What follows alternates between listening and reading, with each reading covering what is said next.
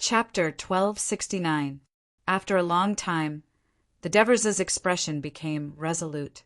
When I defeat Persia and return in triumph, I will abdicate, and you will take over as the second king of the Holy Kingdom of Dionia. Clotocatax was shocked when he heard this. Father, you are hale and hearty, healthy, and have never been seriously ill. The doctor said that you can live for more than 100 years. Why do you suddenly say that you want to abdicate? Please dispel this absurd idea. I will never agree to it. He was very emotional and even a little frightened. He almost knelt down to the Devers. The Devers looked at him kindly and comforted him. My son, I know you are very filial, but this idea of mine is not a spur of the moment. I have been thinking about it for a long time. The Devers reached out again and gently pressed his son's broad shoulders. He said with emotion, I went from a poor mercenary to the king of the powerful Mediterranean kingdom. In addition to the protection of Hades, I relied on hard work, persistent hard work, from being afraid of battle to personally leading the soldiers to charge, from not knowing about war to knowing about war, from being unfamiliar with political affairs to being familiar with the big and small problems of the kingdom. For more than 30 years, I did not dare to relax for even a moment. I always reminded myself that I must work hard. I must work hard. Otherwise, everything I have achieved before will be for naught. Now that the political situation of the kingdom is stable, and the great cause of unifying the Mediterranean Sea is about to be completed, I have nothing to worry about. The Devers used his other hand to massage his thigh and said softly, You think that I am in good health, but that is all an illusion. In the past few years, I often can't eat because of stomach pain, and the joints of my shoulders and knees often hurt. These are all problems left from the previous battles. I am old. Not only do I lack energy, but my memory is also declining. I often fall asleep when I am reviewing documents, and sometimes I forget some important things. As Clotocatax listened, he felt sad. With red eyes, he said eagerly, Father, you don't have to work as hard as before. I have grown up, and I can share a lot of things with you. You just need to continue to control the direction of the kingdom. There's no need, Devers interrupted him with a smile. Clotho, I have worked hard for most of my life, and I really want to live a simple and leisurely life. I want to chat and laugh with my old friends without any worries, and I want to travel around the world without any worries. I want to see Athens, Sparta, Carthage, Byzantium. Of course, I want to bring your 2 mothers with me. After so many years, how can I not know that your mothers worry about me day and night every time I go to war? How could I not know that I've been dealing with political affairs in the palace until late at night? Your mothers have been waiting for me. Devers said emotionally, I owe them a lot. I want to use the rest of my life to make it up to them. Clotho, will you give me this opportunity? Father. Clotocatax hesitated.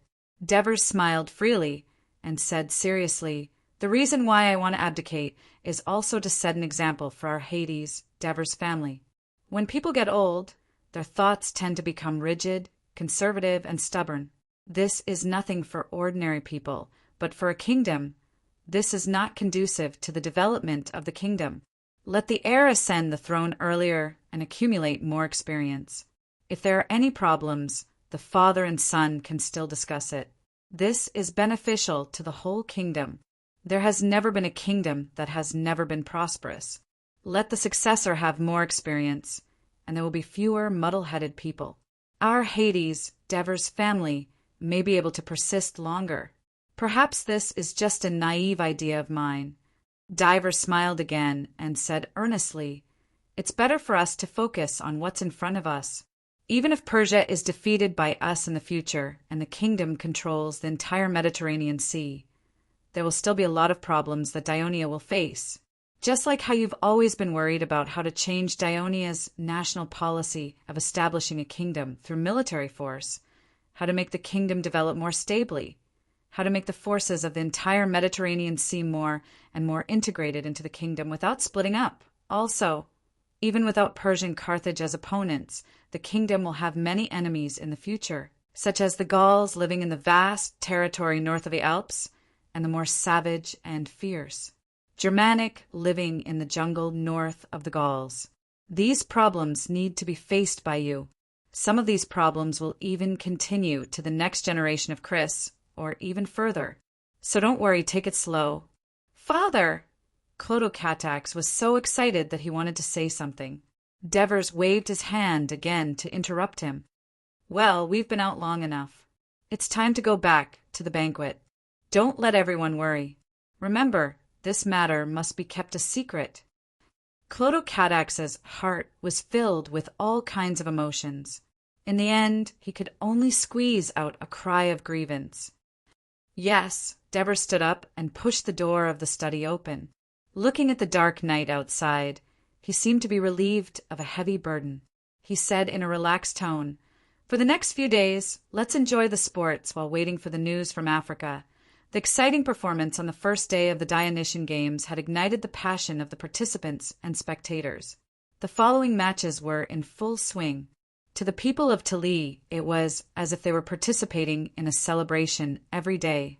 They would cheer crazily at the side of the arena, and after the matches they would drink and celebrate in the restaurants. But in this festive atmosphere, the ordinary people had no idea that the Egyptian emissary delegation had encountered a storm at sea. No one knew that on the second morning of the opening ceremony, the king of Devers had called Aristides, the director of the intelligence department, to the study of his mansion for a secret meeting.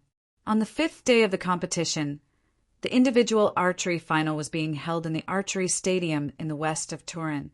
The finalists were Megachides of Crete and Stesippus of the Turin region of Dionia. Both sides had completed the required 3 rounds, a total of 9 arrows, and were waiting for the referee to calculate the results. In fact, after every round, the target announcer would bring over the round wooden board with the arrows and show it to the contestants and the audience to show the fairness of the competition. Therefore, both the contestants and the audience had a rough idea of the results of the competition. But when the referee announced loudly Megachides of Crete, 86 points, Stesippus of Turin, 86 points, the audience sighed with regret, but then they applauded enthusiastically. When the archery competition had just started, there were not many spectators. More than half of the audience came to watch the event out of curiosity, which had never been seen in other games. Many of them even had no choice but to buy tickets to the archery stadium to experience the real atmosphere of the games because they could not buy tickets to other games. However, the ingenious setting of the archery competition schedule by the preparatory team, as well as the unique, quiet, and exciting competition style of archery compared to other competitive sports, gradually attracted a large number of fans. By the time the final round came, it was already difficult to get a ticket. The 2 sides are tied, so there will be an extra round. As soon as the referee's voice trailed off, the audience began to cheer. Of course, they were happy to have more games, and most of the audience were cheering for Stesippus. After all, Stesippus was a Turin. Among the few who were cheering for Megachides, Ciritheos cheered the loudest. Ciritheos was eliminated in the semi-final of the 100-meter sprint the day before yesterday. He did not have much confidence in winning the championship, but he was not too depressed. On the contrary, because of his eye-catching performance a few days ago, there were people who approached him in private, expressing their desire to marry their daughters to him. However, none of these people were citizens of Dionia. The reason was simple. Most of the young women of Dionia had received orthodox education from Dionia schools since childhood. Most of them were knowledgeable, intelligent, and open-minded women. Handsome faces and strong bodies were not enough to fully attract them. Moreover, the current trend in Dionia was to revere heroes on the battlefield, honest and capable officials, and knowledgeable scholars. Ciritheos was not even a citizen of Dionia. He was just a Greek from a barren island. The young women of Dionia had become the overlord of the Greek world, so they were extremely proud. Therefore, they would not consider this aspect at all. Ciritheos was jumping and shouting in the audience, but did not affect Megachides at all. His attention was on his opponent. He was an elderly citizen of Dionia, but he did not look fat at all. Instead, he was burly and well-proportioned, with short hair and a pair of sharp eyes. He looked calm and capable. Noticing that Megakides was looking at him, the Tauren player named Stesippus turned his head and smiled at him. There was a kind of grace in his gestures, which made Megakides a little impressed. The extra round begins. Both contestants, please get ready. The referee's voice brought Megakides back to his senses. He took an arrow from the staff next to him and put it on the bowstring. Then he took a deep breath and slowly exhaled. The distracting thoughts in his mind were expelled along with his breath. He slowly raised the bow and pulled the bowstring. When his right arm was slightly above his shoulder and his left hand pulled the bowstring to his ear, he stopped all his movements, like a statue, completely still. The experienced audience held their breath at this moment, and the entire archery stadium became unusually quiet. After a while, they heard whoosh, whoosh. 2 bowstrings sounded one after another, and 2 arrows were shot out. Megakides didn't pay attention to the situation of the hit. Instead, he calmly took another arrow and knocked it on the bowstring. Chapter 1270. After a while, after the 3 arrows were shot, the audience became lively again and enthusiastically speculated about the outcome of the match. Soon, the target announcers held up 2 round wooden boards and came to the contestants and the audience, and the referee's voice sounded again. 26, 26, both sides are tied, 1 more round. After looking at the arrows on the target and confirming that the referee's decision was correct, the audience was excited. The match is so exciting. The 2 contestants are of similar levels, and it's difficult to determine the winner in a short time, causing the match to be prolonged. The ticket price is definitely worth it. Megadis looked at Stesippus again, and Stesippus smiled back, which further aroused Megadis' competitive spirit. Another round of the match began, and the audience became even quieter. Everyone's eyes were focused on the 2 contestants. However, the goddess of fortune once again played a joke on them. Both contestants were tied again, but the result was a little lower. 22-22. The audience was as lively as boiling water, especially those Dionia spectators who had bought Tino's blessing, who were extremely nervous, eagerly hoping that the contestant they had chosen would win. On the other hand, the referee and the staff gathered together and discussed something with a serious expression on their faces. Only the 2 contestants sat quietly on the wooden chairs, closing their eyes to recover some physical strength. The referee walked up to the 2 contestants and said loudly, "Considering that the 2 contestants have already competed for 5 rounds and shot 15 arrows, they must have exhausted a lot of physical strength. Therefore, after discussion, the referee team has decided to use 1 arrow to determine the winner." Indeed, in a normal battle, an archer's arm would be sore and swollen after shooting 6 arrows in a row, and it would be difficult to pull the bowstring. Although the contestants could continuously rest and recover in the archery competition. So the match lasted for almost 3 hours. Shooting 15 arrows had almost exhausted the physical strength of the 2 contestants, causing their accuracy to gradually decline. What if they tie again with the next arrow? Many spectators asked loudly. The referee replied without hesitation, "Then shoot 1 more arrow until the winner is decided." There was a commotion in the audience. After sitting for a while, Megakides stood up expressionlessly and put the bowstring on the bow. But when he pulled the bowstring, he clearly felt a burst of pain in his arm. He gritted his teeth and barely pulled the bowstring to his ear. His left hand that was holding the bow was trembling slightly. It was impossible for him to hold the bowstring for a long time like he did in the beginning. As soon as he shot the arrow, he had a bad feeling. He thought to himself, "Oh no." At this time, he saw that his opponent's arrow had also shot out. With his rich experience, the moment he saw the arrow's power and direction, his heart immediately calmed down. Sure enough, when the target announcer brought the wooden board closer, the audience was in an uproar.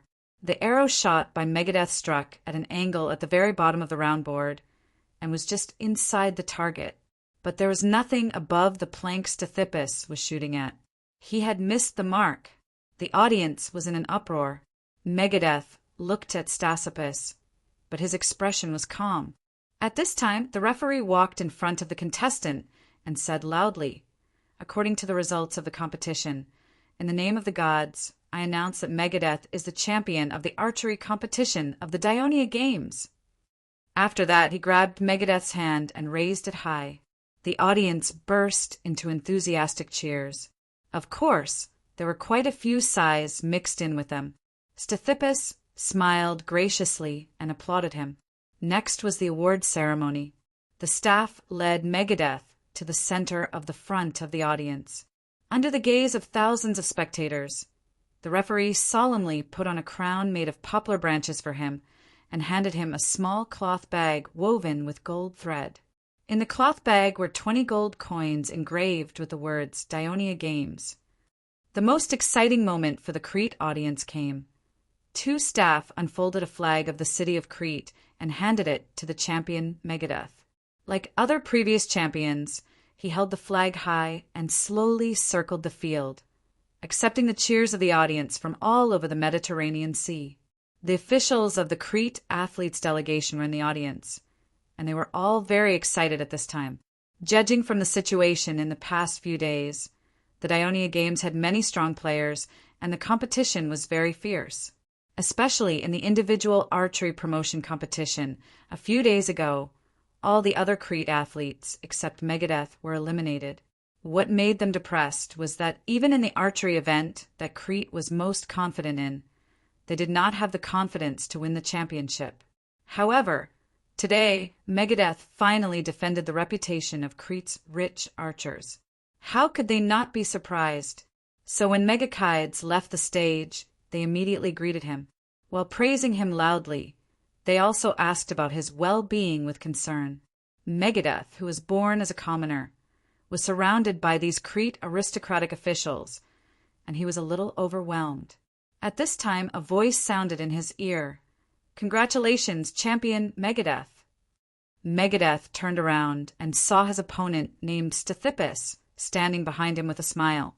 This made him suddenly feel a little ashamed, and he said apologetically, "I just beat you by luck because of my good physical strength." Stasipus looked at him and said seriously, "There are very few people who have such excellent archery skills at your age." Stasipus' words were far more exciting than the praise of the Crete officials. But then he heard Stasipus say, "Are you interested in joining our Dionia? An excellent archer like you is what the Dionysian army urgently needs." Megadeth was stunned. Before he could answer, the person in charge of the Crete delegation immediately retorted loudly, "Megadeth is a citizen of Heraklion. He is the glory of our Crete. He will only stay in Crete and will never join Dionia." "Oh." Stasipus glanced at him and asked with a sneer, "If he stays in Crete, will he be able to get a lot of land? Can he enter the city-state's parliament like you, hold an important position, and discuss and make any decisions?" "Megadeth, I have seen your information. You are a commoner, and even if you are the champion, you will not have a chance in Crete where the nobles are in power. But as long as you come to Dionia with your talent, you can get land, wealth, and status. Don't lie! Do you think I don't know that it is not so easy to become a citizen of Dionia? It is said that you have to live here for more than 10 years before you can get it." Ciritheos reminded Megadeth loudly from behind. Stasipus glanced at him and said seriously to Megadeth, "That is a decree made by the kingdom for ordinary refugees. For a talented person like you, the Ministry of Military Affairs will definitely pay more attention to you and apply to His Majesty.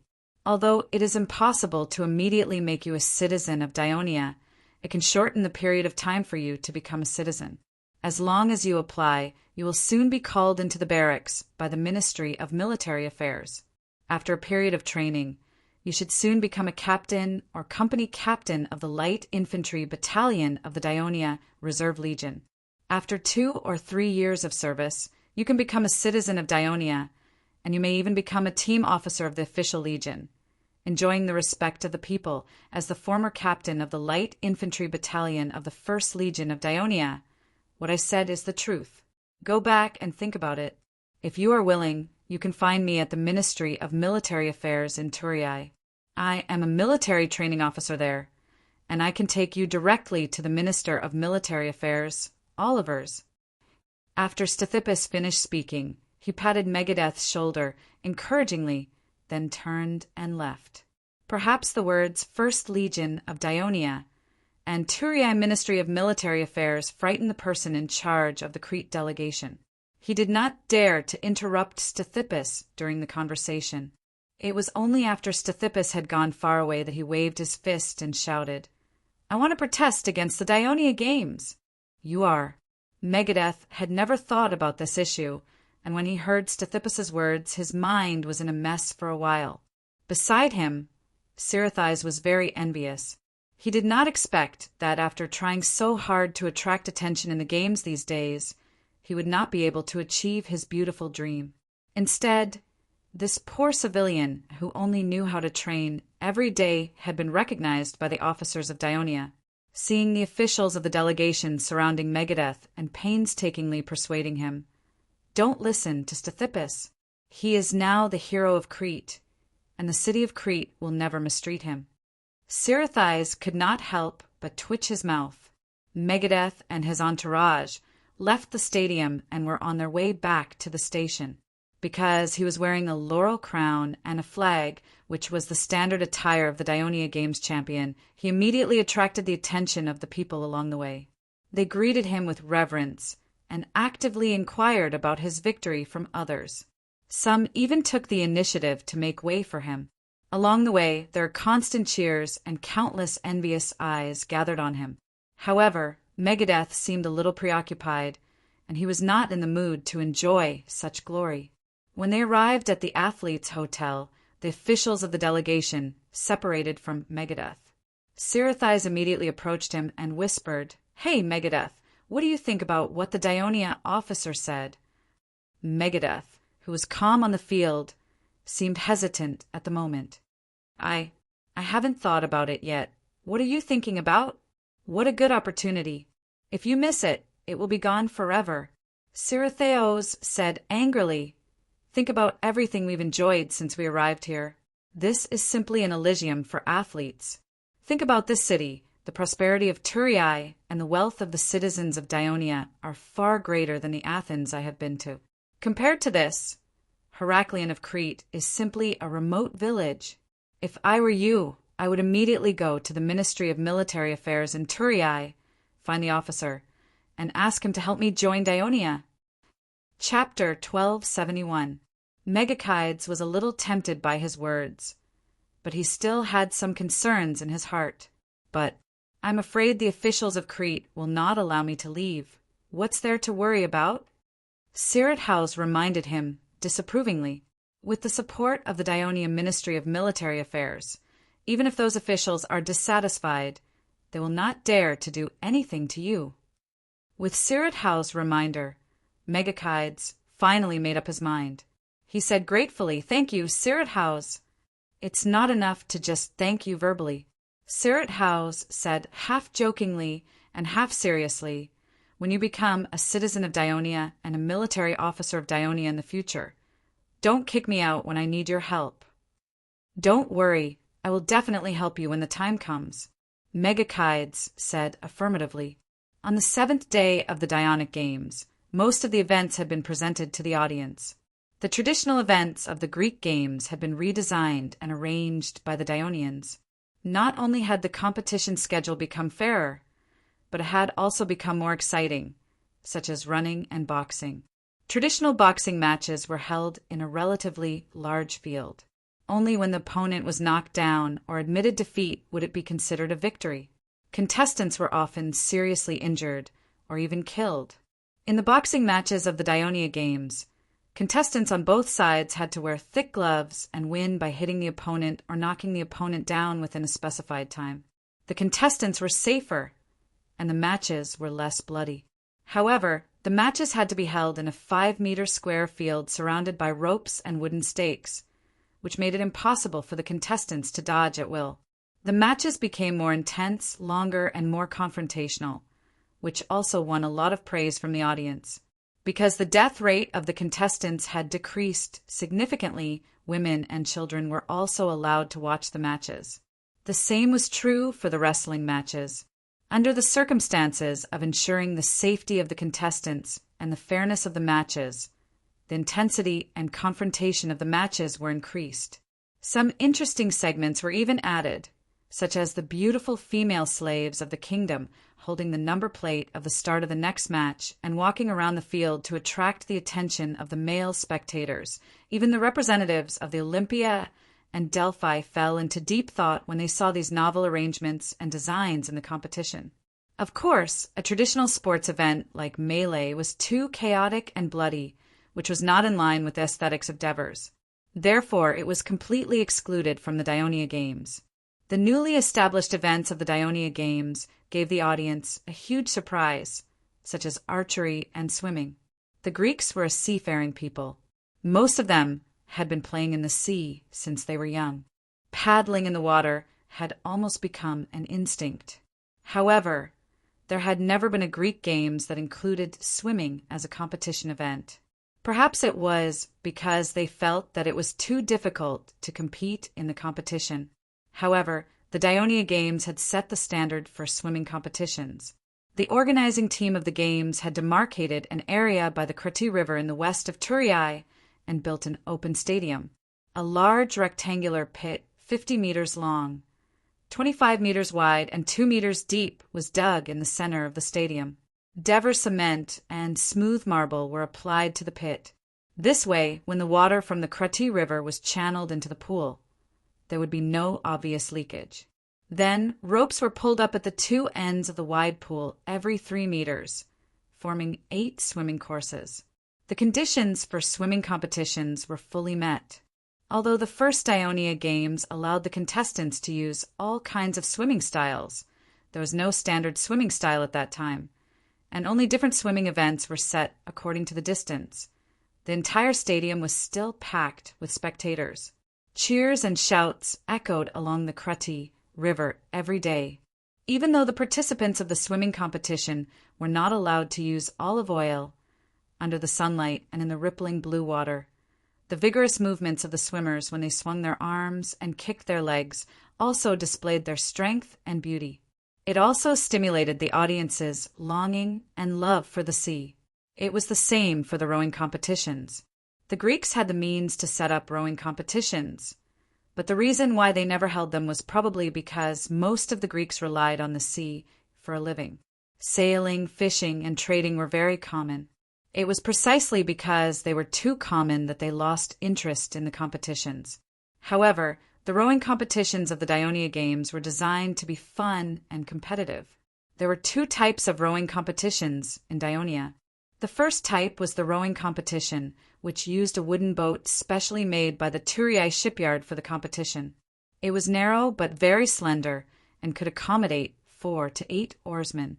There were no sails, and they had to row their oars to move forward. The competition venue was set in the Krati River. Just like the races on land, there were preliminaries and finals. There were also several events according to the course of the competition and the number of oarsmen. The shortest course was 1 mile. At the beginning of the competition, the contestants paddled quickly, and the speed of the boat could reach a maximum of 10 knots. It was like the charge of the 3-oared warship in the sea, which made the audience on the shore excited. The other type of rowing competition was the sailing boat, which was modified by the Turiai shipyard based on a small cargo ship. It could only seat 1 person, and it could not use oars. It could only move forward by controlling the sails.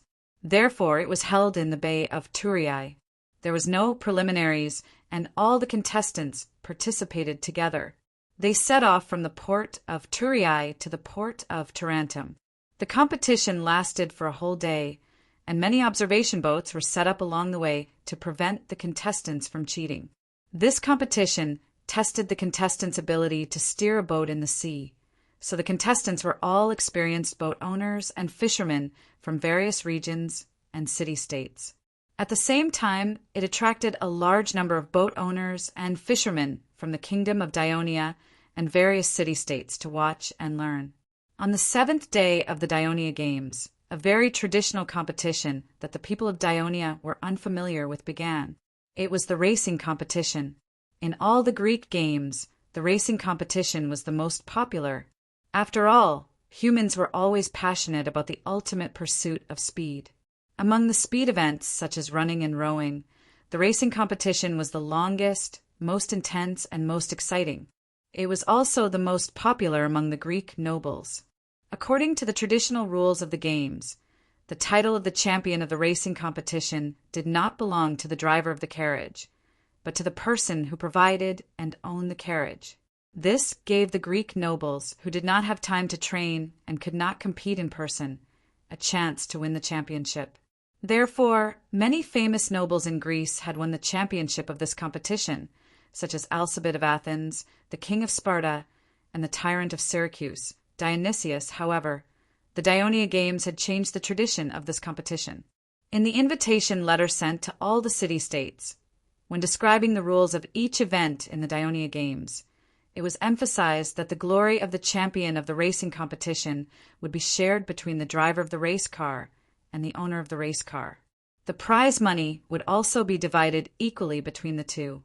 In the traditional racing competition of the Greek games, many of the drivers were slaves. It was a humiliation to the Greek nobles that the master and the slave would share the glory of the champion. Even so, many nobles from the Greek city-states still signed up for the competition. This was because Dionia was now powerful, dominating most of the Mediterranean Sea and controlling the Greek world. This was a great opportunity for them to show their names to the king of Dionia, which would greatly benefit their future development in the political arena. These Greek nobles were not the only ones who were passionate about the racing competition of the Dionia Games.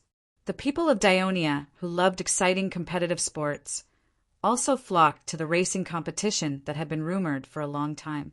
Therefore, on the day of the competition, thousands of spectators flocked to the competition venue located in the northern part of the Subari Plain from all directions.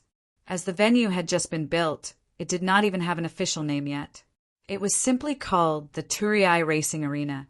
When the preparatory team for the games decided on racing as the event, the city hall of Turii, which had never held a racing competition before, sent a delegation to visit Olympia, Delphi, and other places to learn from them. The delegation included officials and engineers from the construction supervision department. However, when they returned, the design and construction of the arena was very different from the racing arenas in Greece. Just as the Greeks believed that any competition could be watched for free, the people of Dionia were used to paying to watch the competition. Therefore, the arena was closed. Due to the hasty construction time, it was not as magnificent as the main arena of Hades.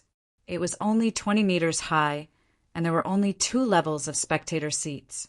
However, its length was longer than any other arena in the kingdom, reaching more than 500 meters. Its appearance was long and oval, so it could accommodate more than 30,000 spectators. It was still early, but the entire auditorium was almost full. The noisy arena suddenly burst into thunderous cheers. It turned out that the king of the Devers and his family had appeared in the grandstand dedicated to the royal family. Like the main arena of Hades, the racing arena also had a grandstand dedicated to the royal family. However, unlike the main arena of Hades, it was not built in the auditorium, but on 2 levels of the auditorium, becoming the highest point of the entire arena. This was considerate consideration by the engineers for the royal family. Because the track of the arena was too long, only by sitting at a higher point could one see the entire track clearly. After waving to the audience, the Devers returned to their seats. Christoia, Dido, and the others restrained the children beside them, forbidding them from running around. Although there were railings around them, it was not a joke to fall from a height of more than 20 meters. Chapter 1272. The Devers ignored the noise of the women and children. Looking down at the huge yellow arena, paved with a mixture of fine sand and clay, and a long strip of isolation belt in the center of the arena, he asked, "Clotho, how many racing races are there today?" As the leader of the sports preparation team, Clodocatax knew the entire schedule of all the races like the back of his hand. He immediately replied, "There are 3 racing races today." At this time, there was another round of cheers from the audience. It turned out that the racers were driving their racing cars into their respective starting gates. The Devers looked at the row of starting gates at the south end of the arena with great interest and asked, which regions and city-states are the contestants from in the first race? They're from the Kingdom of the Pariva region, West Namibia, Thebes, the Kingdom of the Brudi region, Macedonia, Cyrenaica, and our Turii region. Clodocatax said with great familiarity, "It seems that the first round of the race is very competitive." The Devers listened and said excitedly, "The racers from the Pariva region should be Gaul citizens. They are originally good at driving chariots on battlefields with complex terrain. Now that they have switched to the arena, they should be even more at home. The Brudi region is originally a famous pastoral area of the kingdom. Although in the past, Brudi horses were more suitable as Toma horses because they were short and good at climbing mountains, they have imported a batch of Lusitanian horses from the Iberian Peninsula and bred them in large numbers. I heard that they are not inferior to Gaul horses. The Cyrenaica Bay horses are also very famous. It is said that they used to sell a large number of them to the nobles of the city-state of Peloponnesus. Macedonian cavalry, I believe you have experienced their strength in the Battle of Tegea a few years ago. And West Namibia, this is also a region rich in horses. Our light cavalry legion is made up of West Namibians. These contestants are all from famous horse-producing areas. Whether it is the horses or the racers, they should be the best of the best. I believe that the competition in the race will be very fierce." The Devers commented with great interest while stroking his chin. "Grandpa, what about Thebes?" Christod interrupted from behind. "Thebes. I don't think their car has the ability to compete with the other racers," Devers said with certainty. "Father, Thebes have won many championships in the Greek games in the past, and this time the Thebes are owned by Peropides," Clodocatax reminded him. "The past is the past. In the past, the Greeks did not allow foreigners to participate in the games. The Macedonians who were related to them did not have the opportunity to participate. But in today's sports meeting, the Greeks will see that there are many races in the Mediterranean world who are better at driving carriages than them." Devers still insisted on his own judgment. "Therefore, no matter if it's an individual or a country, we must never be complacent. Instead, we must face the world bravely and dare to compete with the strong. Only then can we improve even more. Chris, do you think Grandpa is right?"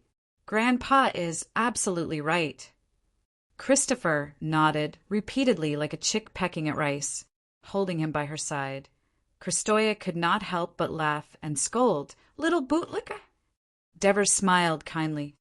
"Chris, Grandpa has a question for you. Who is Peropides?"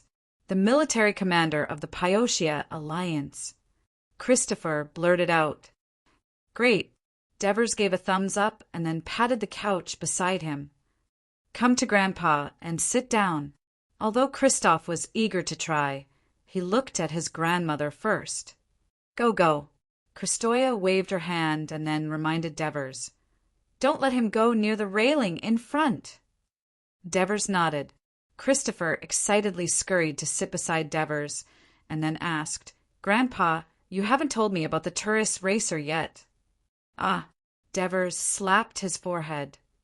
"How could I forget about our racer? Clotho, who is the tourist racer? Who is the owner of the racer? The driver's name is Procris. He's the youngest son of the former cavalry hero, Sobkos. He won first place in the racing event held in the Turii region. The racing car he's driving today should be provided by the Turii Carriage Chamber of Commerce. Soberkos." Devers could not help but feel a little disappointed when he heard this name that had been covered for a long time. "I seem to remember that the current president of the Tourist Carriage Association is also Soberko's son." "Yes, father. The president of Tilly's Carriage Chamber of Commerce is called Peberisius. He's the eldest son of Sobers. He used to be an officer of the 1st Cavalry Legion, but more than 10 years ago, when the kingdom rescued Wolsey and fought against Rome, his leg was seriously injured. In the end, he had no choice but to retire and run the carriage business that his father left behind. Clodocadicus introduced. This family has made a great contribution to the kingdom. Devers sighed. Uncle Clotho, I see that there are 8 gates down there, but why did you only say there are 7 racers? Apox's son, Tisiphonus, suddenly asked. He was 3 years younger than Christos, but he inherited his father's intelligence and steadiness and had excellent results in school. Clodocatax was stunned. He quickly counted with his fingers and immediately apologized. I missed one. The other racer should be from Egypt. Oh, Egypt. Devers exchanged glances with Clodocatax without batting an eyelid. 5 days after his conversation with his son that night, he received accurate news from the Africa region. Jehaio had been found. His ship had crashed under a cliff 100 miles away from Cyrenaica after a storm. His body and that of his entourage had been found among the rocks. According to the Africa region's governor, they had all died of drowning. For this reason, the Devers had called for an emergency meeting of the kingdom the day before to convince the ministers to follow his plan to deal with this unexpected incident. On one hand, Dionia would send an emissary and a fleet to Africa to transport the bodies of Jehaio and his entourage back to Egypt. On the other hand, the kingdom would temporarily block the news that the Egyptian emissary delegation had been destroyed by the storm. At the same time, the Ministry of Military Affairs would inform Chalcidius to quietly gather a few legions of soldiers in Sicily to observe the situation. Therefore, although the Egyptian delegation in Turis was confused about why their emissary delegation had not arrived yet, they could still participate in the various competitions calmly. It is said that Egypt was the first country to use chariots among the Mediterranean countries. Chariot archers are still an important part of Egypt's army. It looks like the first competition will be very intense. Devers sighed and immediately complained to his eldest son. You are not as attentive as our little Tishi. Tishi, come and watch the competition with Grandpa. As he spoke, he patted the couch on the other side. Oh, Tisiphonus replied and stood up to walk forward. I want to sit with Grandpa, too. I want to sit, too. Seeing this, the other children started shouting one after another. No matter how much their parents tried to dissuade them, they would not listen. All right, move a couch beside me and let the children sit over here, Devers said with a smile. After seeing that the children had sat down again, he pretended to be serious and said, If you want to watch the competition with Grandpa, you must agree to a few of Grandpa's requests. First, you must watch quietly and not make any noise. Second, you must actively answer Grandpa's questions. If you answer correctly, you will be rewarded at home. Grandpa, what is the reward? You will know when the time comes. Can you fulfill my requests? Yes. Good child. Then let's watch the competition together. Seeing that Devers was happily teasing the children, Christoia spat softly. This old fellow! Agnes's leisurely voice rang in her ears. If only it was like this every day! Christoia was stunned. Looking at the happy scene between Devers and the children, she could not help but sigh softly, yes! While the Devers were enjoying the joy of their family in the royal stands, in the VIP seats not far below, the president of the Turii Chamber of Commerce, Sostatus, saw a familiar face. Hey, Peberisius, I didn't expect you to come to watch the competition. Nonsense. If I don't come, who will cheer for my brother? Peberisius was born in the military, so he was more direct with his words. I know that your brother won the right to participate in the Turii region's competition. Sostatus immediately asked curiously, but is his competition today? He's in the first competition today. There's a notice of the competition posted at the entrance of the arena. Didn't you see it? I don't have time to look at it. So Status pointed at the group behind him and complained softly, "Look, I have to take care of so many friends. I'm so busy, I don't have time to care about other things." Pebericius glanced at the crowd behind him and said with slight mockery, "Lord Sostatus, you really have a lot of friends.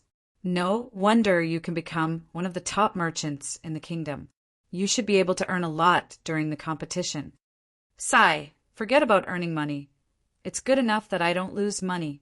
Sostatus sighed and said, "It's not like you don't know that there was a riot in the big market outside the main port of Thurii the day before yesterday. Many foreign merchants couldn't rent shops, so they banded together and put their goods on the side of the road to sell. As a result, 2 streets were blocked.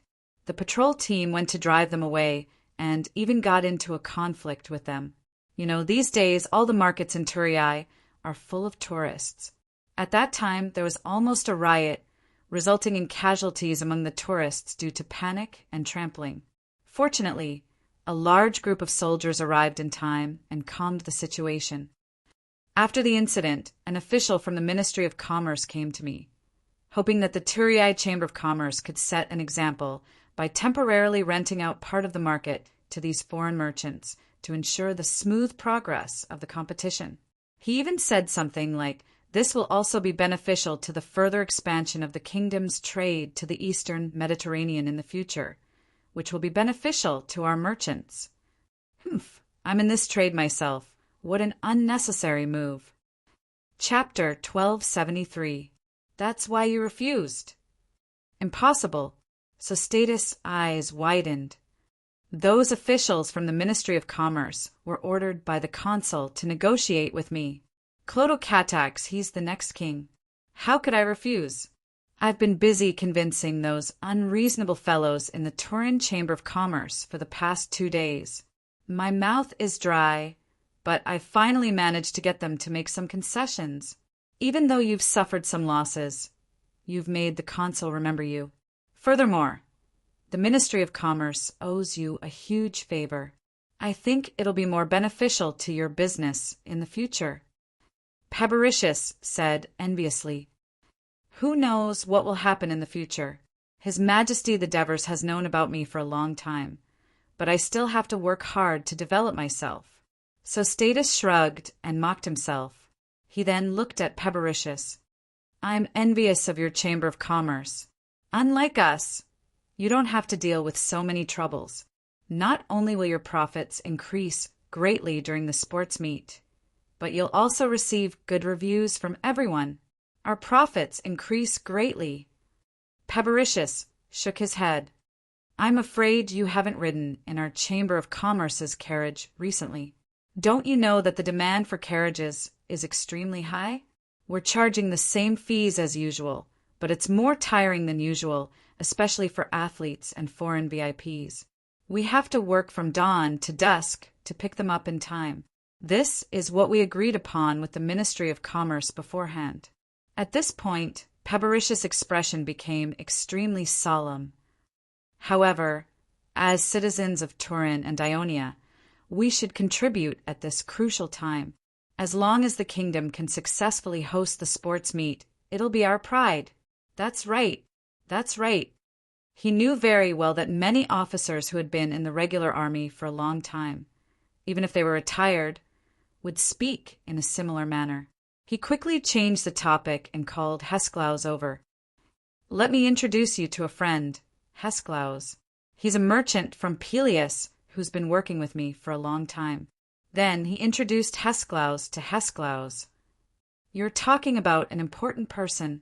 His father was one of the founders of the Dionia Cavalry Regiment, a famous hero of the kingdom. He used to be an officer of the 1st Cavalry Legion of Dionia and has made great achievements in battle. Now he's in charge of the huge Turin Carriage Chamber of Commerce. All of you will have to listen to his commands when you're in Turin." Hesklaus immediately bowed respectfully. "Lord Pebericius, it is my honor to meet you." Upon hearing the word Pelias, Pebericius' heart skipped a beat. Ever since the Greek War, many of the upper class in Thurii knew that King Divers was born in Pelias of Thessaly. So he hurriedly supported Hesklaus and asked with interest, "Don't listen to Sostatus's bragging. I'm just a merchant like you. What do you do?" "Hesklaus and I are partners in the pottery business. The Athens pottery shop in the Turiai market is his property." Sostatus continued, "Before the sports competition, His Majesty even personally sent someone to the shop to order pottery." "Did His Majesty receive you?" Paparicius looked at Hesklaus, his eyes shining with desire. "No, not yet." Hesklaus lowered his eyes guiltily. "Although he didn't, His Majesty knows everything. That's why he sent Lord Ribazot to personally deliver the order to the shop." Sostatus interrupted with a smile. Paparicius pondered for a moment and smiled as well. "Since His Majesty has taken a fancy to your pottery, it means that the quality of your pottery is very good. If there's time, I'll introduce the members of our Chamber of Commerce to buy your pottery." Hesklaus thanked him profusely. Although Sostatus's expression was calm, he was actually quite happy. Over the past few days, he had successfully promoted Hesklaus' pottery to many of the upper class through this method in various arenas. "Father, the competition is about to begin." Lirias's urging voice came from behind. Amidst the noise of the audience, the three of them, like the rest of the audience, soon saw that King Divers, who was wearing a golden crown, was standing on the railing of the royal stand. His right hand, which was stretched out in the air, was holding a red cloth, which was unusually eye-catching. Suddenly he let go of his right hand, and the red cloth fluttered to the ground. The 8 starting gates on the east side of the arena sprang open at the same time under the effect of a mechanism, and 8 chariots dashed out. The entire arena immediately erupted in thunderous cheers. The 32 horses, who had been impatient for a long time, raised their hooves with all their might. The wheels spun rapidly, and the chariots rumbled forward. 8 fully equipped drivers pulled the reins tightly with one hand and raised the whip with the other. They shouted loudly and whipped the horses at the same time. The reason why they let the horses gallop forward from the beginning was mainly to get a good position. The 8 starting gates were distributed in a fan shape, and their positions had a greater impact on the starting position of the racing cars. The position closest to the middle of the arena, the strip of separation, was the most advantageous, and the position closest to the audience was the worst. Although the Dionia Games emphasized fair competition, it was inevitable that there would be favoritism. This was human nature. For example, the racing cars of the Turiai region were arranged in the starting gate closest to the middle of the arena. Based on their relationship with the kingdom, they were Brudi, Periver, Western Namibia, Egypt, Thebes, and Macedonia. Cyrenaica was the outermost. After all, it and Dionia were only friendly neighbors, not allies. Therefore, as soon as the race began, the 8 racing cars rushed to the track at lightning speed. Soon, the front and back were separated, and the Turiai contestant Procris took the lead. When Soberks died in battle, Procris was only a child, but Soberks had laid a solid foundation for his family. His carriage shop had more than a dozen carriages and dozens of employees. He was already the president of the newly established Turiai Carriage Chamber of Commerce and had a good reputation throughout Dionia. At that time, the kingdom had not been established, it was just an alliance, and the territory included was not large.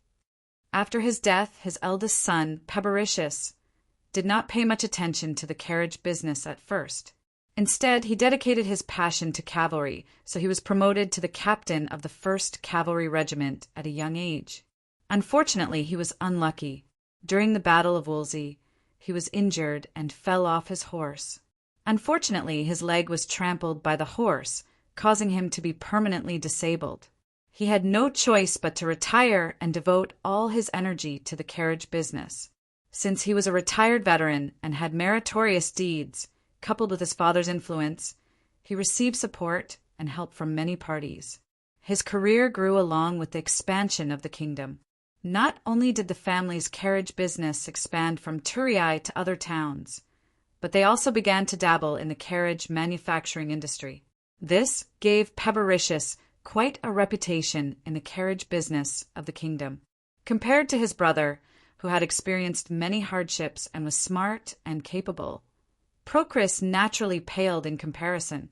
Under the protection of his father and brother, he lived a carefree life and did not have any outstanding performances. Instead, because he inherited his father's hobby of driving, he would secretly act as a coachman for the Turii people from time to time, and he became a joke among the young people of the Turii.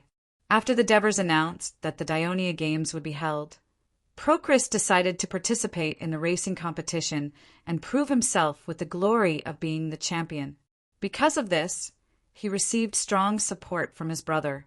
Not only did he search for the most suitable horses from the entire Mediterranean Sea, but he also hired a coachman who was once the champion of the racing competition to be his coach. Procris had been training tirelessly for 2 years just for this day. At the moment when the door of the starting point sprang open and the carriage dashed out, countless thoughts flashed through Procris' mind.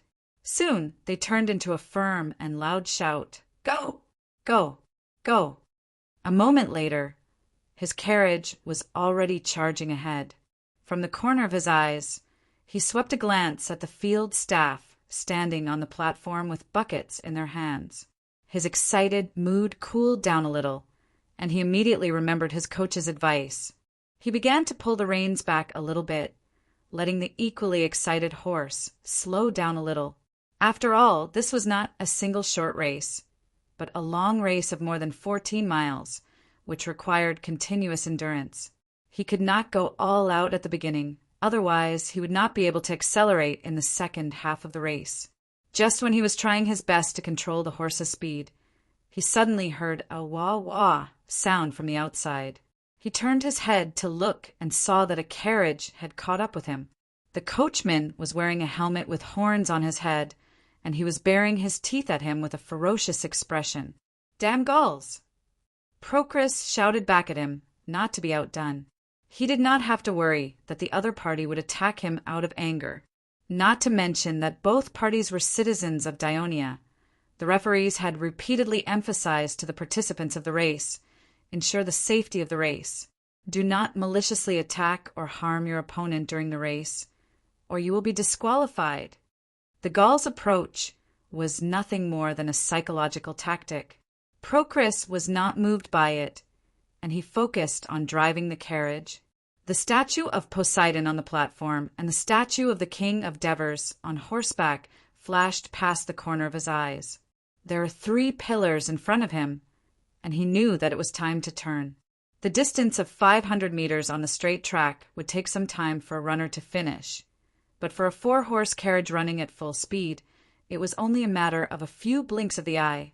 However, turning at high speed was an extreme test of the driver's driving ability. Procris did not dare to relax at all. He held the reins tightly, keeping the carriage close to the platform. The 4 white horses galloped side by side, bypassing the stone pillars almost at the same time. Chapter 1274. Then, Procris felt his race car suddenly swinging to the outside. He heard a loud bang, and the violent vibration almost caused him to fall off his race car. Fortunately, he held on to the reins. The Gaul cursed angrily beside him. His race car had collided with his opponent's race car. All the racers wanted to regain their leading position at the turn, so they sped up and attempted to overtake the race car from the outside. The 8 race cars were almost squeezed together, and many collisions occurred. Such an exciting scene caused the spectators to gasp in surprise, and at the same time, their enthusiasm to watch the race increased. Their cheers grew louder and louder, unlike a certain epic movie in his past life, where race cars had saws on their axles that could damage other racers' race cars. Such cheating was not allowed in the Greek games. Race cars had to go through strict inspection before they were allowed to enter the venue. This was even more so in the Dionia Games. Bad behavior, such as hitting an opponent with a whip, would only result in a forfeit. Therefore, this collision between the race cars did not result in a tragic crash, but it did affect the speed of the race cars. Just as Procris' race car slowed down due to the collision, another race car quickly overtook it from the outside and rushed to the front. The race car was shining with a golden light. The driver was tanned, and his clothes were also shining with the same golden light. The 4 black horses were also equipped with gorgeous headdresses, making the entire race car look magnificent. It turned out that this was a race car from Egypt. He was not a slave like the Greek race cars, but a minor Egyptian nobleman who specialized in driving for the heir to the pharaoh Jeho. Jeho had sent him to the race to curry favor with Dionia, and to show Dionia and the other cities of the Mediterranean Sea the ability and image of Egypt. However, when the race began, the Egyptian emissary delegation, led by Jeho, still had not reached Turiai. This disappointed the Egyptian race car, but it did not affect his performance in the race. Although he was lagging behind at the start, he was not overly anxious. Unlike the other racers, he did not accelerate at the turn. Instead, he calmly drove his race car to the outermost edge. With his superb driving skills, not only did he not lose time due to the detour, he even took advantage of the other race cars colliding with each other to rush to the front. Seeing this, the Gaul racer panicked. He whipped his horse, trying to get his car to catch up. In the end, it collided with the cars on the outside, and the broody racer cursed. Procris was still rather calm. He did not wave his whip, but shook the reins lightly. At the same time, he whistled and shouted, "Aphila! Run, run!" According to Coach Procris, adding maras to the horses pulling the race car might slow them down a little, but it can ensure the stability of the race car. At the same time, it can stimulate the horses to compete with each other and speed up the horses at critical moments. Procris accepted his suggestion, and in the end he realized that the results were very good during the training. In the end, the mare named Aphila even became the stabilizer of the entire race car. At this moment, the clever young mare seemed to understand the meaning of her master. She neighed a few times and directly moved forward. The 3 young stallions also followed closely behind her and exerted their strength. Procris's car instantly accelerated and broke away from the crowded race car pile. If the horses running had been slightly off course, it might have collided with the anxious Gaul race car next to it. A moment later, the race cars on the field were divided again. The Egyptian race car charged in front, followed by Procris, Gaul, Broody, and Thebes, while Cyrenaica and West Namibia were slightly behind. Everyone was chasing each other, each showing their abilities, stirring up clouds of dust. The scene was very intense. The cheers of the audience continued to be explosive. Although the Dionysian engineers had used a method of mixing fine sand and clay to lay out the racetrack, it was still impossible to prevent dust from flying into the air. Procris, who was following closely behind the Egyptian racer, naturally tasted the pain of eating dust. Through the fog of dust, he saw the staff on the middle ridge platform picking up the iron hook and hooking one of the silver dolphin statues erected high in the row. His heart skipped a beat. It was already 1 lap. He immediately focused because in front of these dolphins was the stone pillar that had to turn. He saw the Egyptian race car in front of him, sticking close to the middle ridge line, obviously intending to hold the inner circle. He turned his head to look to the side and saw that no other race car had caught up, so he did not hesitate to pull the reins to the outside while whistling urgently. The 4 horses immediately rushed to the outer circle, still maintaining high speed when turning. Due to inertia, Procris's car once again swung outward and tilted to the right, looking like it was about to overturn. The nearby audience cried out in concern. However, Procris did not panic. He grabbed the reins, stood firmly on his legs, and controlled his center of gravity. The car's left wheel was suspended in the air, and only after the right wheel rolled for a moment did the left wheel land safely. The Dionia audience breathed a huge sigh of relief, followed by thunderous cheers for Procris's wonderful performance. This was the fast cornering technique that Procris had been practicing for the past 2 years. Successfully displaying it in a real race also doubled his confidence. He shouted excitedly, "Good job, Ephtra! Good job, lads!" The 4 horses responded with a high-pitched neigh. Their 4 hooves ran even more vigorously, dragging the car and giving chase. The Egyptian race car saw that Procris had caught up to his side and felt a little nervous. He immediately waved his whip and shouted, "Brace! Brace!" The race cars learned their lesson and tried to widen the gap between them when turning, but tragedy still happened. The Macedonian race car, who was lagging behind, was eager to catch up. He still maintained high speed when turning, but he did not have the superb driving skills of Procris. After the collision with the Western Namibian race car in front, the car overturned and the race car driver was thrown out. The audience cried out in alarm. The paramedics immediately ran to the scene of the accident, lifted the injured race car driver on a stretcher, and led the car to the exit of the venue. Fortunately, the Macedonian race car was the last to arrive, so all the cleanup work was relatively quick and did not affect the race. The doctor arrived quickly and carefully examined the race car driver's injuries. He found that apart from a dislocated arm, head concussion, and a little faint, there were no external injuries. He was considered lucky. Of course, this was also related to some safety measures adopted by the Dionia Games for racing. The racing referee team of the Dionia Games required the race cars to wear helmets with soft cotton lining, as well as thick leather jackets and trousers.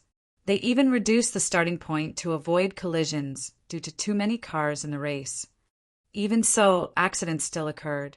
Racing was indeed the most dangerous event in the Games. Disgrace. This was a disgrace to Macedonia. In the VIP seats, Prince Philly of Macedonia was furious. The Macedonian ambassador next to him comforted him.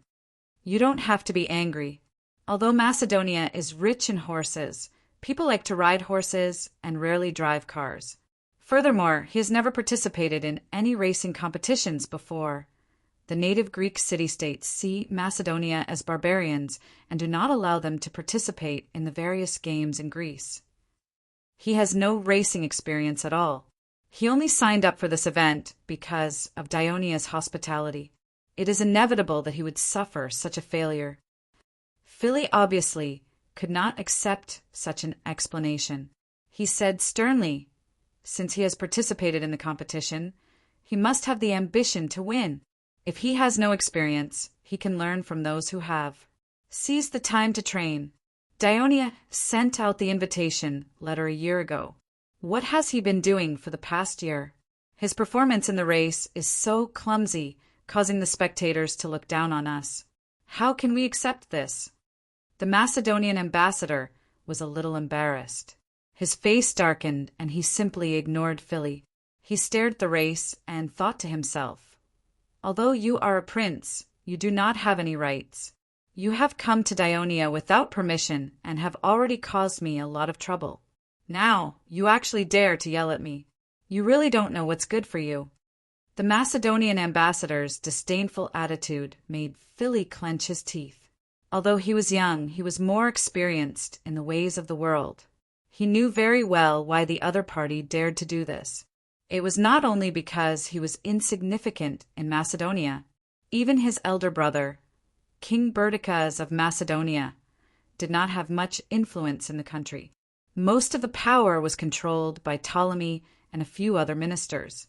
He even suspected that if it were not for the support of Dionia, the shameless Ptolemy, who claimed to be Perdiccas and his stepfather, would have long usurped the throne. The royal power in the country had declined, and in the eyes of many city-states and countries, Macedonia was a poor and backward country. Compared to the neighboring kingdom of Dionia and the Thessaly region, it was a world of difference. The main reason why Philly secretly came to Dionia was not to watch the sports meet. Instead, he wanted to find out the real reason why a small city-state like Dionia had become such a powerful kingdom in just a short period of 20 to 30 years. However, the population of Turin was so huge that he was just a drop in the ocean. Moreover, no one paid any attention to him. He was shocked by the prosperity of this huge city. Lacking administrative experience, he could not see through this prosperity and see the real secret that caused this prosperity. Sometimes he could not help but feel depressed. Was the Macedonian royal family going to be under the protection of Dionia forever? Could it be that Macedonia would never be able to create miracles like Dionia? The race was still intense. 2 laps, 3 laps for laps. The first 2 racers were always the Egyptian and Turin racers. The 2 racers were closely chasing each other, and the gap between them was at most a horse's body length. The 3rd to 5th positions were constantly changing. Sometimes it was Gaul, sometimes it was Brutty, and sometimes it was Corinth. They were chasing each other, and it was very lively. The audience outside the stadium cheered. Chapter 1275. At this time, the staff on the platform began to get busy. They used buckets to scoop water from the pools on the platform, and then splashed it on the horses that passed by them. Why are we splashing water on the horses? That's because the temperature of the horse's body will gradually rise when it runs strenuously. If its body temperature is too high for a long time, the horse will get sick and even die. So splashing water on the horses to help them cool down can protect them from getting sick after the race. Oh, so that's how it is. Why is the animal in the middle that represents the number of laps and not other animals? I like elephants and hippos. No, I like Aunt Eunice's black cat better. That's because this arena is holding car racing or horse racing. The main object of the competition is the horses, and Poseidon is the patron saint of horses. Can anyone tell me what Poseidon's animal messenger is? I know, it's a dolphin. Yes, it's a dolphin. The silver statue of a dolphin is used to mark the number of laps run by the racing horses. It's a beautiful wish to get Poseidon's blessing to protect the participating horses. Oh, so that's how it is. Uncle Apox is the statue of Poseidon placed in the middle of the arena, also to protect the horses? Yes, that's right. Is Grandpa's statue also placed there for this reason? Apox, who patiently answered all kinds of questions from the children, like an encyclopedia, was stumped. He cleverly threw the question to his father. Chris, shouldn't you ask your grandpa this question? Devers listened to the chatter of his children while watching the race. At this moment, he did not have the majesty of a king at all. Instead, he was like an old man enjoying the happiness of his family. He said with a smile, I don't know why, Chris. You have to ask your father. He is responsible for the construction of this arena. Clodocatax saw his father's intention and said jokingly, I don't know why either. The whole pattern of the middle of the arena was designed by your Uncle Arax, so of course I approved the construction. When the children looked at Arax, who was sitting beside Eunice with questions in their eyes, the sculptor master, who was usually taciturn but always straightforward, said perfunctorily, Kids, don't you think this design is beautiful? When the children nodded in agreement, Antibris burst into laughter and could not help but say, Brother-in-law, you're usually so honest, but now you've learned to lie. You might as well just say that you're trying to suck up to Daddy by doing this. Indeed, the composition and construction of the middle ridge of the arena looked very imposing. However, the statue of Divers wielding a sword on a horse was obviously bigger than the statue of Poseidon, and its position was also higher. It gave the audience a feeling that the descendant of Hades was more powerful than Poseidon, one of the 3 main gods. It gave the audience a feeling that the descendants of Hades were more powerful than Poseidon. Mother, did you see that? Eunice actually hit me. Antres immediately complained to Christoia. How old are you? Why are you still acting like a child? Aren't you afraid of being laughed at by your children? Christoia scolded jokingly. Father, mother, and everyone, it's almost noon. You must be hungry. Drink some water and eat something. Axicus smiled as he walked into the royal stand, followed by 4 slaves, each holding a silver plate filled with sumptuous food. I say, Axicus, Ribazot is in charge of preparing lunch. You don't have to be so busy. Quickly sit down and watch the competition as a family, Christoia advised kindly. Axicus smiled and said, I can't stay idle, so I'll help Ribazot. Sit down? Agnes looked at him impatiently. Axicus hurriedly nodded and sat down. He was always a little nervous in front of this mother-in-law of few words. When he sat down, he immediately picked up a jar of water and handed it over. Avia, this is for you. Avia took it with a smile. Everyone, pay attention. There's only half a lap left. Anchises' shout drew the attention of the royal family back to the race. After the last turn, the Egyptian racer was still in the lead, followed by Procris. The two racers had pulled away from the rest. The 500-meter straight was in front, and the staff had already pulled up the red cloth at the finish line. The winner of this round would definitely be one of them. Procris was anxious. He looked at the Egyptian racer in the inner circle. His own racer was still a horse's head behind. The Egyptian racer was too stable. He had been in first place since the first lap and had never been overtaken. However, Procris was unwilling to admit defeat. There was only half a lap left. If he didn't fight now, when would he? He raised his whip and hit the mare in the middle with a moderate amount of force. At the same time, he shouted, "Aphila! Aphila! Run! Run for your life! Run! Run!" As if she understood Procris's words, the beautiful mare shook her slender neck and let out a crisp and melodious neigh. Her tired fore hooves moved even faster, and the already decaying speed suddenly increased again. The stallions also sped up at the same time and whinnied, all wanting to show off their strength in front of their beloved girl. Under their hard work, Procris's racer not only caught up with the Egyptian racer in an instant, but also slightly surpassed it. Seeing this, the Egyptian racer also did his best to speed up his racer. The two racers ran side by side on the wide track, galloping at high speed. The enthusiasm of the audience had also reached its peak. Almost all of them stood up and danced. The eruption of cheers was louder and louder. This enthusiastic atmosphere not only injected great strength into the racers, but also into the horses. The horses' fore hooves were in the air, and the originally soft mane and ponytail were actually floating straight in the air. The sweat on their bodies scattered around as their muscles contracted and relaxed. So beautiful! It's so beautiful. Erex once again reveled in front of the railing. The distance of 500 meters was just a short moment for a racer running at full speed. It was too fast. When the two race cars crossed the finish line, many spectators could not even tell who was the winner.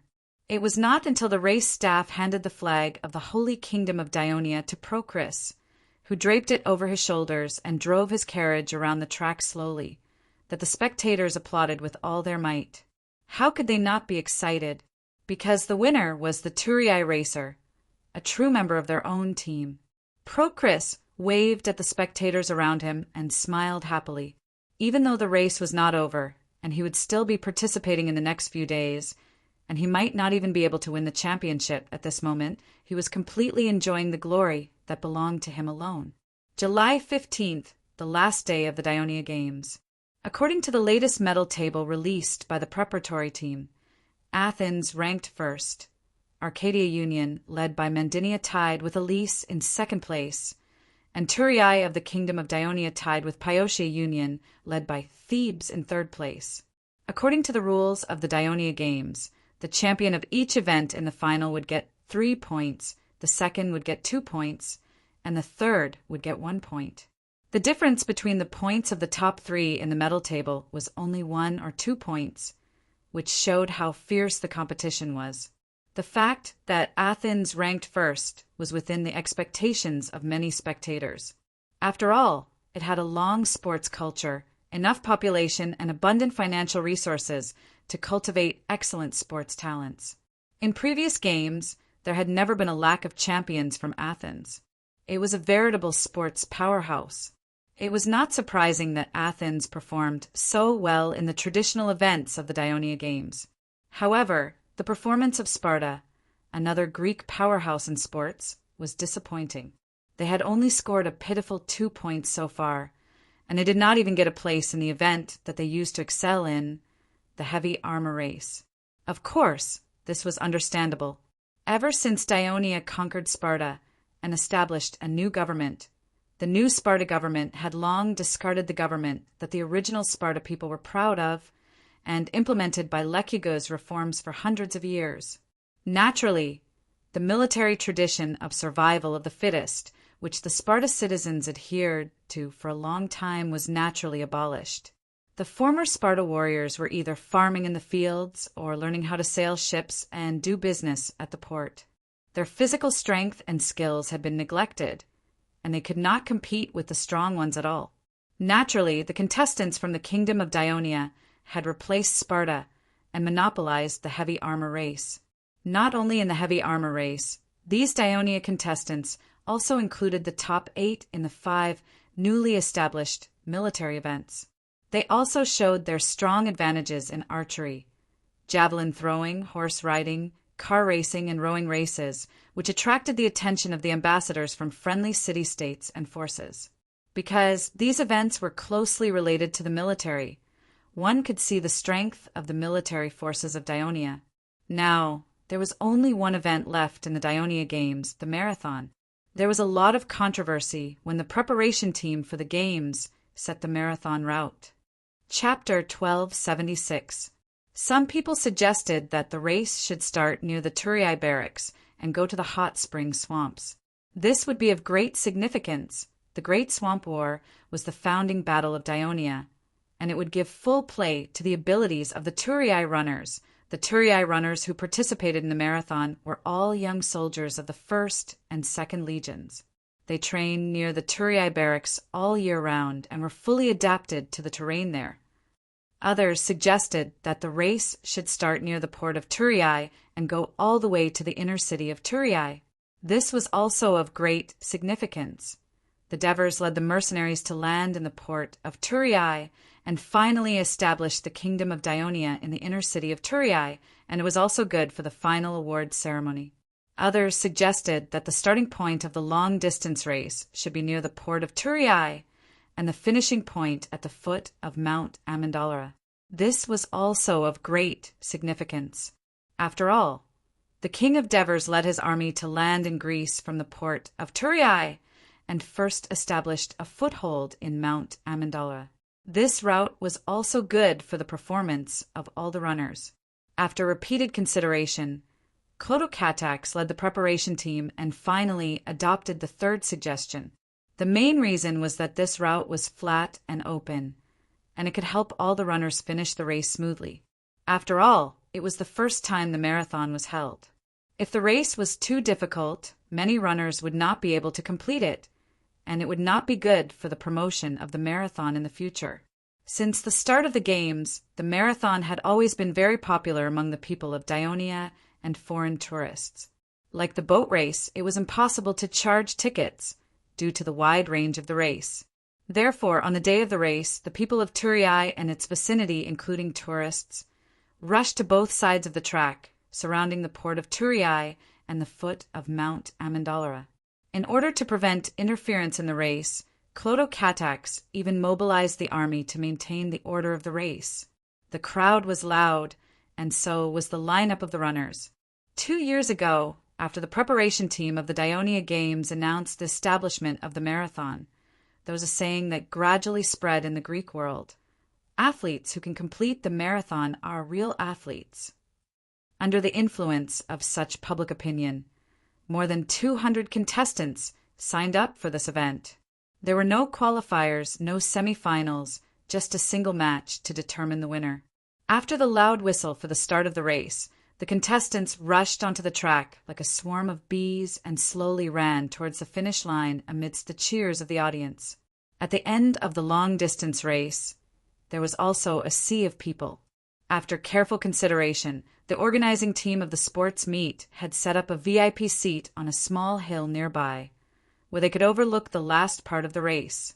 Now, the representatives of the various regions and city-states of the kingdom were sitting in the VIP seats, one after another. Pelopidas found a seat and found that the envoy from Athens was sitting right next to him. He immediately smiled and said, "General Callistratus, congratulations. Congratulations to Athens for taking the lead in the Dionia Games. It's only temporary." Callistratus waved his hand modestly. "The games haven't ended yet, so it's hard to say. Besides, we all know that the so-called first and second place don't mean much. The sum of the points obtained by each region of Dionia far exceeds the sum of all the city-states. Dionia is just comparing its regions with our city-states as a whole. So what? Since Dionia chose to use this method to compare the strength of the sports competition of each city-state, we have to admit our loss, Pelopidas said confidently. What's more, the Turii region of Dionia surpasses our city-states in terms of population, land area, and prosperity. Therefore, winning is a reflection of strength. What you said makes sense. Callistratus' response seemed a little perfunctory, but in fact, that was what he was thinking. Currently, Athens was far behind Turii in terms of military strength, population, land area, and trade level. However, at least Athens still had the advantage in sports competition. Listening to you two, it sounds like the first place is already in the bag.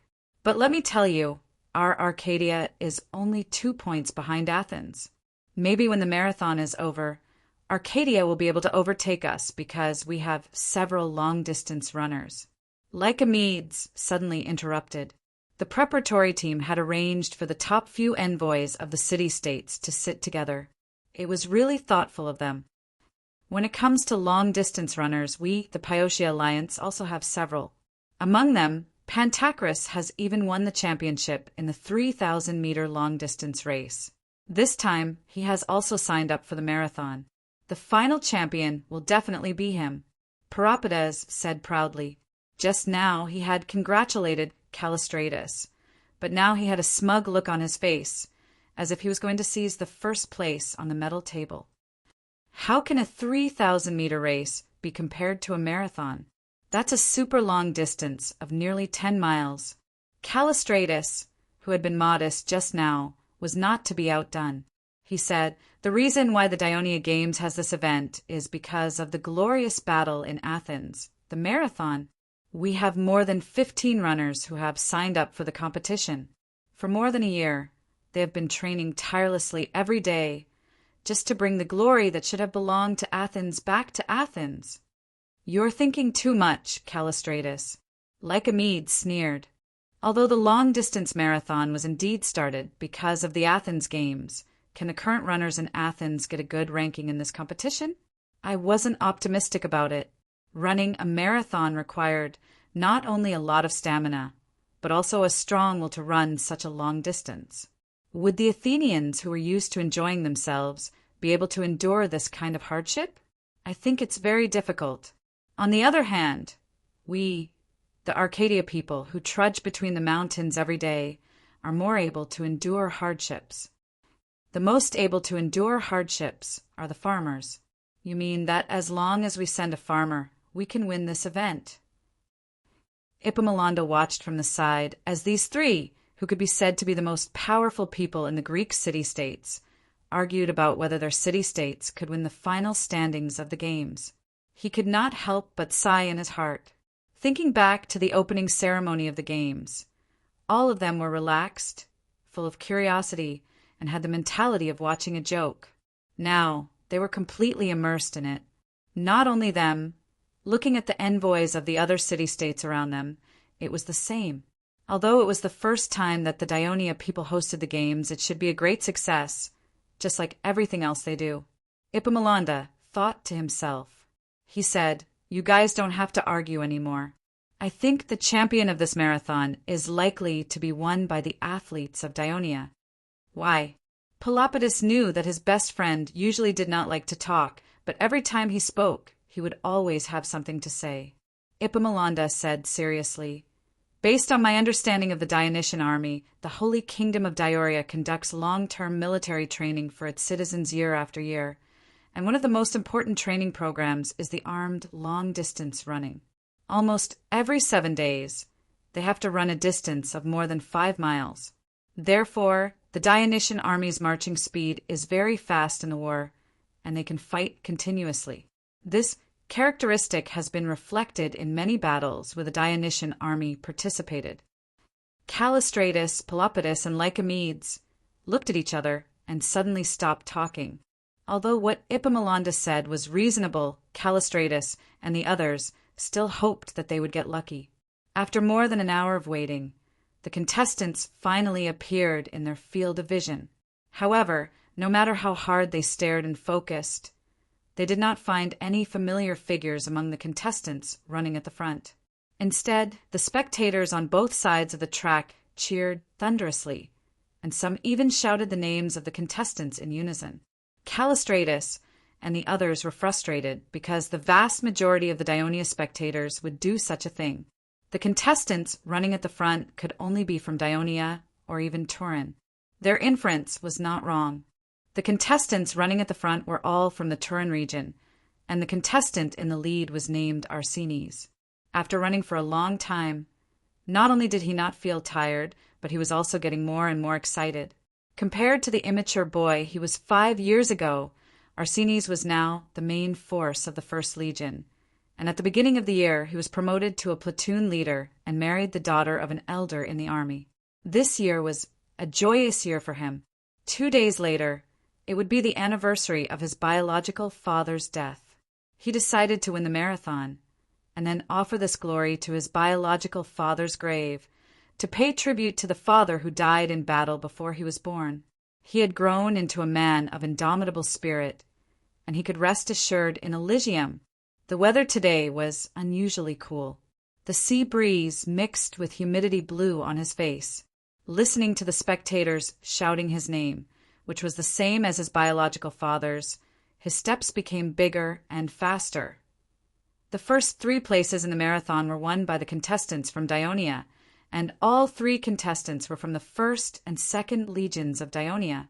As a result, the total points of the Dionia-Turin region surpassed that of Athens in one fell swoop, and they won first place in the standings. This disappointed Callistratus and the others, but also made the envoys of the other city-states breathe a sigh of relief. After all, under the influence of Dionia's powerful national strength over the past few years, it was normal for them to have such thoughts. It was natural for Dionia to win first place in the games, so why should Athens overtake them? Chapter 1277. In the marathon, almost half of the runners failed to finish the race. There were even many runners who fainted in the middle of the race and were sent to the hospital for emergency treatment. This made the audience sigh. That night, a celebratory banquet was held in the palace of Dionia. It was the final arrangement for the games. It also followed the tradition of the various games in Greece. However, Dionia made it extraordinarily grand. Not only did they invite the champions of all the events, but they also invited all the important ambassadors of the friendly city-states who participated in the games. The king of Devers personally hosted the banquet. The atmosphere was very warm. At the banquet, he clinked glasses with Callistratus, Iphicrates, Epaminonda, Asilaus, and others. Now he who was high above and had the power of the entire Greek world treated these historical figures like he treated other people. He was not too curious about them, and he did not talk too much with them to avoid misunderstandings from the ambassadors of the other city-states. This made Agesilaus' idea of making some requests to the king of Devers, whom he had finally met with, fall through. At the end of the banquet, the Devers announced 2 things. First, in view of the success of the games, the Holy Kingdom of Dionia would hold a games in the summer every 4 years. They would try their best to make it the grandest celebration in the entire Mediterranean world. Second, the Greek parliament would hold an important enlarged meeting the next day. Not only were the ambassadors of the Greek city-states who participated in the games invited to participate, but the ambassadors of other allied states were also invited to participate. There were important matters to discuss. Important matters. The ambassadors returned to the hotel where they stayed with all kinds of speculations. Some of them did not even sleep well the whole night. On the second day, the Greek Union Conference, the Devers also attended and hosted the meeting. In front of the messengers and counselors from various cities, he solemnly proposed to declare war on Persia and form an allied army to attack Asia Minor. Everyone was shocked. As a matter of fact, the king of Devers was not the first person to make such a suggestion in front of the messengers of the Greek city-states. 10 years ago, the orator of Athens, Isocrates, declared many times in the Greek games and other public occasions, the Greek city-states should stop all conflicts and internal friction. unite and defend against the threat of Dionia in the west, while bravely launch an attack on their archenemy Persia in the east. They should completely annihilate the main culprit of the civil strife in Greece and obtain enough land for the Greeks to support more people. Although Isocrates' speech was scoffed at by the higher-ups of the Greek city-states, it had a certain impact on the Greek people. After the Greek War, this advocate was expelled by the citizens with potsherds a few years ago and went into exile in Asia Minor because there were rumors in the city of Athens that, without Isocrates' incitement, Athens would not have joined the Anti-Dionia alliance, which led to the current predicament. Now, after the king of Devers made this suggestion, he immediately announced that regardless of whether the Greek conference agreed or not, the Holy Kingdom of Dionia would send more than 100,000 troops to attack Persia. This shocked the messengers greatly. At the same time, the Devers also proposed that, as long as the Allied states sent their troops to form an allied army, Dionia would equally share the spoils of war with the Allied states after each victory. After defeating Persia, according to the contributions of the Allied states in the entire war, a part of the conquered Persia territory would be divided as the overseas territories of the Allied states in Asia Minor. As everyone knew, Persia was a rich kingdom, and the king of Persia was the wealthiest in the world. For the Greek city-states, which were small, poor, and financially strapped, it was of course a good thing to earn wealth from Persia and nourish themselves. For Athens, Thebes, and other powerful Greek states, Dionia's control of the Greek Union had left them with no room to expand their power. If they could defeat Persia and obtain the territories of Asia Minor, it would give them another way to develop their national power. Therefore, most of the allied states of Dionia were moved by the Devers' proposal. Moreover, Dionia had some unwavering supporters in the Greek parliament, such as Messenia, Arcadia, and Zakynthos. Therefore, the resolution of declaring war on Persia was finally passed. The next step was to discuss the formation of the Greek coalition army and formulate a plan to attack Persia. A few days later, the news of Dionia declaring war on Persia spread throughout the kingdom. The enthusiasm of the people, which had not completely faded because of the successful sports held by the kingdom, was reignited. While the people were discussing this major event in the streets and alleys of various cities and towns, the Devers summoned Leotychides to the office of the palace. "Did you watch the sports meet?" "Because many of the games were held at the same time, I only watched a part of them. What do you think?" Although the Greek city-states have achieved some good results in traditional sports, almost all the first, second, and third place in the games closely related to the military were won by the athletes of our kingdom. This shows that the military quality of the citizens of Dionia is far better than that of other allied states. You. The Devers could not help but laugh. "You always talk about the military. Your Majesty, you didn't ask me to come here just to chat with me, did you?" Leotychides asked calmly. "I can hear the resentment in your words. Are you still dissatisfied with the fact that I transferred you from the 1st Legion to the Turris Barracks to serve as the chief instructor of the reserve Legion commanders?" The Devers said, half jokingly and half seriously. Leotychides remained silent. 2 years ago, the Devers issued a new instruction to the Ministry of Military Affairs. The position of commander would be established above the Legion commander. As the highest rank among the frontline officers, the Legion commander who had commanded multiple legions or allied forces and won many victories could be promoted to this position after passing the examination of the Ministry of Military Affairs. Not only was it a great promotion in terms of salary and position for the military officers of the Kingdom of Dionia, but it also gave them the honor of entering the Senate without being elected. In times of war, the kingdom could directly appoint these commanders as the commander-in-chief of the army. This was a great incentive for all the military officers of the Kingdom of Dionia. However, the Devers knew that transferring those generals with outstanding military achievements and high prestige away from the army during times of peace would definitely displease those generals like Leotychides, who did not care much about their positions and devoted themselves to the army. However, in order to maintain the stability of the royal family and the kingdom in the future, The Devers must try his best to perfect the system of the kingdom of Dionia's army while he was still on the throne. This would reduce the burden on Clodocatax and his descendants. Of course, the Devers would not reveal his secret thoughts at this time. He just coughed a few times and said in a gentle tone, "Have you heard the news that the kingdom of Dionia has officially declared war on Persia?" "I already know. I'm afraid it has something to do with this, Your Majesty," said Leotychides calmly. The Devers said slowly, after discussing with the Ministry of Military Affairs, "I think you are the best candidate to be the commander-in-chief of the allied forces that is about to be formed. What do you think?" The wooden expression on Leotychides' face suddenly changed.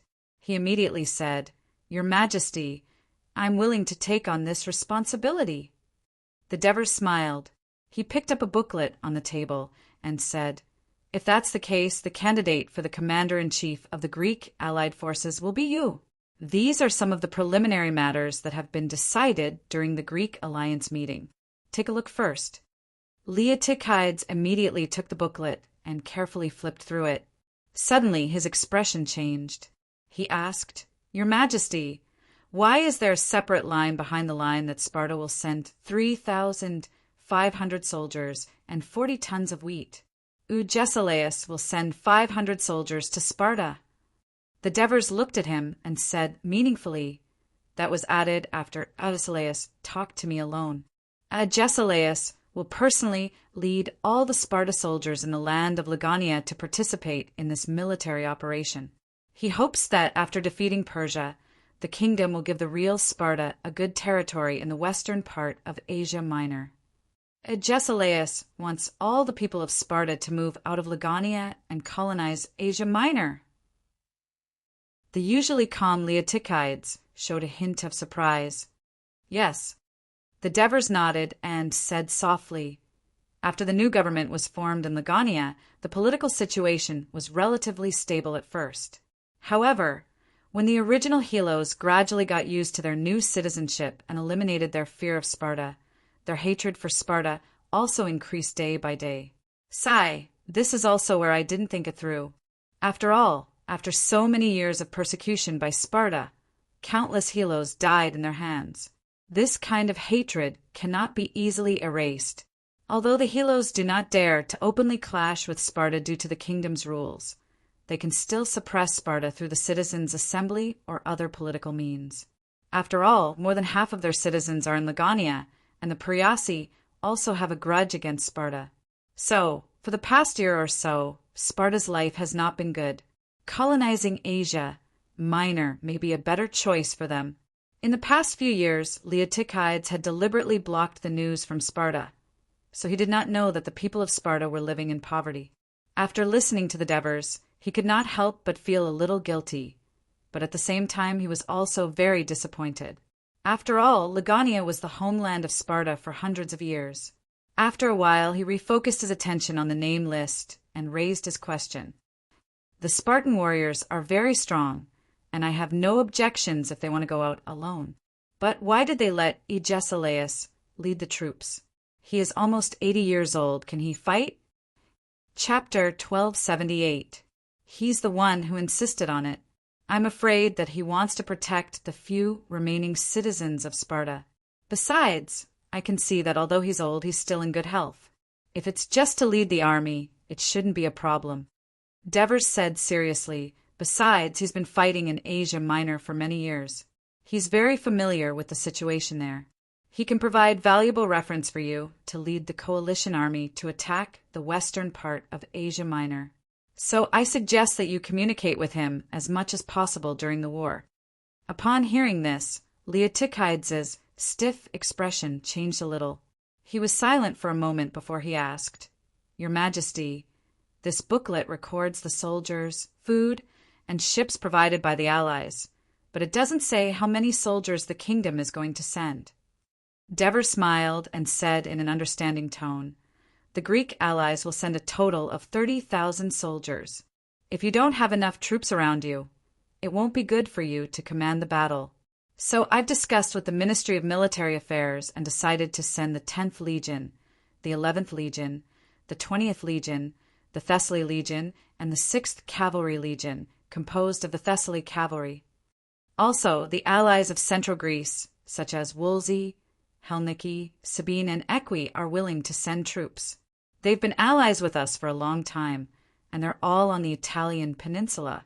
Their relationship is closer, and they can be considered as one of us. I'll also hand over their army to you. In this way, the number of troops provided by the kingdom has exceeded 30,000, and the total number of the coalition army is more than 60,000. Are you satisfied with such an army? Leotychides did not respond directly. Instead, he asked, Your Majesty, what about the navy? During the period when the coalition army is landing in Asia Minor, the 4th Fleet will temporarily be under your command. The 4th Fleet is mainly formed from the Thessaly warships captured by Dionia. It has a total of 100 warships. After Dionia annexed Thessaly, they drained the Almyros wetlands and built the Almyros military port, which became the base of the 4th Fleet. After that, the 4th Fleet will be merged with other fleets to carry out important missions. In addition, more than 100 Greek warships provided by the allies of Athens will also be under your command, Devers briefly explained. Leotychides' heart skipped a beat. He then asked, Other than letting me lead the Greek coalition army to attack Persia, the kingdom should have other plans, right? Of course, even if you didn't ask, I was going to tell you so that you can understand the entire military plan of the Ministry of Military Affairs to attack Persia in detail. Once you are familiar with the upcoming battle, it will be beneficial for you to make the right decision. Devers asked Henoboris to bring a map of the eastern Mediterranean Sea. He then pointed at the map and explained seriously, The kingdom has received news that ever since Egypt's successor Pharaoh Jeho passed away in a storm on his way to Turiai, the Egyptian general Nicoteni, Persia started a rebellion. The bedridden Tanib was so angry that he fell into a coma. The city of Memphis has fallen into chaos. Perhaps during the time I am talking to you, Nicoteni Persia has already led his army to attack Memphis. In order to fulfill the covenant and punish the rebellion, I have appointed Chalcidas as the commander of the reinforcements. He is to gather a few legions from Sicily and rush to Egypt as soon as possible to defeat the rebels and restore stability to Egypt's political situation. At the same time, the Ministry of Military Affairs has informed the 1st and 2nd Fleets to complete the mobilization as soon as possible and rush to the southern Gulf of Peloponnesus to be stationed there for wartime consolidation. The Sicurian will be the commander of the navy and search for opportunities to fight the Persia's fleet at sea. The Ministry of Military Affairs will also mobilize the other main forces in the kingdom's territory. I will personally lead them to the eastern Mediterranean Sea. The initial plan is to land in Egypt, but whether there will be any changes at that time will depend on the development of the war. In the end, the 3 armies will meet in the near east of Persia and march to the heart of Persia to fight the Persia's army. Devers spoke calmly, but Leotychides could already feel the magnificent scene of war from his words. He could not help but feel a little excited. This was an unprecedented war. He tried to calm himself down and asked, How long do you give these allies to gather their troops? 2 months, because they need to finish harvesting the farmland before they can go out to fight. Devers said calmly, Although it is a little slow, it is also a good thing from another point of view. At least after the Allied forces land in Asia Minor, they can gather food on the spot and reduce their dependence on logistics. Then they will rush to Philai in Thessaly within 15 days and complete the final assembly of the Allied forces. This is my request to all the allies who participated in the war in Persia, and they have all agreed. You can first assemble the 10th and 11th legions and rush to Larissa in Thessaly as soon as possible. Be prepared to attack Asia Minor in advance. At this point, Devers stood up and looked expectantly at the commander with outstanding military achievements. He said solemnly, Persia is vast and Asia Minor is even more complicated. I and the Ministry of Military Affairs will not give specific instructions. After all, 3 years ago, you led some officers and staff to Asia Minor to support and observe the battle of the Persia rebel army. You are more familiar with the situation there. All military operations will be decided by you. I believe that you will do better than Agesilaus back then." Leotychides' spirit was lifted, and he immediately replied, "Please rest assured, Your Majesty. I will complete the conquest of the western part of Asia Minor as soon as possible, and join the main forces led by you as soon as possible." After sending off Leotychides, Devers said to Henipolis, "Go and call Chalcidas, the commander of the 8th Legion, in." After spending several years to quell the rebellion in Asia Minor, Persia had consumed too much of its national power. It could no longer conquer Egypt and had to retreat. This caused Artaxerxes' second military operation to attack Egypt to fail, causing his prestige to decline further. In order to intimidate his subjects, he followed the advice of Tribasus and wantonly dealt with the rebellion in Asia Minor. Many officials and local nobles in Asia Minor were implicated because of this. They were punished at best and beheaded at worst. A large amount of wealth and land were confiscated, and then transferred to the eastern and central nobles of Persia who supported Artaxerxes. He also transferred many noble officials of Persia centered around Susa to the western part of Asia Minor and appointed them to important positions. Artaxerxes' successive actions won the praise of the nobles of Persia. They no longer urged the king of Persia to continue preparing for the war against Egypt. Instead, they spent all their energy fighting for the western part of Asia Minor, which was a fat piece of meat. On the other hand, Artaxerxes, who had suffered several setbacks in his personal expeditions, completely gave up on the idea of obtaining military honors. He decided to stay in Babylon and enjoy the rest of his life. However, when it rains, it pours. Not long after, another problem arose in the harem. Artaxerxes was already old. A few years ago, he began to look for a successor for this huge empire.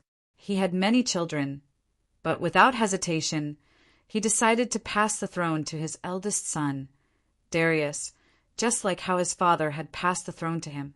He had also allowed Darius to wear the crown that symbolized the king of Persia in public.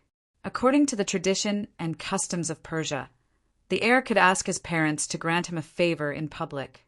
As long as it was within the scope of the authority of the parents, the heir had to agree and could not refuse. Darius, on the other hand, made a request to grant Aspasia. Aspasia used to be one of Cyrus the Younger's favorite concubines. Later, she was brought into the palace by Artaxerxes. Of course, Artaxerxes was reluctant to let her go. However, due to the customs, he said perfunctorily that Aspasia was already free and could not be forced to go against her will. If she was willing to obey Darius, he would be happy to do so. To his surprise, Aspasia publicly chose Darius as her lifelong support. Artaxerxes had no choice but to follow the law of Persia and hand her over to his son. However, his heart was filled with anger. Not long after, he took Aspasia away from Darius and sent her to the temple of Anytis in Ecbatana. She was dedicated to the goddess and became a priestess. For the rest of her life, she had to follow strict chastity. Artaxerxes was very proud that he had punished the woman who had betrayed him in such a gentle way and taught his son a lesson. However, he did not know that the heir of the kingdom was furious and began to plot a rebellion. Not long after, many people participated in Darius's rebellion. Just when he was about to take action, a eunuch who participated in the rebellion reported it to Artaxerxes out of fear. The king of Persia was furious.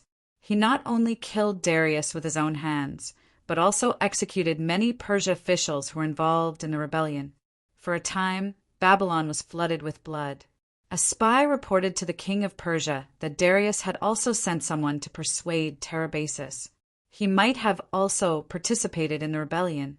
However, the intelligence department could not come up with any solid evidence. The only reason they could come up with was that Tarabasis and Darius were in the same situation.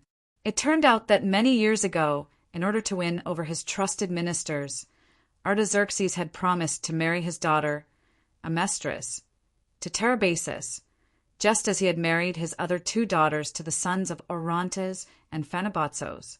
However, the king of Persia quickly reneged on his promise because he had married a mistress himself. So he changed his promise and wanted to marry his youngest daughter, Atossa, to Tarabasis.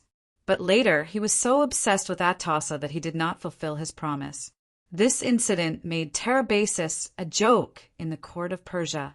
However, he had always behaved calmly and never complained. However, the intelligence department believed that he was still dissatisfied, so Darius had to contact him. Chapter 1279. Considering the great threat that Dionia posed to Persia, Artaxerxes had a lot to rely on Tarabasis, who was good at fighting. Therefore, he pondered for a long time and finally ordered the intelligence department not to investigate this matter anymore, but to strengthen the surveillance on Tarabasis. One day, when Artaxerxes was still fretting over the instability of the Babylonian government, the minister Trabasis hurried into the palace with a message sent by a messenger from Egypt and asked for an audience with Artaxerxes. Jeho died in a storm on his way to Dionia. Nikatani Persia has started a rebellion and is marching towards Memphis. When Artaxerxes saw this, the gloominess in his heart was swept away, and he shouted excitedly, "There's a civil war in Egypt. This is a rare opportunity. We should take this opportunity to send our troops and reclaim Egypt in the name of helping Nikatani Persia." Tarabasis reminded him tactfully, "Your Majesty is wise. This is indeed a great opportunity to reclaim Egypt." However, Nikatani Persia suddenly raised their troops, without informing us. Obviously, they have other intentions. I'm afraid they are taking precautions against us. Once Egypt is in a civil war, he will no longer be of any use to us. Artaxerxes curled his lips in disdain, then said solemnly, "What we need to worry about is the reinforcements from Dionia. We must send our army before they reach Egypt. As long as the army crosses the Nile and captures Memphis, Egypt will be in our hands." Artaxerxes paused for a moment, then said in a serious tone, "So I have decided to appoint you as the military commander of the attack on Egypt. I hope you can successfully fulfill the kingdom's long-lasting regret." Tarabasis looked at the king of Persia, who was full of expectations. He immediately bowed and said in a clear voice, "Thank you for your trust, Your Majesty. I will do my best to complete the mission and present Egypt to Your Majesty. I will wait for your good news." Artaxerxes thought for a moment, then suddenly said, "If you successfully reclaim Egypt, I will marry Atossa to you." Tarabasis was stunned. After a while, he thanked Artaxerxes and left with a complicated feeling. Artaxerxes wanted to take advantage of the civil strife in Egypt to quickly send troops to conquer Egypt. The fastest way was to mobilize the undead army stationed in the Babylonian royal court. However, in order to maintain his own safety, it was impossible for him to send out this loyal elite force. Instead, he mobilized the troops near Babylon. In this way, it would take a lot of time to gather the army, not to mention the long journey from Babylon to Egypt, which would take a lot of time. Trabasis felt that he had done his best to urge the army to assemble, but he did not know that the Holy Kingdom of Dionia had already made plans before the civil war broke out in Egypt. When the king of Persia gave him the order, the king of Dionia had already officially appointed the 8th Legion commander, Chalcidas, as the wartime commander of the Egyptian reinforcements. Just 2 days later, the 4 Sicilian legions and the light cavalry legions, which had long been assembled and on standby, boarded ships at the ports of Lily Bay and Hadrumetum, respectively, and headed for Egypt. Perhaps it was the blessing of Hades, but the Dionysian army did not encounter any storms during the voyage. After 5 days, they successfully entered the mouth of the Nile River.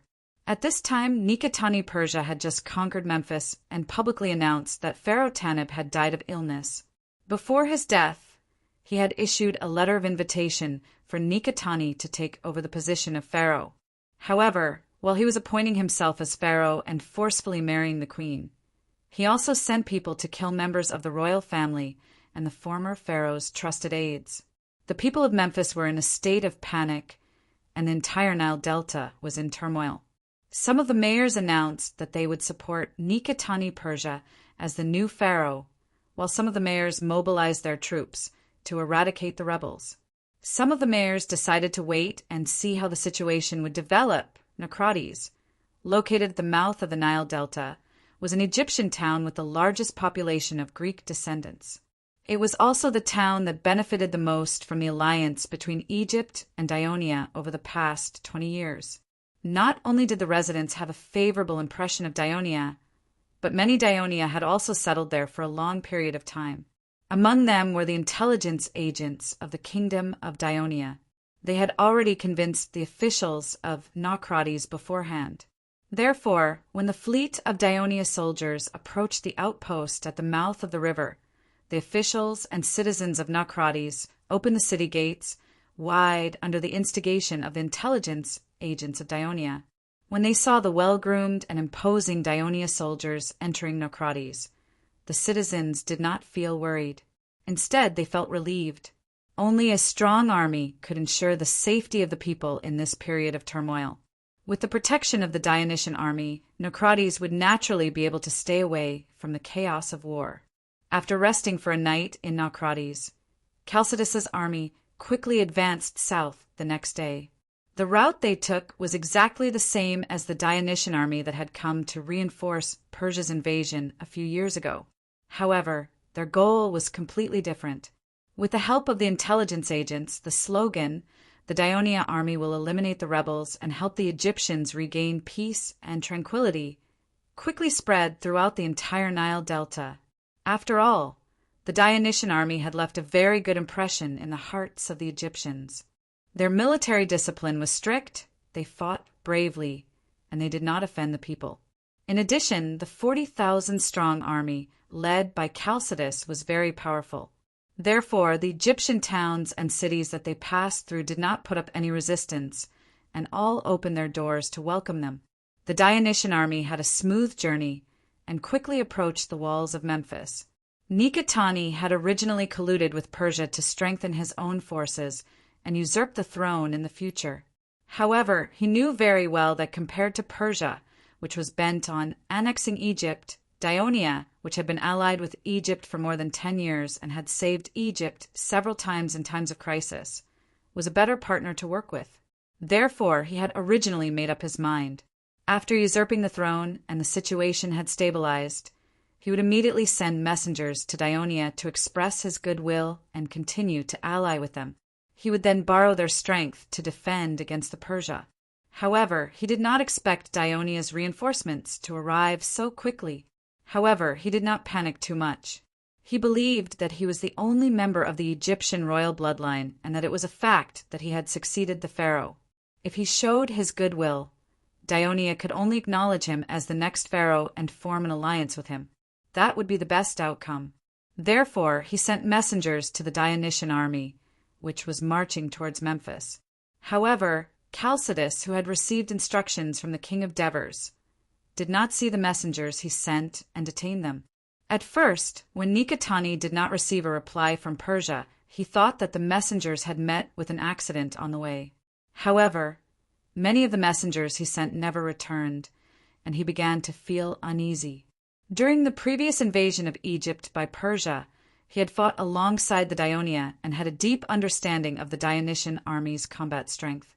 He did not have much confidence that his army could defeat the Ionia. Moreover, he had just occupied Memphis, and the officials appointed by the former pharaoh had not completely submitted to him yet. If he were to start a war with the Dionysian army, he would most likely be in big trouble. On the other hand, he had deliberately waited for so many years and finally made use of this great opportunity to sit on the throne of the pharaoh. However, if he were to give up on Memphis and lead his army back to his own territory, it would be equivalent to admitting that he was a traitor. Not only would he lose a lot of his prestige, but the throne would also be usurped by others, just as Nikitani Persia was hesitating. The Dionysian army was rapidly approaching the walls of Memphis. He wanted to make one last effort, so he stood on top of the walls and shouted at the commander of the Dionysian army, Chalcidus, who he knew. He sincerely expressed his willingness to form an eternal alliance with Ionia. Only then did Chalcidius give a clear response. Pharaoh Tanabu is the hero of Egypt, referring to him overthrowing the rule of Persia in Egypt, and also the best friend of the kingdom of Dionia. The king of Devers has ordered that the traitor must be severely punished and the murderer of Pharaoh Tanabu must be executed. Only then will the people of Egypt be at ease and peace will be restored to Egypt. At this time, Chalcidius finally understood that war between them and Dionia was unavoidable. At this time, an Egyptian river fleet that was originally stationed at Naucratis and a dozen small warships from the first Dionia fleet also arrived at the river near Memphis. This way, the Dionysian army had basically surrounded the city of Memphis. It was impossible for Nikitani Persia to lead his army out of Memphis. He could only hurriedly strengthen the city's defenses and send messengers to take the risk of breaking out of the encirclement. He rushed to the city of Parameses, built by Pharaoh Ramesses II, now Nikitani Persia's base, to ask for reinforcements and support from the Persia. Chalcidius did not give Nikitani Persia any time to prepare. On the second day, he launched an attack on the city of Memphis. Although the continuous siege caused the Dionysian army many casualties, the unprepared Egyptian rebel army found it even more difficult to hold on. The former Pharaoh Tanib had been on the throne for 20 years, and the officials and citizens of Memphis were deeply affected by him. Nikitani Persia's usurpation of the throne had already made them unhappy, and the massacre of the royal family and the cruel persecution of Tanib's officials made everyone hate him even more. When Tanib put all his efforts into defending the city against the Dionysian army, he had no choice but to weaken his control over the city. Some of the Memphis officials strengthened their private contacts and even convinced the monks of Ptah sanctuary in the city. In the early morning of the 6th day of the siege, while the exhausted rebel soldiers were still asleep, these officials led an army of a few hundred guards and slaves to attack the west gate of the main city of Memphis. As there were some monks from Ptah Sanctum mixed in with the army, the rebel soldiers guarding the gate were at a loss for a moment, and the gate was quickly seized. Chapter 1280. When Nikitani Persia learned of the change in the city and angrily led his army to reinforce the city gate, the Dionysian army had already rushed into the city under the leadership of the Memphis officials. After a day of fierce fighting in the city, the rebels were defeated. Nikitani Persia was also captured, and the Dionysian army entered the city. On the second day, Topyrus, the foreign minister who followed the army to Egypt under the instructions of the Devers, began to frequently meet with the Memphis officials and the priests of the several temples in the city. It was already the middle of August. The news that the Holy Kingdom of Dionia had officially declared war on Persia and was forming the Greek coalition army to attack Asia Minor had reached Babylon, shocking Artaxerxes. The king of Persia, who had suffered many military setbacks and was incapable of achieving anything, had developed a sense of fear towards the kingdom of Dionia in the far west that continued to win and expand despite encountering any obstacles. He could not help but say in front of everyone, "It's finally here." Then he stood up abruptly and shouted, "Go and get Tarabasis!" "Your Majesty, Lord Tribasis has been sent to conquer Egypt by you," a minister reminded. Artaxerxes seemed to have woken up from a dream. He stood there for a moment, then asked, "Where is he now?" "He is still gathering troops in Syria." Artaxerxes sat down again, clenched his fist, and pondered for a moment. He then said nervously, "The order to attack Egypt is temporarily cancelled. Let him come back first. The most important thing now is to defend against the invasion of the Dionysian army. Send out all the secret spies to monitor the movements of the Greek mainland at all times. At the same time, inform the governors of the various regions to immediately mobilize the troops. Gather the garrisons in the various regions and wait for my orders." "Yes, Your Majesty." Artaxerxes knew that although Dionia had officially declared war on Persia, it would still take some time for the Greek coalition army to finish forming and invade Persia's territory. But he did not expect that Leotychides had already led the 10th Legion and the 11th Legion to Thessaly. Moreover, After the Daionia commander had a detailed understanding of the enemy's situation on the other side of the Aegean Sea, he decided not to wait for the Greek armies to converge before attacking Asia Minor. Instead, he would send a vanguard to land in Asia Minor before the Persia army could complete their defensive preparations. The vanguard would occupy a foothold and provide protection for the subsequent landing of the main army. The commander of the 10th Legion, Stephos, was the adopted son of Amyntas, a famous figure in the Dionysian army, a good friend of Patroclus, and an old subordinate of Leotychides. Stephos had a deep understanding of Stephos' abilities, so he gave him this task. Stephos, who was in his prime and eager to make another contribution, did not hesitate to take over this important task. After discussing with Leotychides, they set the landing target at the beach of the Mysia region in the western part of Asia Minor. The reason why they chose this place was simple. From the port of Philai in Thessaly to the east, across the Aegean Sea, to the western part of Asia Minor, the closest place in a straight line was Mysia. It was also the westernmost region of Persia today. Naturally, Persia's rule here was the weakest. As Mysia was relatively close to the Greek mainland, there were many colonized towns built by the Greeks in the area. All along, Persia's rule here was not very stable. In the tide of rebellion against Persia's rule in Asia Minor, Mysia was one of them, because Artaxerxes issued some decrees that were beneficial to the Greek colonized city-states in Asia Minor, such as giving them more autonomy, lower taxes, and more freedom in their religious beliefs. Therefore, most of the Greek city-states in Asia Minor did not participate in that rebellion, nor did they support the rebels. On the contrary, they cooperated with the Persia's army to suppress the rebels. However, after the rebellion was quelled and the new governors in the western part of Asia Minor took office, many of them did not implement the decrees announced by the king of Persia. The governor of Mysia, Theopompus, was one of them. This caused dissatisfaction among the Greek city-states within his territory.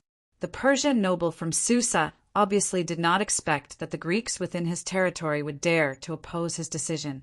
The other local races, including the Persia, mostly looked on coldly from the sidelines. Very few people were willing to get close to this outsider. As a result, Theopompus's rule over Mysia remained very weak for more than a year. The political situation in Mysia was very chaotic.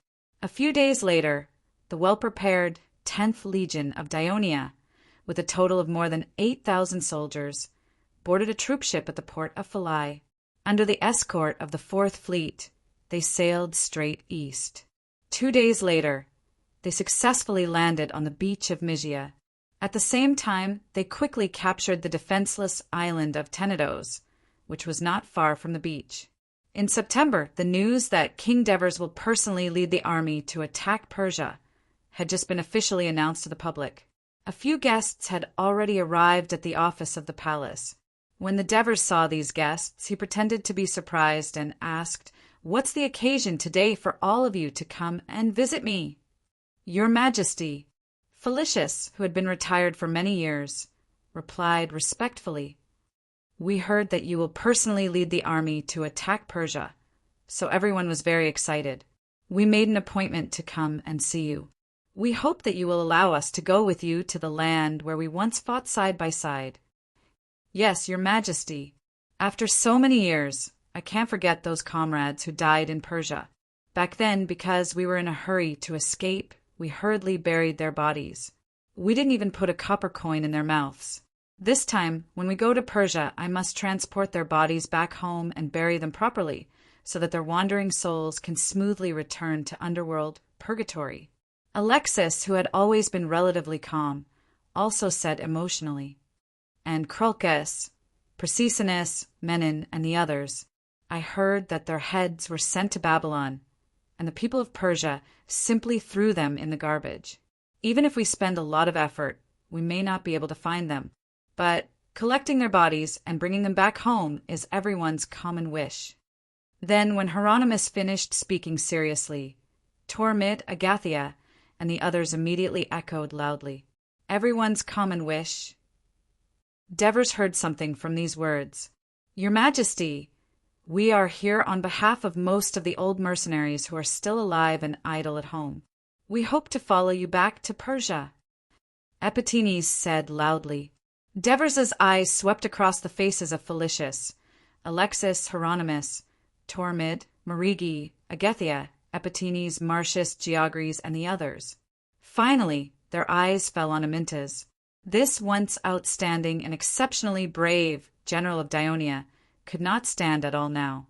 He could only sit paralyzed in a wooden wheelchair and be pushed into the palace by his trusted servants. Since he could not walk for a long time, his burly body had become very fat. When everyone was talking, he actually closed his eyes and began to snore. Devers could not help but say softly, "Amyntas." "Phew, Amyntas. Huh? Are you going to Persia too?" Amyntas finally woke up after being pushed by the servants. He put his hands on the armrests of the wooden chair and tried to sit up. Panting, he said, "Your Majesty, even if I die, I will die on the way to Babylon." Devers looked around at the crowd again and asked solemnly, "Do you all think the same?" Felicius looked back at the others. After getting a nod, he replied with a serious expression, "Your Majesty, we have followed you for decades and won countless victories. Our only regret is that we were chased back by the Persia like dogs in Persia. This time, we want to follow you to make up for this regret. Even if we die on the way, it will be the glory of our lives. Your Majesty, I have another request." Epictetus shouted from behind, "If I really die on the way, please allow my servants to carry my body into Babylon so that I can see with my own eyes what the Babylonians boast of the Hanging Garden looks like." Marcius immediately complained to him in a low voice, "We discussed it in advance. You have gone too far by suddenly making such a request to His Majesty in violation of the agreement. What can you see when you are dead? Quickly apologize to His Majesty and take back your unreasonable request. I'm happy. I don't think His Majesty will blame me." Epictetus looked so indifferent that Marcius grabbed his clothes and wanted to hit him. All right. Devers waved his hand and looked at the crowd. He said, seriously, "I can allow you to follow me to Persia, but you are all veterans who have followed me for many years and are familiar with the military laws of Dionia. You should understand that this war against Persia will decide the fate of the entire Mediterranean Sea. It is related to the rise and fall of both countries, so there is no room for neglect. Therefore, you must have the mentality that you are going to fight, not to play. You must obey all orders and commands. If anyone can't do it, then it is best that you withdraw now. Otherwise, if someone violates the military laws, I will not show mercy. Rest assured, Your Majesty, we have fought for our entire lives. We will not ruin our reputation at the last moment, nor will we let the younger generation look down on us." Felicius, Alexis, and the others said in unison. Chapter 1281. All right, then it's settled. When the time comes, all of you will follow me to Persia. Only then did the Dever smile. He looked at the former Minister of Commerce and said, "Marigi, you're about to return to your hometown. You should be very happy, right?" Marigi replied calmly, "Your Majesty, I've lived here for most of my life. I've long since become a citizen of Dionia. The reason why I want to follow you to Persia is because I'm more familiar with the place. I hope to be able to provide you with some good advice during the campaign." "You don't mean what you say," Epictetus mocked. Marigi's words reminded the Devers. He immediately asked, "Is Ism also part of the group that's going to Persia?" "Yes, Your Majesty. He's the most eager to sign up.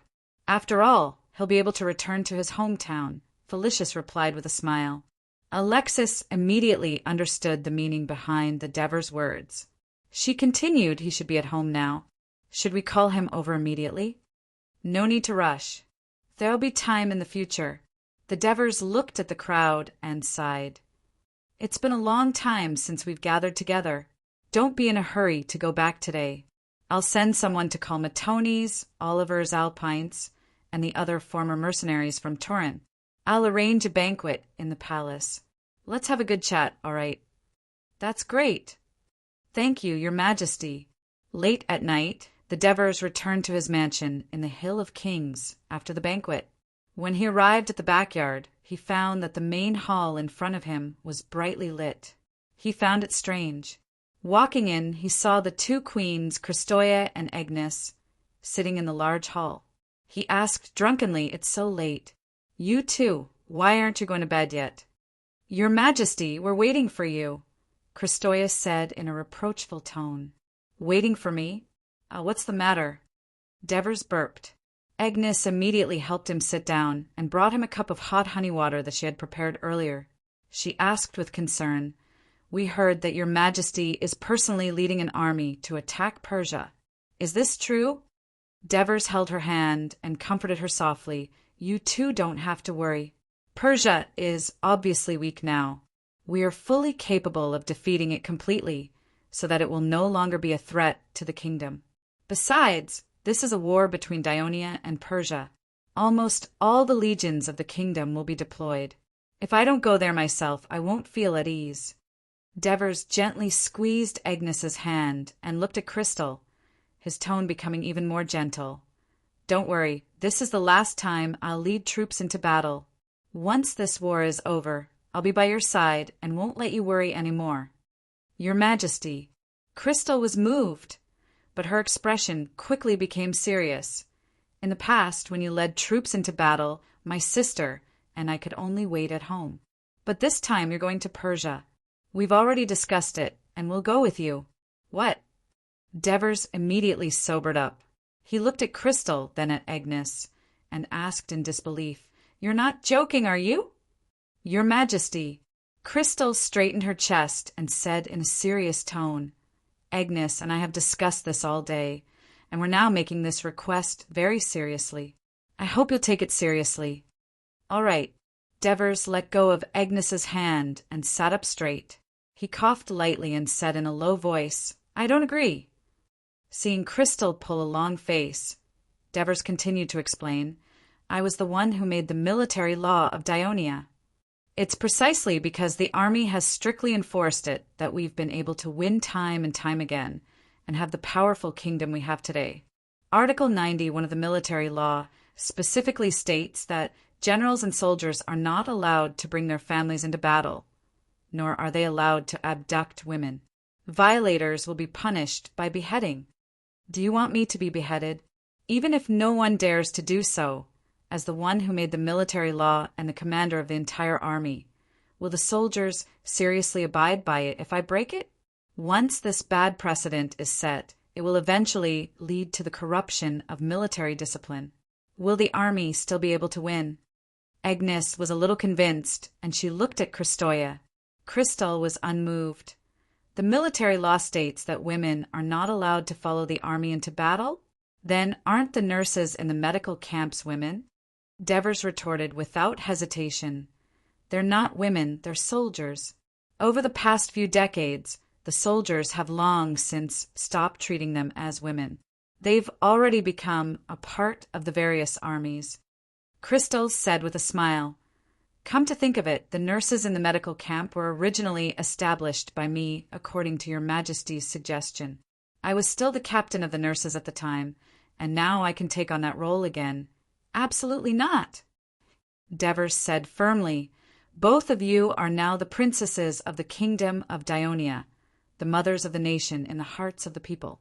You can't be compared to how you were a few decades ago. If you take up a post in the medical camp, it will only disrupt the order of the medical camp and affect their efficiency. More importantly, your safety cannot be guaranteed. If something happens to you, how can I command the battle with peace of mind?" "Your Majesty."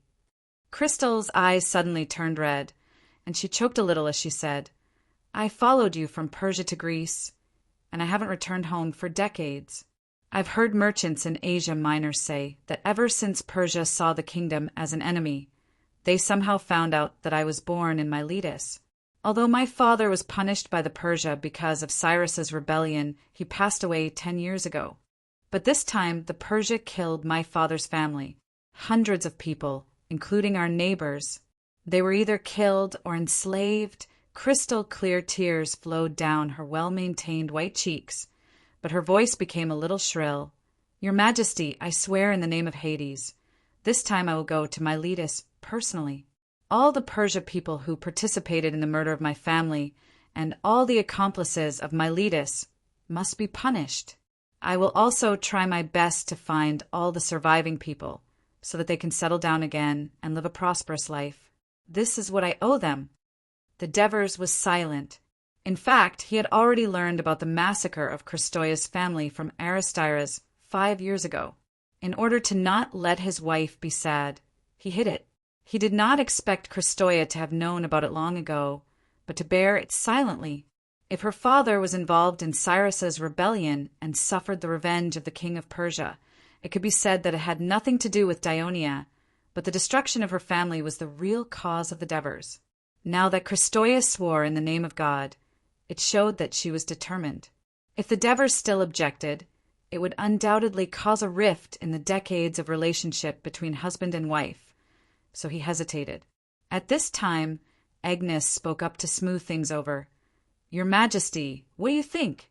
My sister and I will not go with the army to Persia to avoid making things difficult for you. When the war is smooth, we will go with the supply fleet. This is still a little dangerous.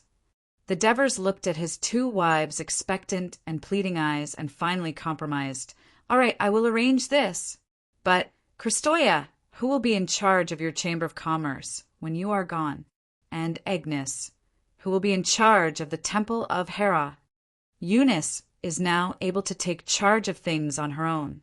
When I am gone, of course, she will be in charge of the Chamber of Commerce. Cynthia will be in charge of the Temple of Hera for me. What about little Christoia and the others? Are you willing to leave them behind? The Devers tentatively made one last effort. Christoia said firmly, I am not their mother. What is there to be reluctant about? Seeing the determination of his 2 wives, the Devers lowered his head and slowly drank a mouthful of honey water, then said, How about this? After the whole of Western Asia Minor is conquered, I will inform the Ministry of Military Affairs to send troops to escort you to Miletus. After you are done with Miletus, you 2 will return, okay? No. Christoia immediately objected. If you conquer Persia this time, Agnes and I will go with you to Babylon. The Devers was stunned. Why are you going to Babylon? Agnes stammered and did not speak, but Christoia was quite direct. I heard that the king of Persia has many women. We are afraid that you will marry another one, so we have to keep an eye on him. The Devers were stunned. What nonsense are you thinking? How could I do such a thing that violates military law? Besides, I am already so old. How can I still have such thoughts? Christoia curled her lips. Who knows? I heard that the king of Persia is already old and has married his own daughter. If my sister and I follow you, we can prevent you from making mistakes. The Devers shook their heads helplessly. Although the people of Persia in Asia Minor received the news that Dionia declared war on Persia and formed a Greek coalition to attack Persia, at the same time they also noticed that the people of the Greek city-states were preparing to harvest the fields that were about to be harvested and had not begun to mobilize, so they all believed that the Greek coalition's attack would not come too soon. As a result, the 10th Legion of Dioria successfully landed on the beach of Mysia in Persia on the east coast of the Hellespont. Of course, even if the governor of Mysia, Theopolos, was prepared, he would not be able to stop the Dionysian army from landing, and at most cause some trouble for the 10th Legion. Chapter 1282. This was because Mysia was a relatively wealthy region in the western part of Asia Minor. It had the fertile Alisby Plains and controlled the shipping trade through the Hellespont Strait. It had enough financial resources and materials to form a powerful army to resist the invasion of the Dionysian army. However, Theopolos, who had been in office for more than a year, had obviously not unified the entire region. Many towns did not respond to his orders at all. As a result, he only managed to gather less than 6,000 soldiers 4 days after the Dionysian army landed. Even though Theopolos had received intelligence that the number of Dionia's soldiers who landed was more than his own army, as a noble from the central region of Persia, he did not hesitate to lead his army westward in the face of the Greeks, whom they regarded as barbarians. Persia and Dionia had been officially hostile for more than 5 years, but many Persian nobles still disdained to understand Dionia and even regarded it as part of Greece.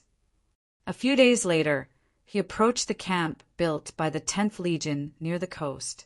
He was soon surprised to find that the camp built by the Dionia army in just a few days did not seem to be easy to attack. While he was hesitating whether to camp on the spot and make plans later, the 10th Legion of Dionia, which had long been prepared, suddenly rushed out of the camp. The two sides launched a small battle, and the outcome of the battle was decided after half an hour. Because the light infantry of the 10th Legion disrupted the long-range attacks of the Persia archers, they did not cause any casualties to the soldiers of the Legion of Dionysia. And without the heavy infantry, the Persia infantry formation could not withstand the impact of the soldiers of the Legion of Dionysia. The Persia cavalry that attacked from the flanks were attacked by the 2 heavy infantry battalions that Theopolos had deliberately placed on the flanks. The casualties were not small, and in the end the Persia army was defeated. After Theopolos fled back to Zaria, the capital of the Mysia region, he did not dare to act rashly. While strengthening the defense of the city, he urgently sent messengers to ask for help. Since Dionia officially declared war on Persia, Dionia's intelligence agents began to proclaim in the Greek city-states of Asia Minor that the great king of the Devers would carry out the oracle of Hades and return to Persia the 100 years of Persia's oppression of the Greeks. He would also rescue his compatriots in Asia Minor from Persia's rule and restore their freedom and independence. Many of the Greek city-states of Asia Minor were unhappy about the breach of the treaty by the Persia. Although this rumor excited them, it also made them uneasy. Agesilaus' campaign in the western part of Asia Minor had brought several years of turmoil and war to these Greek city-states. Therefore, even though the Dionysian army had won this battle, these city-states still adopted a wait-and-see attitude and did not take the initiative to approach the Dionysian army that had already established a foothold in Mysia. Stephos had sent messengers to visit the nearest city-states to the encampment, Ilion and Apidos. Both city-states were located on the east side of the Hellespont Strait, but they both closed their doors. Stephos did not become angry because of this, nor did he send troops to attack the city or destroy the villages and towns outside the city. On the contrary, he followed the instructions of the king of the Devers and held a grand sacrificial ceremony on the beach near the city of Ilion. The sacrificial objects were the heroes of the ancient Trojan War, not only Agamemnon and Achilles, but also Hector and Paris. After the sacrificial ceremony, there was also a sports competition. The whole sacrificial ceremony was very grand and attracted many nearby Greek people to watch, causing a lot of heated discussion. The Devers' goal was achieved. He wanted to spread the news of the sacrificial ceremony to the Greek city-states in the western part of Asia Minor through the Greeks of Asia Minor. Dionia treated the Greek city-states on both sides of the Aegean Sea equally. But why did they choose to hold the sacrificial ceremony near the city of Ilion? Because it was said that the city of Ilion was built on the ruins of Troy. Messengers from Mysia arrived in Babylon. When Artaxerxes learned that the vanguard of the Greek coalition had landed in Asia Minor, he immediately felt nervous. At the same time, the messengers mentioned that the local forces of Mysia did not actively respond to the conscription and were suspected of rebelling. Thus, Tarabasus suggested that he appoint Phenabatzos, the son-in-law of the king of Persia and the former governor of Phrygia, as the temporary military commander of the western part of Asia Minor. With his former prestige, he might be able to integrate the military forces in the western part of Asia Minor and repel the invading Greek coalition. The king of Persia hesitated for several days. When he learned that Theopompus had suffered a defeat in the battle, he finally issued a decree. Phenabatzos, who was transferred to Babylon by him more than 10 years ago, should be sent to the western part of Asia Minor. When Phenabatzos, who was already in his 60s, learned of the crisis in the western part of Asia Minor, He traveled day and night to the western part of Asia Minor. At the same time, he sent messengers in the name of the military commander of the western part of Asia Minor, asking the governors of the western part of Asia Minor to lead their troops to Gedium, the capital of Phrygia, as soon as possible. Phanabotsos, who was familiar with the situation in Asia Minor, wrote letters to the Greek city-states along the western coast of Asia Minor. In the letters, he argued that the king of Persia was very angry that some of the governors of the western part of Asia Minor did not fulfill the promise he made to the Greek city-states. This time, one of the main tasks of sending him to Asia Minor was to urge these governors to fulfill the promise made to the king of Persia. At the end of the letter, he also swore in the name of the god Ahura Mazda. Phanabotsos' reputation in the western part of Asia Minor allowed his letter to play an important role. Some city-states that were dissatisfied with the new governor's actions wavered. Some city-states that were originally close to Persia firmly supported Persia against the strange kingdom of Dionia from the western Mediterranean. This eventually led to the formation of the Persia's Asia Minor Coalition fleet, advocated by Phanabotsos. It had about 400 warships and nearly 60,000 crew members. After the 10th Legion of Dionia successfully landed in Asia Minor and defeated the Persia army of Misha, Leotychides was worried that the failure of this small battle would provoke the Persia to step up their reinforcements to Misha. He was afraid that a single legion would not be able to support the landing force for a long period of time. Once they were defeated, the Greek coalition would lose a favorable landing ground. So, he decided to send more troops to Misha. Therefore, when the harvest ended in September and the Greek city-states began to gather their troops, Leotychides personally led the 11th Legion, the 20th Legion, and the Thessaly Cavalry Legion to Misha by ship to rendezvous with the 10th Legion. At this time, he had already keenly sensed that the nearby city-states of Ilion, Abydos, Tenedos, and other cities were further alienating the Dionysian army. For example, they refused to allow the ships of the Dionysian army to use their ports to load and unload supplies, and forbade their merchants from selling supplies to the Dionysian army. The hostility shown by the Greek city-states of Asia Minor had raised Leotychides' vigilance. In order to reduce the pressure on his logistical supplies and to allow the Greek coalition forces to land more smoothly, he decided to change the strategy formulated by the kingdom. When the emissary of the Dionysian army once again requested Ilion to open its ports, but was rejected, Leotychides brazenly led his army to surround Ilion and demanded that it submit to Dionia. However, his request was rejected, so he issued an order to attack the city. Legend had it that hundreds of years ago, the walls of Troy were so high and thick that the Greek coalition forces could not break through it even after 10 years of siege. However, Troy was not only a large city, but also one of the hegemons in the western part of Asia Minor. It had the support of many allied states, which was why it could defend for so long. Today, although Ilion was considered a medium-sized town, it was far from being comparable to its predecessor, Troy. Under Leotychides' command were 3 infantry legions and 1 cavalry legion, totaling 26,000 to 27,000 people. He also had the 4th Fleet under his command for the time being. From the sea to the land, the city of Ilion was tightly surrounded. What's more, the siege technology of the Dionysian army was far superior to that of the Greek coalition forces hundreds of years ago. Therefore, on the 5th day after the siege, the people of Ilion could no longer withstand the siege and had no choice but to surrender to the Dionysian army. Leotychides accepted their surrender and sent part of his army to Ilion, thus controlling this important hub at the Strait of Hellespont. The news of the capture of Ilion quickly spread to the surrounding areas, causing the nearby Greek city-states to be alarmed. They had no choice but to send messengers to express their goodwill to the Dionysian army. Leotychides took the opportunity to propose that they provide a certain amount of military provisions and supplies in exchange for a promise to ensure the safety of their city-states. He was accepted. At the same time, Leotychides also sent troops to the inland areas of Mysia to survey the terrain and understand the enemy's situation. At the same time, they seized the wheat fields and increased their food reserves. The governor of Mysia, Theophampus, was unable to stop the Dionysian army. He had to send messengers to Phanabatzos for help many times.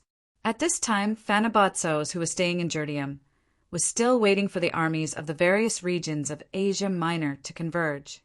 He could only issue orders to the already formed Asia Minor coalition fleet, hoping that they would take action to attack or harass the supporting fleets of the Dionysian army to relieve the pressure on the land. Before Leotychides landed in Asia Minor, he specially sent messengers to inform the allied states of the Greek mainland, requesting that they no longer lead their troops to Thessaly. Instead, they should directly take ships to the landing land opened by the Dionysian army in Mysia. Therefore, since the end of September, the armies formed by the Greek mainland city-states had taken ships to Asia Minor. Therefore, every few days there would be a troop transport fleet crossing the Aegean Sea, not to mention that there were fleets transporting supplies between the two continents every day. Chapter 1283. The Asia Minor allied fleet stationed at the port of Halicarnassus was well aware of this. They even knew that there were hundreds of Dionia warships escorting these fleets, and that there were also hundreds of warships from the Greek city-states. Other than that, there were no other enemy fleets in the Aegean Sea. The number of warships of the Asia Minor allied fleet was twice that of the enemy.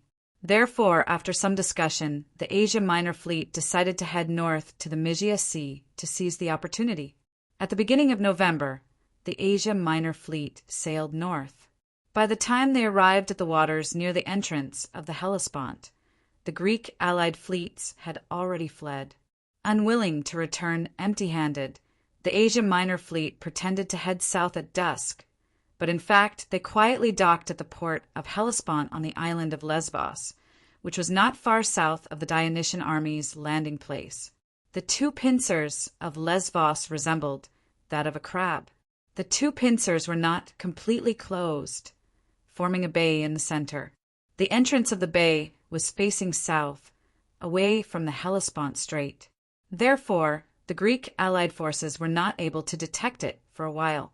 As a result, on the second day, when a transport fleet of 70 cargo ships of the Greek allied forces sailed to the waters near Allion without any warning, the fleet of Asia Minor suddenly appeared and attacked it, almost destroying the entire fleet. When the Asia Minor fleet's attack was about to end, the fourth fleet of Dionia arrived in a hurry. The Persia-Asia Minor fleet immediately gathered their warships and got into position, ready to fight the enemy. Due to the huge disparity in the number of warships, the fourth fleet of Dionia chose to retreat.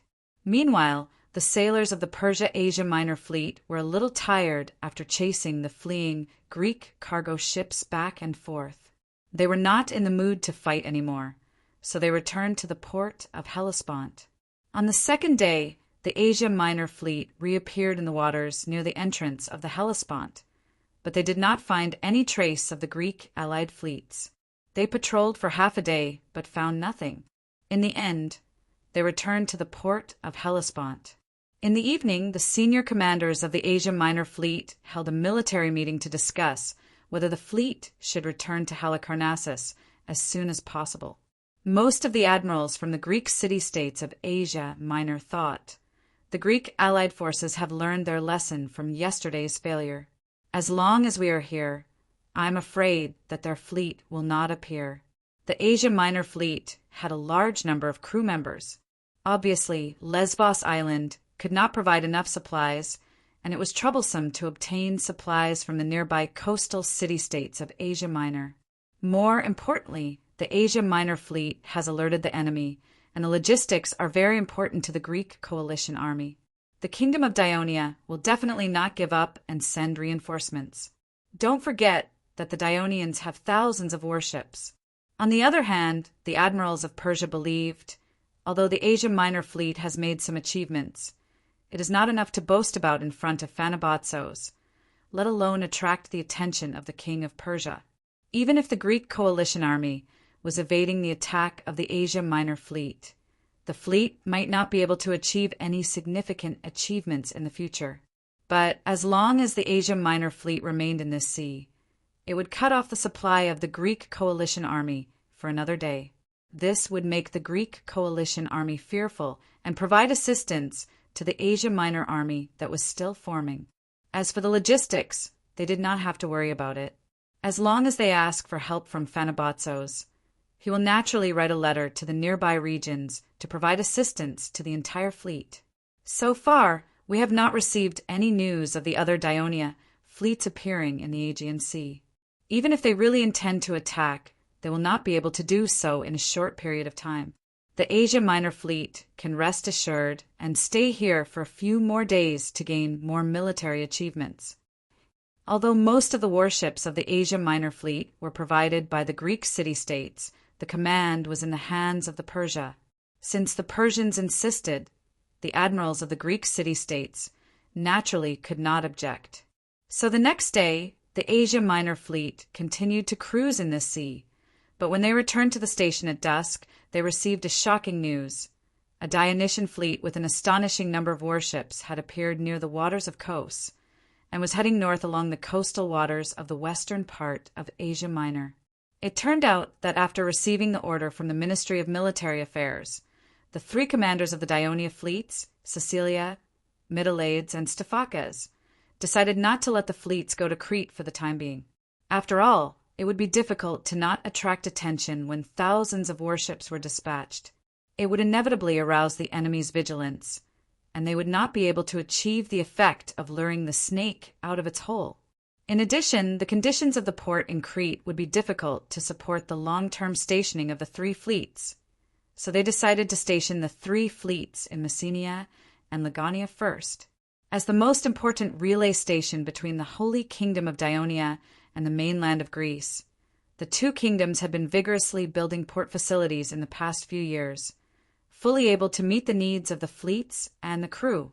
The fleets were stationed on the southern coast of Peloponnesus, and at the same time they kept a close eye on the movements on the western coast of Asia Minor. Once a fighter appeared, they would quickly attack.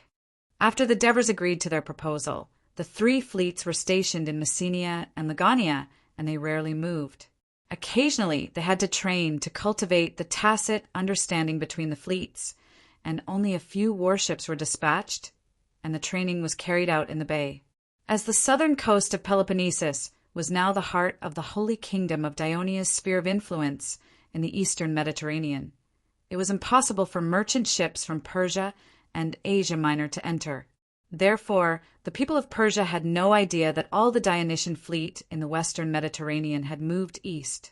Compared to the strict control of the western coast of eastern Mediterranean by Dionia, Persia's management of the eastern coast was relatively lax, especially on the western coast of Asia Minor, where Dionia had planted many spies. Therefore, when the Persia's Asia Minor fleet was established, the Dionysian fleet soon knew about it.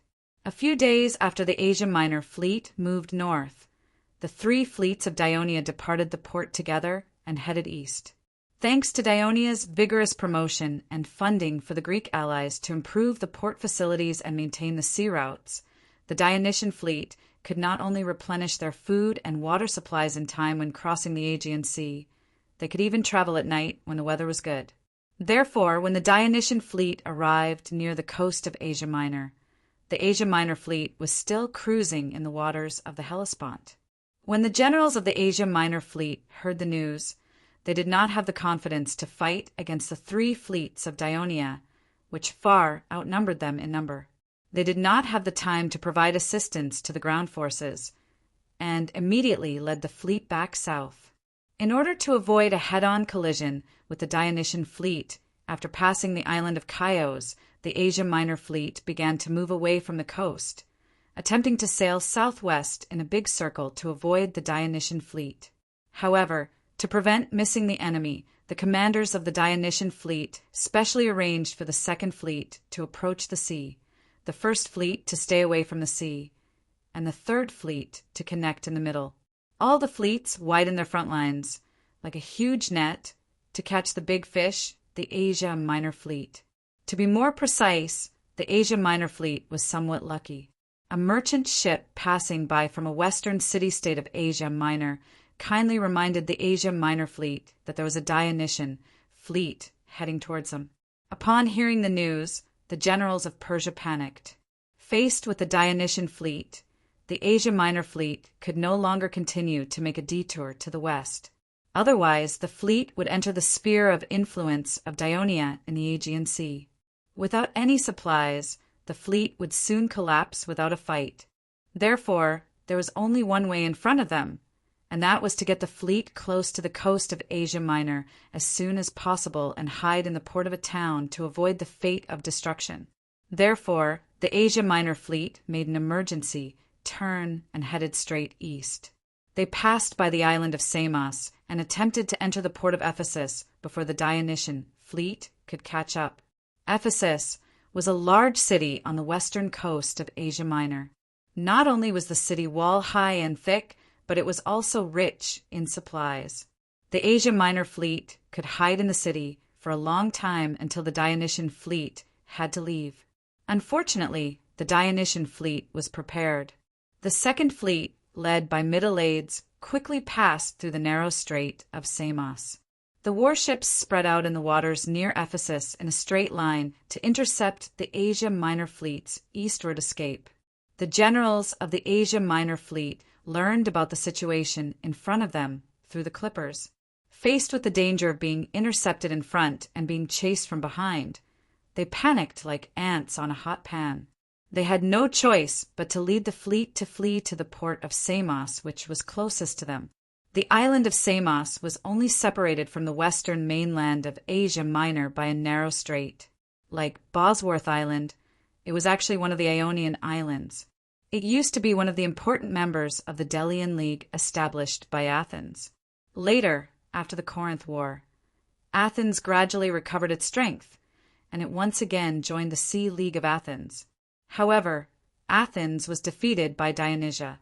Compared to Ionia, which was far away in the western Mediterranean Sea, the people of Samos were closer to Persia.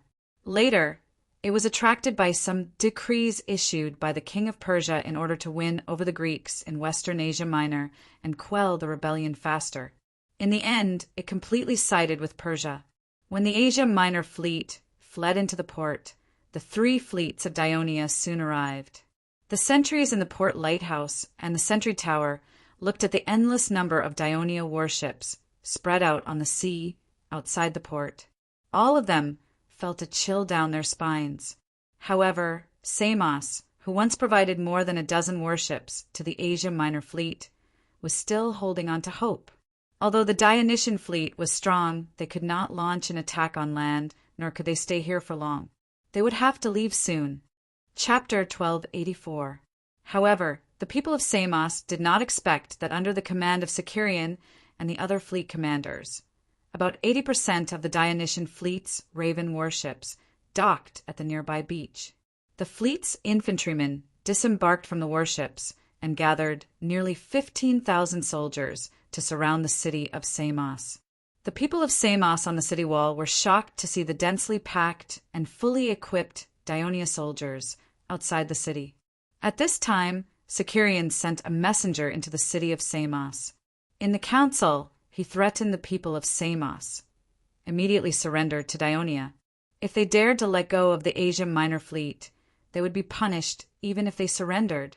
The messenger's threat scared the councillors of Samos, reminding them of the rumor that Ionia had destroyed Tegea in the Greek War. Therefore, they did not dare to retaliate against the messenger's arrogance. Instead, they politely said that the council needed time to discuss this important issue before they could make a decision. After Sicerian learned about the performance of the Samos council from the messenger, he discussed with the Middle-Aides and Stephakes and reached an agreement. He would lead the first fleet and the 15,000 infantrymen to continue to surround the city of Samos. The second fleet and the third fleet would immediately head north to Milia. Before nightfall, Sicerian even made another decision: drag all the warships to the beach and only send speedboats to take turns to keep watch on the port of Samos. This was a very bold decision. The Asia Minor fleet could take advantage of this favorable opportunity to rush out of the port and quickly escape back to Halicarnassus. In fact, the commanders of the Asia Minor fleet did request Samos to leave the port. However, The Council of Samos was still debating about the request made by the messenger of Dionia during the day and did not reach a consensus. How could they dare to let the Asia Minor fleet leave and bring disaster to themselves? Therefore, they found all sorts of reasons to evade the request. The commanders of the Asia Minor fleet also had different opinions and did not strongly request to leave at night. Therefore, the matter was left unsettled for the time being. On the morning of the second day, Sicorian led the warships of the First Fleet to blockade the port again. Meanwhile, the troops on the shore, under the leadership of the infantry commander of the First Fleet, Sesaphitorus, cut down the trees on the island. Some of them were used to build camps, while others were used to build siege weapons. They assumed a posture of being ready to attack the city at any time. When the Samos militia saw this, they felt even more uneasy. The commanders of the Asia Minor fleet were also uneasy. Once again, they requested to leave the port quietly at night, and they were very determined. Therefore, after the Samoans tried to brush them off but failed, their attitude became tough. They refused to open the port's water gate and let them go. The two sides almost clashed because of this.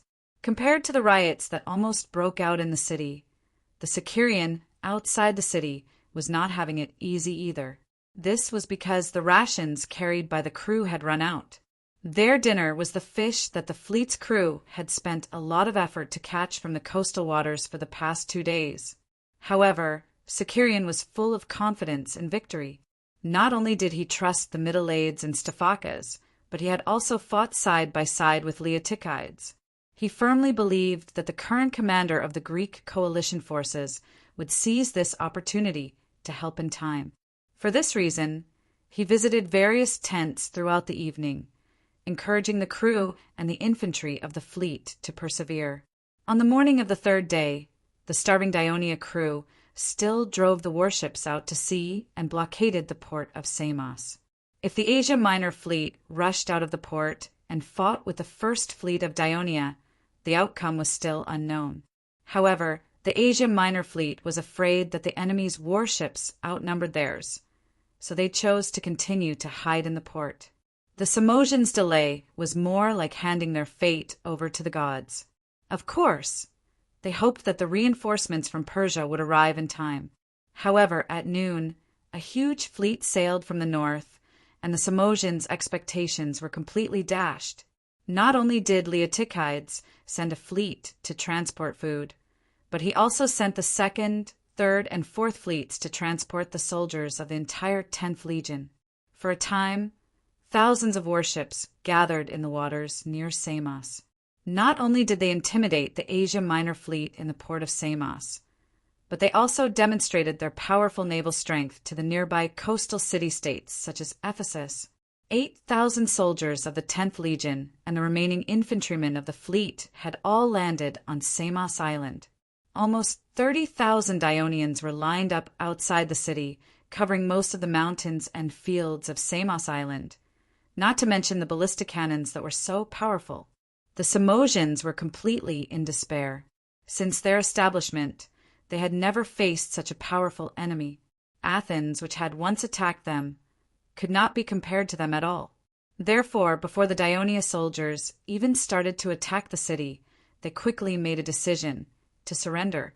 When the generals of the Asia Minor fleet at the port learned that the Samosians had betrayed Persia, they immediately led the crew to start a riot in the port, attempting to seize the water gate so that the warships of the fleet could rush out of the port. This was a last-ditch effort, and it was better than being captured without even fighting a battle. Who knew that after the Samosians surrendered to the Dionysian army, they immediately invited the Dionysian army to enter the city and asked them to personally deal with the tens of thousands of Asia Minor fleet's crew who were entrenched in the port. Not long after, the riot launched by the Asia Minor fleet was crushed by the 10th Legion of Dionia. So far, the Dionysian army and fleet barely suffered any losses, and they captured the entire Asia Minor fleet of Persia. This was an exciting victory. It not only meant that Dionia had temporarily gained the dominance of the sea in the western part of Asia Minor, but it also caused a change in the naval strength of Persia and Dionia, which were roughly equal to each other, as Dionia and its allies began to gain the upper hand. The destruction of the Persia-Asia Minor fleet and the surrender of Samos had a great impact on the Greek states in the western part of Asia Minor. They suddenly realized that without the protection of their navy, and with most of the Persia garrisons heading to Phrygia, the powerful Dionysian fleet could land and attack any western coastal city-state at will. Therefore, Ephesus, Miletus, Chios, and even Lesbos and many other Greek city-states in Asia Minor changed their previous estranged attitude and sent messengers to the Dionysian fleet and the landed Dionysian army to express their goodwill. Some even asked them to release part of the Asia Minor fleet's crew. After all, most of the crew of the Asia Minor fleet came from these Greek city-states. Leotychides led the generals of the allied army to hold a military conference with several commanders of the Dionysian fleet, including Sicerion and the admiral of the Athens navy Caprias. After discussion, they decided that as long as the Greek city-states in Asia Minor regularly provided a certain amount of military supplies to Dionia and the Greek allied army, and opened their ports to the allied army, then Dionia and its allies would promise not to attack these cities and release the crew from these cities. In the notice given to the messengers of the Greek city-states in Asia Minor, there was no requirement for them to surrender to Dionia. This was because Leotychides and Sicerion knew very well that only by completely defeating the land army of Asia Minor could these fence-sitters completely submit to Dionia. In the early morning of January 364 BC, year 30 of the kingdom of Dionia, the people of Thurii, who had just celebrated the new year, woke up early to clean the roads in front of their houses. After breakfast, some people rushed to the river port in the city, while others waited by the road near their houses. When the sun rose, both sides of the road from the foot of the Hill of the Kings to the inner city port were crowded with people of all ages. Just when everyone was looking forward to the arrival of the King's Hill, a loud shout came from the front. "They're here! They're here!" The cheers made the people excited.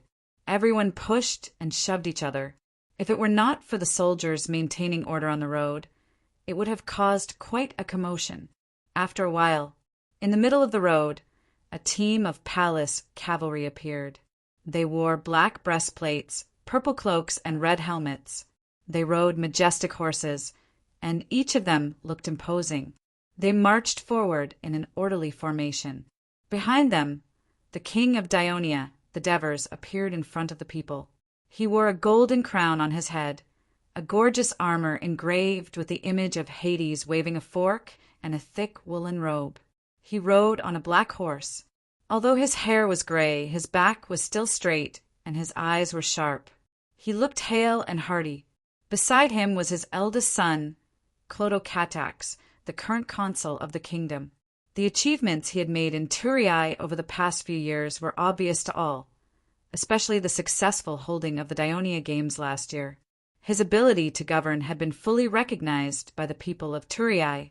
This was why they were not too worried when they learned that the king of Devers was going to personally conquer Persia, a big country in the east. Behind them was Apox, the second son of the king of Devers. He was already a famous scholar in the kingdom, and he was promoted to the deputy dean of the School of Mathematics in Dionia last year. He was famous for his wisdom among the people of Dionia, but because he stayed in the school for a long time, he was mysterious in the eyes of ordinary people. Next to Apox was Antibris, the third son of the king of Devers. Among the children of the Devers, he was the most popular one among the people of Thurii, not only because he was a football star, but also because he was active, willing to interact with the people, and very down-to-earth. Next to Antibris was Eunice, the second daughter of the king of Devers. Although Cynthia was only the adopted daughter of the Devers, her gentle and virtuous character was recognized by the people of Thurii as the eldest daughter of the Devers. As a woman, she should have traveled in a carriage like her mother and sisters, but she insisted on riding a horse. She loved sports and competitions, and her character was similar to that of a man. She was also loved by the people of Thurii, especially the merchants of Thurii. She had taken over the Kristoia Chamber of Commerce in recent years and her capable and decisive style was even more sought after by them. Chapter 1285. The king of Devers' other biological daughter, Avia, sat in the royal carriage that followed, not showing herself in front of the people. This made the tourists by the roadside feel slightly regretful. As the Dionia princess was introverted and shy, and did not like to appear in public, the tourists didn't know much about her at first. It was only when she became the director of the zoo, and because she had to take care of the animals, she came into contact with the tourists and children visiting the zoo. Only then did everyone understand her kindness and innocence, and thus she was loved by the people. Christoia, Agnes, Cynthia, Avia, and the children rode in 2 royal carriages, followed closely by 2 groups of palace cavalry. Compared to their enemy, Persia, the Dionia royal family's procession could be said to be very simple, but the people's support for them was far greater than that of the Persia royal family. Long live the Devers king! Long live the Devers royal family of Hades! The people used continuous cheers to express their support for the king of Devers and his family, as well as to express their good wishes for the upcoming war. Among these more formal cheers, there were some personal hobbies. May Hades bless the beautiful Princess Eunice. May Hades bless the kind Princess Avia. Prince Antabras, I love you. Eunice giggled and teased. Antabras, did you hear that? Be careful, or I'll tell Ronia. I don't even know that woman. She might be a rugby fan like you. Don't talk nonsense. Antabras hurriedly defended himself. Ronia was his wife. She was once the daughter of a Taurus rugby team owner. She had a cheerful and generous personality and loved sports. She had never accepted Anabras's courtship, worried that she would be restricted after marrying into the royal family. Antabras persistently pursued her, and the 2 only got married after last year's sports competition. This made him the latest among the Devers children to get married, and it could be said that he had settled one of the Devers' worries. It was precisely because this marriage had not come easily that Antabras treasured it. Don't worry, Auntie. Eunice won't say anything. She can't bear to lose a good friend like Ronia. Apox said plainly, Apostle, you talk too much. Eunice rolled her eyes at him. It was true that Eunice and Ronia had similar personalities and interests.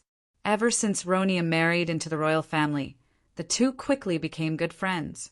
In last year's rugby and soccer competitions, the 2 often appeared together in the stands of the stadium, becoming a beautiful scene in the competition. The Devers looked around with a smile on their faces, waving to the people cheering on the side of the road. However, the horses under them did not slow down at all. Soon, the team arrived at the inner city pier. The kingdom's administrative office, the ministers of various departments, and the senators of the Senate were already waiting there. When they saw the arrival of the king of Devers, they stepped forward in an orderly manner and bowed respectfully.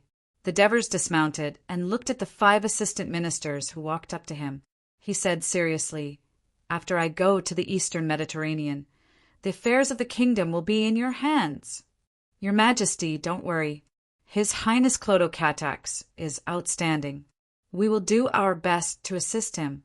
Hacker said in a deep voice, Your Majesty, we will do our best to maintain the stability of the kingdom and patiently wait for your triumphant return. Cypros said sincerely, Your Majesty, we will do our best to ensure the logistics of the army.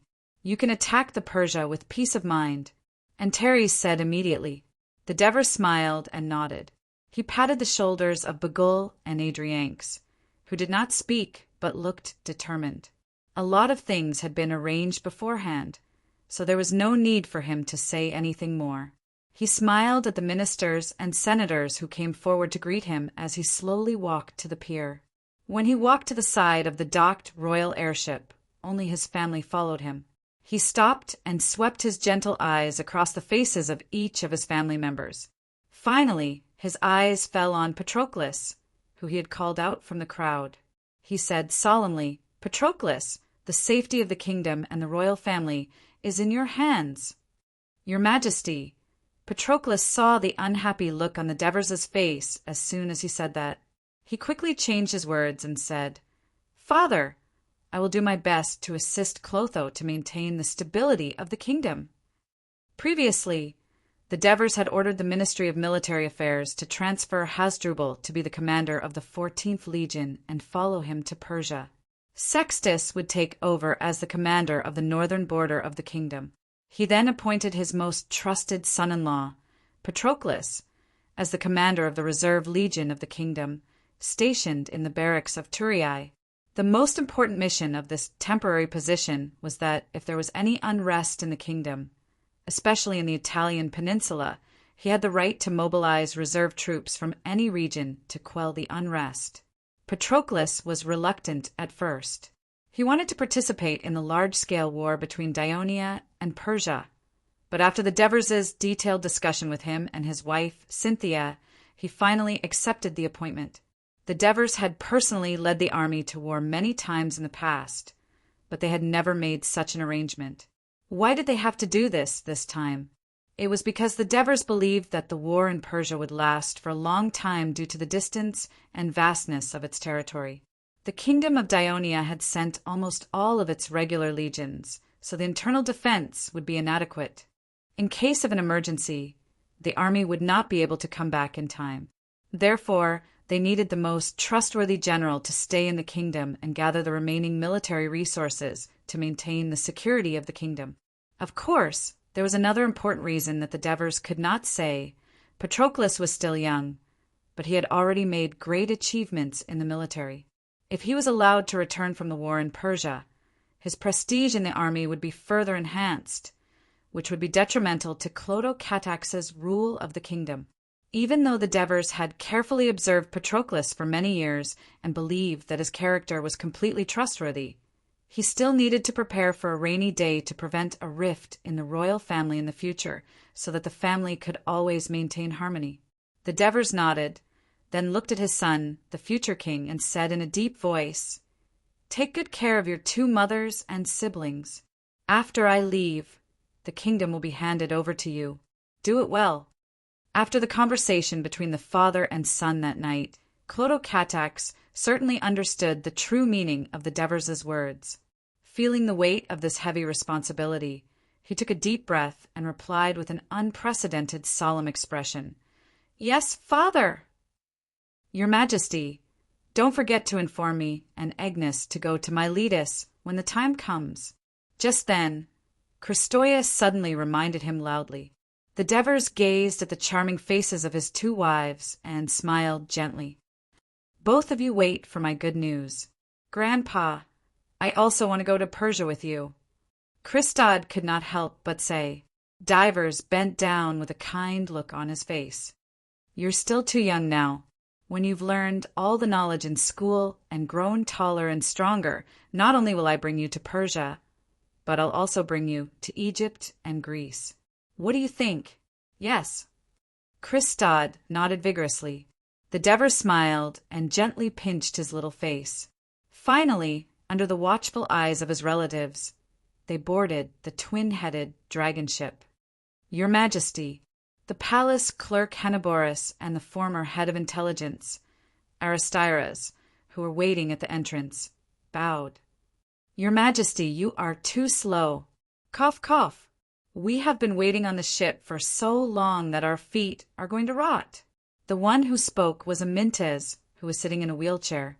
Alexis, Felicius, and the other old people also stepped forward and bowed to the Devers. "Amyntas, you are already so old, but your temperament still hasn't changed. You should know that you can't rush a war with a big country like Persia," the Devers said jokingly as he gestured to Henoborus. "Let's go." Amidst the cheers and farewells, the twin-headed dragon ship slowly left the dock. As soon as it entered the Kratai River, there were even louder cheers. It turned out that both sides of the Kratai River were also filled with people, who were excitedly waving and shouting at the unique warship in the kingdom. "Your Majesty, it seems that the people are very enthusiastic about this war," Felicius said happily. "All these years, the tourists have sacrificed a lot for the kingdom. I'm afraid they are hoping that the soldiers of the First and Second Legions can return smoothly and triumphantly." The Devers said with a sigh. As soon as he finished speaking, Amyntas suddenly coughed loudly. As the twin-headed dragon ship sailed down the river, the soldiers of the First and Second Legions were boarding the ships at the port of Turris. At the mouth of the Kratai River, thousands of warships of the First and Second Fleets were waiting there. They had only been ordered to return to the kingdom last month, and had been going back and forth between the Italian peninsula and the southern bay of Peloponnesus. They were responsible for the safety of the transport routes of the various legions in the kingdom. Protecting the transport ships of the First and Second Legions, as well as the warship of the King of Devers, was the last and most important mission for these two fleets. The huge fleet sailed out of the Bay of Turris, crossed the Adriatic estuary, passed by the coastal islands of Kerkyra, Kephallonia, and Zacynthus, and entered the Bay of Messenia. Although Messenia was now a vassal of the kingdom of Dionia, most of the members of its council were citizens of Dionia, and the citizens of Messenia who were born in Helots were full of gratitude and respect for Dionia. The relationship between the two sides was very close, and in fact it was not much different from the territory of the kingdom itself. At the same time, it was a maritime trade relay station between the kingdom and the mainland of Greece, which greatly boosted the development of its trade. In recent years, the port had been constantly expanding and was no longer simple and crude. It could accommodate the huge fleet and meet the needs of the soldiers of the two legions. Chapter 1286. The Devers stayed for 2 days and met with the members of the Messenian Council and a few Messenian citizens, causing a sensation in the whole territory. The leaders of the nearby cities of Sparta, Arcadia Union, Elis, Agos, Corinth, and other cities also came to see them, causing the Devers to stay for another 2 days. 5 days later, the Devers bid farewell to the people of Peloponnesus, and the fleet sailed southeast, passing by Crete. After replenishing their food and water supplies, they sailed straight south. The next 500-kilometer-long sea voyage was slightly risky, but under the leadership of the Holy Kingdom of Dionia, it had become one of the most prosperous sea routes between the western Mediterranean, Greece, Cyrenaica, and Egypt. The other route was through Sicily to Carthage, and then along the coast of Africa to Egypt. Due to the storm that happened in the African Sea last year, which destroyed the fleet of the Egyptian emissary delegation, the Dionia fleet chose this route for the safety of the king. The fleet sailed smoothly and did not encounter any trouble, and successfully arrived at the coast of Cyrenaica. Although Cyrenaica was once known as a child of Sparta, Dionia and Cyrenaica had established friendly relations since the time when Dionysius crossed the sea to conquer Dionia, and this friendly relationship continued to strengthen over time. Of course, Cyrenaica had also consciously changed from the initial equal status of both sides to a respectful attitude of a small country serving a large country. Since last year, several waves of the Dionysian army had passed through Cyrenaica. The people of Cyrenaica were not alarmed, and were even somewhat used to it. However, when the emissary of the Dionysian army informed the Cyrenaican leaders that the king of Devers is in the army, these Cyrenaican oligarchs hurriedly prepared a large amount of gold, silver, and military supplies, and then rushed to the temporary camp by the port to pay their respects. The Devers had a friendly conversation with them and made it clear that Dionia would do its best to ensure the political stability of Egypt during the war with Persia. For the people of Cyrenaica, who had never been invaded by foreign enemies, the war between Dionia and Persia had no effect on them. The only things that could affect the safety of Cyrenaica were civil strife and famine. The unrest in Egypt would cause a large number of Libyans living in Egypt to flee to the west, which would inevitably destabilize the political situation in Cyrenaica.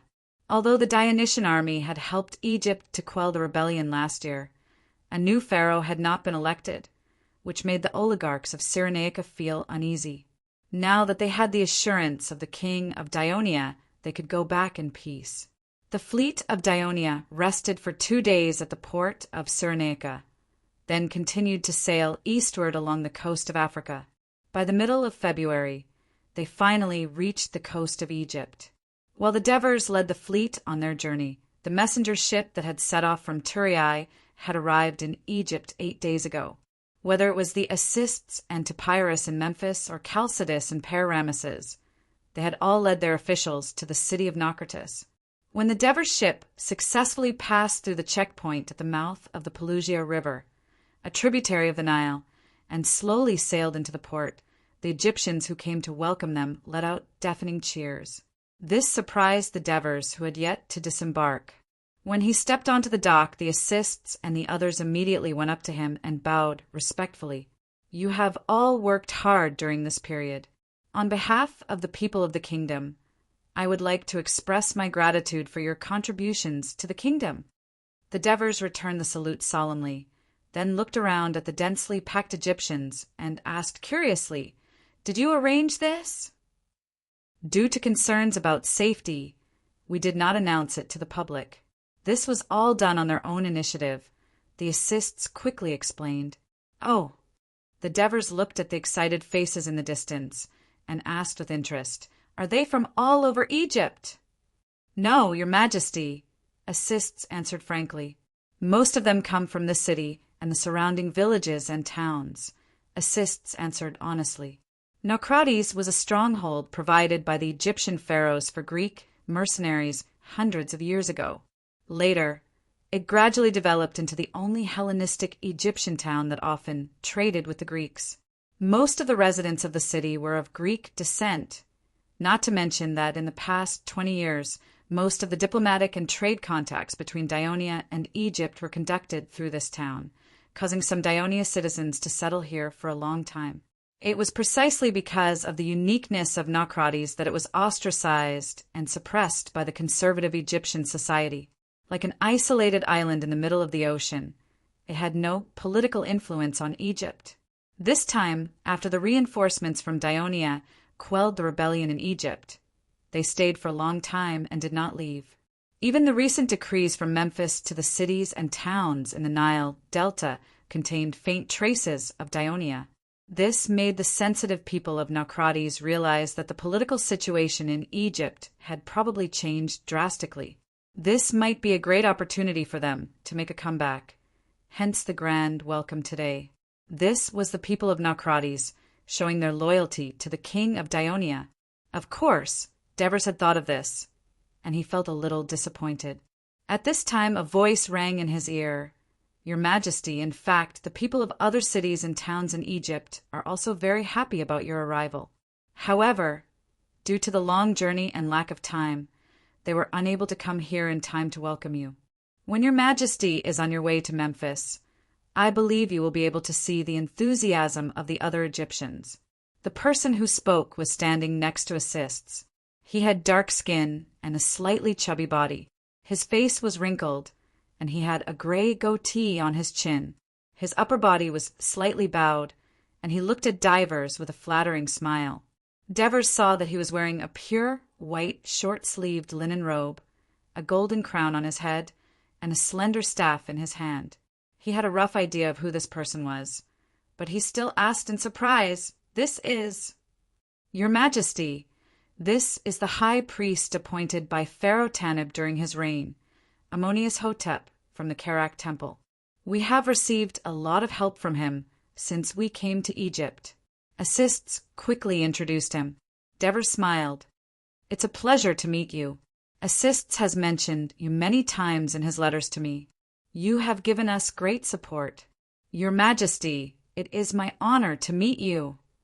Ammonius Hotep bowed respectfully and said in slightly stiff Greek, "You are the son of Ammonius, the lord of Upper and Lower Egypt. It is my honor to serve you, and it is also the honor of the Egyptian people. So you do not have to be surprised that they have gathered here, because from now on, all the people of Egypt will listen to your teachings devoutly." Although Devers had already learned from Assist's letters that this noble high priest had completely sided with Dionia, his overly flattering attitude still surprised Devers. They could not help but wonder if the power of Dionia had frightened these pampered Egyptian priests, making them so weak at the knees. After all, 3 months ago, the vanguard led by Chalcidius had not only destroyed the usurping Nicotanni Persia, but also quickly put down the rebellions in other towns in the Nile Delta. This scared the Thebes, not the Greek city-states, but the Thebes, the religious center of Upper Egypt, a little restless. Since last December, other legion of Dionia had arrived in Egypt one after another, including the first and second legions that had arrived today. The number of legion of Dionysia in Egypt had reached close to 20, including the cavalry legions. A huge force of more than 100,000 people, coupled with their powerful combat power, was enough to destroy the whole of Egypt. How could Ammonius Hotep not tremble? Most of the people in the port of Naucrates understood Greek.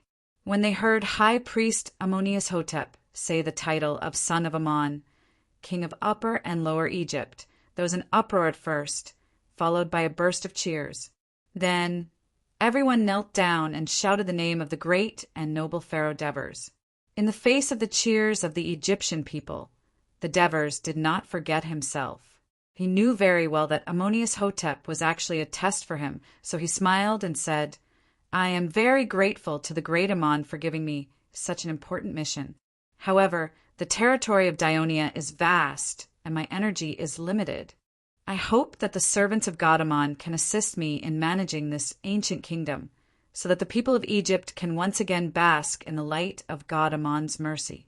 Such a direct and clear answer from the Devers greatly relieved Ammonius Hotep.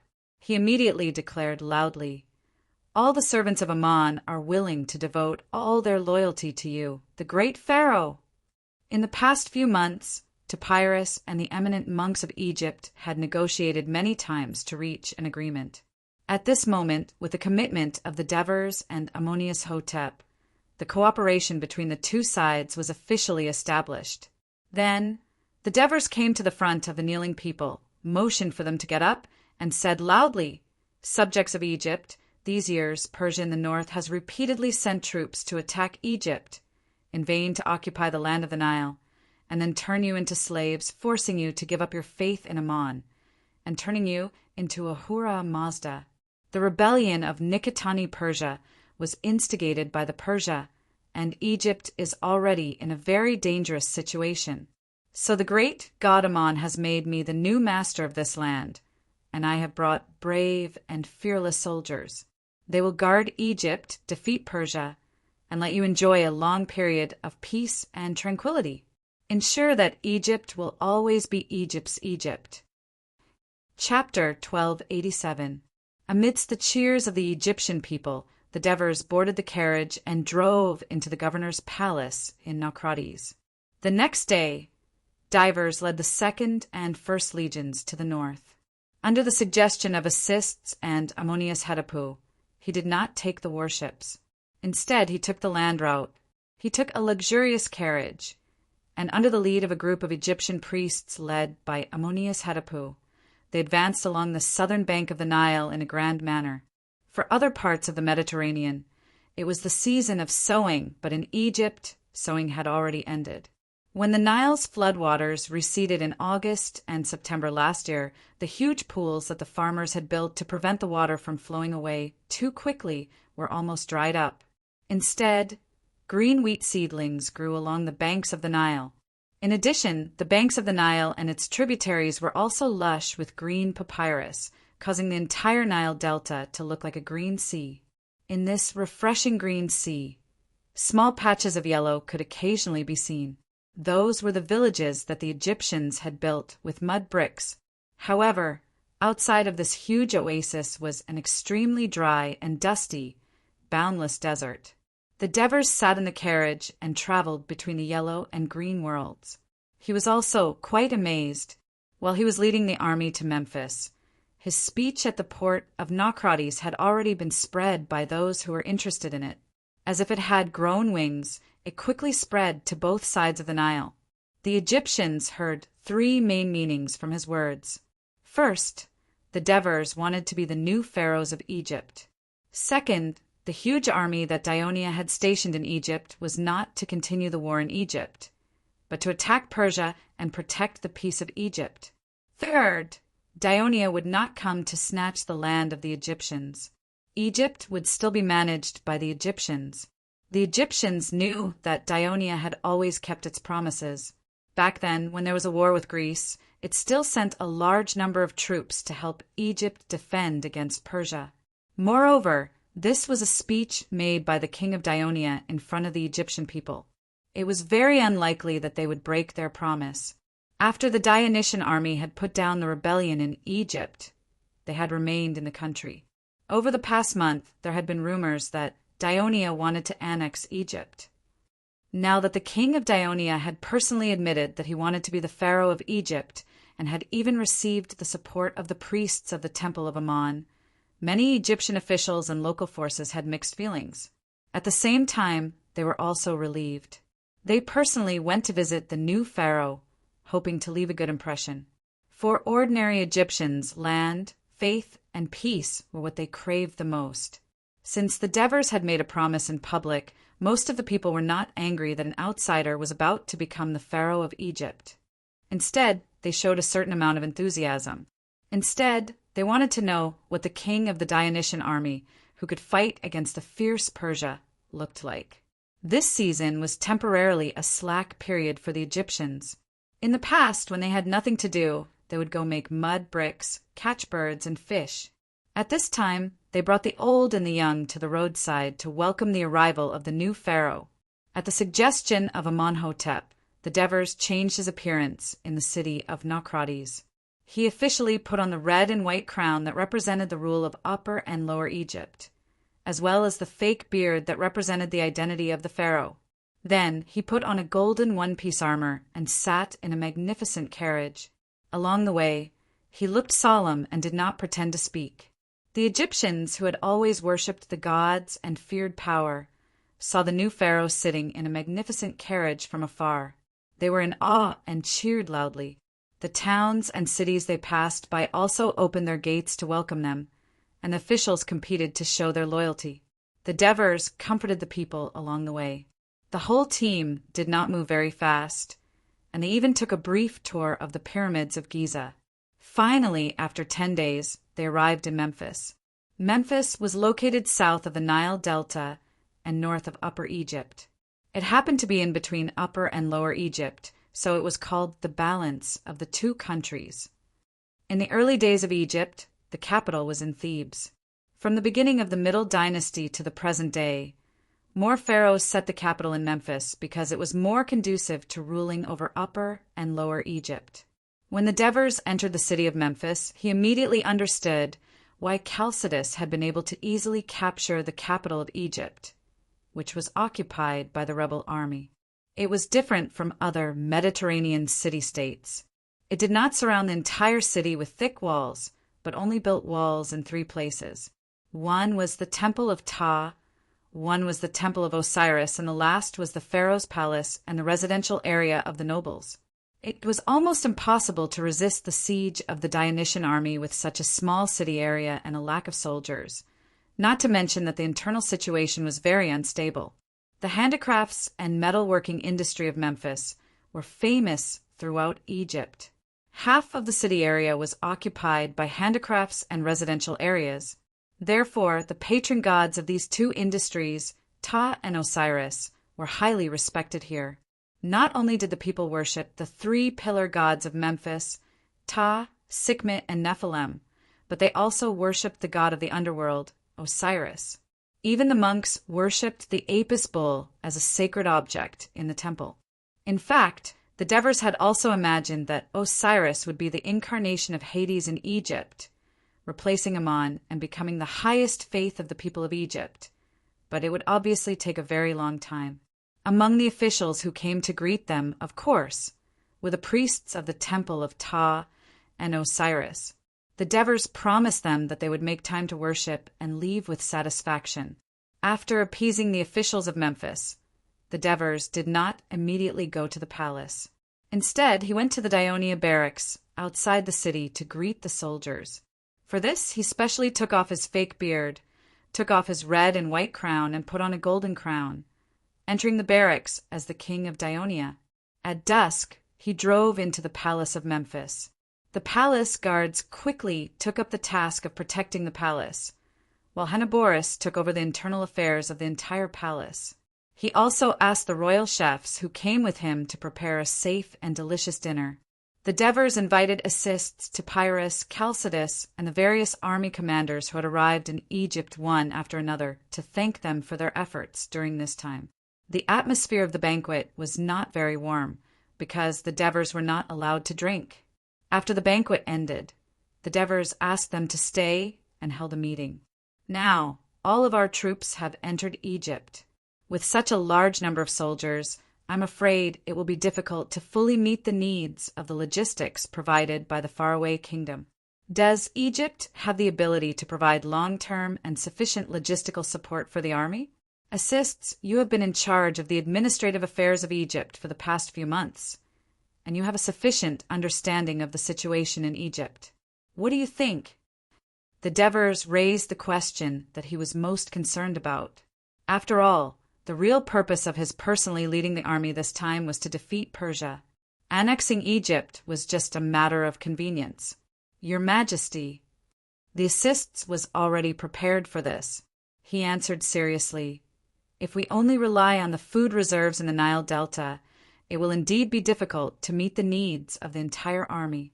You have to know that just the provisions provided to the army, led by Commander Chalcidius, have already emptied the granaries of the towns in the Nile Delta, and there are still 2 to 3 months before the harvest.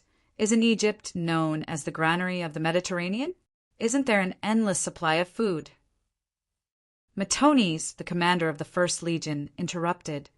This is because Nikotani Persia started a rebellion a few months ago, which caused the situation in Lower Egypt to become unstable. In order to protect themselves, the various towns had to urgently recruit troops, which led to a huge increase in the consumption of food. If it weren't for Commander Chalcidius's quick actions and quelling the unrest in Egypt in a short period of time, I'm afraid the army that arrived later would have completely relied on the logistical support of the kingdom. While explaining, the assists also praised Chalcidius. As the head of the military and government of Dionia in Egypt, the two of them had been working well together for the past few months. Chalcidius smiled at the assists to show his gratitude. The Devers saw this, but he did not feel too disgusted. When fighting outside, only by working together could they win. This was the philosophy that he had always emphasized. He asked calmly, Assists, although you make it sound like it's very difficult, you don't feel nervous at all. It seems that there must be a way to solve the food supply problem. Your Majesty is wise. The assist smiled and said unhurriedly, Egypt has always been mainly agricultural, so it attaches great importance to the cultivation and storage of food. Like the kingdom, it has granaries in the big cities to store the food they collect in case of famine. The famine referred to by the Egyptians is when the Nile floods in June and July are too small. So when the floods recede, the area of arable land will obviously decrease, resulting in a significant decrease in food production. Or they can wait for the price of food in the Mediterranean to rise before selling it. Other than that, there's another force in Egypt that stores a lot of food, and that is the temples. The monks of the Egyptian temples owned a lot of land and slaves, especially in Upper Egypt. These monks did not take on administrative responsibilities. They only took out a small amount of food to share with the believers during temple celebrations. Therefore, their food reserves were far greater than the granaries of the towns. It is precisely because the monks of Egypt are too rich and have too much power that when Jeho was in power, he issued a decree to suppress the power of the monks. Although in order for Dionia to smoothly annex Egypt, the assists had no choice but to cooperate with the Egyptian monks, led by Amenhotep as an administrative official. He could not bear to see these monks being so arrogant in Egypt, so he could not help but say something more. Chapter 1288. Of course, the assists knew very well that the kingdom's focus was still on the smooth handover of power in Egypt and the war against Persia. So he continued, It's precisely because the Egyptian monks have suffered a lot over the past year that when we expressed our goodwill to them, they quickly approached us. Not only did they proactively help us promote the legitimacy of the kingdom's rule over Egypt, but they also took out part of their food reserves to help us solve the food supply problem. In addition, Amon Taipu also proposed on behalf of the monks that they are willing to continue to provide food for the kingdom's army attacking Persia, as long as we give them part of the spoils of war. We can't agree to this request. Matones objected loudly. The spoils of war obtained by the army are exchanged with the soldiers' blood. 1/3 of it has to go to the national treasury, 1/3 to the Ministry of Military Affairs, and 1/3 to the soldiers themselves. The soldiers didn't get much in the first place. It's already good enough that we didn't kill these fat Egyptian priests. How dare they snatch food from us? Silence. The Devers saw that most of the commanders were angry under Matones' lead. They had no choice but to put on a stern face and warn in a low voice, "Don't say such things carelessly in the future. Persia is the richest in the world. The wealth accumulated over the past 100 years is incalculable. As long as we defeat Persia, the soldiers can obtain far more spoils of war than before. It's not a big loss to give some to the Egyptian temples. On the contrary, you should know very well that the most important thing for a kingdom's army fighting a foreign country far away from home is not the spoils of war, but the food. During war, food is more precious than gold. You can't buy it even if you have money. If there's a lack of food, even the bravest soldiers will be easily defeated. We only need to give up some spoils of war that we might obtain in the future, but we can exchange it for sufficient food that the Egyptian temples can provide immediately. This is a great deal for us." At this point, the Devers looked at the assists and asked, "If I agree to their request, how long can the food they provide supply all our troops?" According to what Amon and Taipu told me, it can probably protect the royal army in Egypt for more than 2 months. After more than 2 months, Egypt will enter the harvest season, and the food harvested in the Nile Delta can continue to provide security for the army. Assists made a serious calculation and replied, "According to the situation Amon and Taipu told me, it can probably guarantee the royal army in Egypt for more than 2 months. After 2 months, Egypt will enter the harvest season, and the food harvested in the Nile Delta can continue to provide security for the army." Devers looked around at the generals. "Everyone, did you hear that? Now, it's up to you to decide if we should accept the Egyptian monk's request." Martoni's face was slightly red, but his tone was firm. "As long as it can reduce the burden on the kingdom and benefit the army, it's worth it for the soldiers to lose some spoils of war. Of course, we'll agree." Matones' words were immediately agreed by the other generals. Devers smiled and nodded. Out of the corner of his eye, he noticed that Chalcidius was hesitating to speak. He immediately asked, "Chalcidius, do you have anything to add?" "Your Majesty." Chalcidius could only tell the truth. "According to what I know, the Egyptian monk's request isn't because they're greedy. It's because of their tradition. In the past, after the Egyptian army won a battle, they would offer the spoils of war to the temple, and the temple would also donate food to the army during the battle. I'm thinking after we defeat Persia, the kingdom may station troops in Egypt or nearby areas to consolidate the conquered areas. If these troops follow Egypt's tradition, then when they go out to war, they may be able to rely on Egypt to solve their food supply.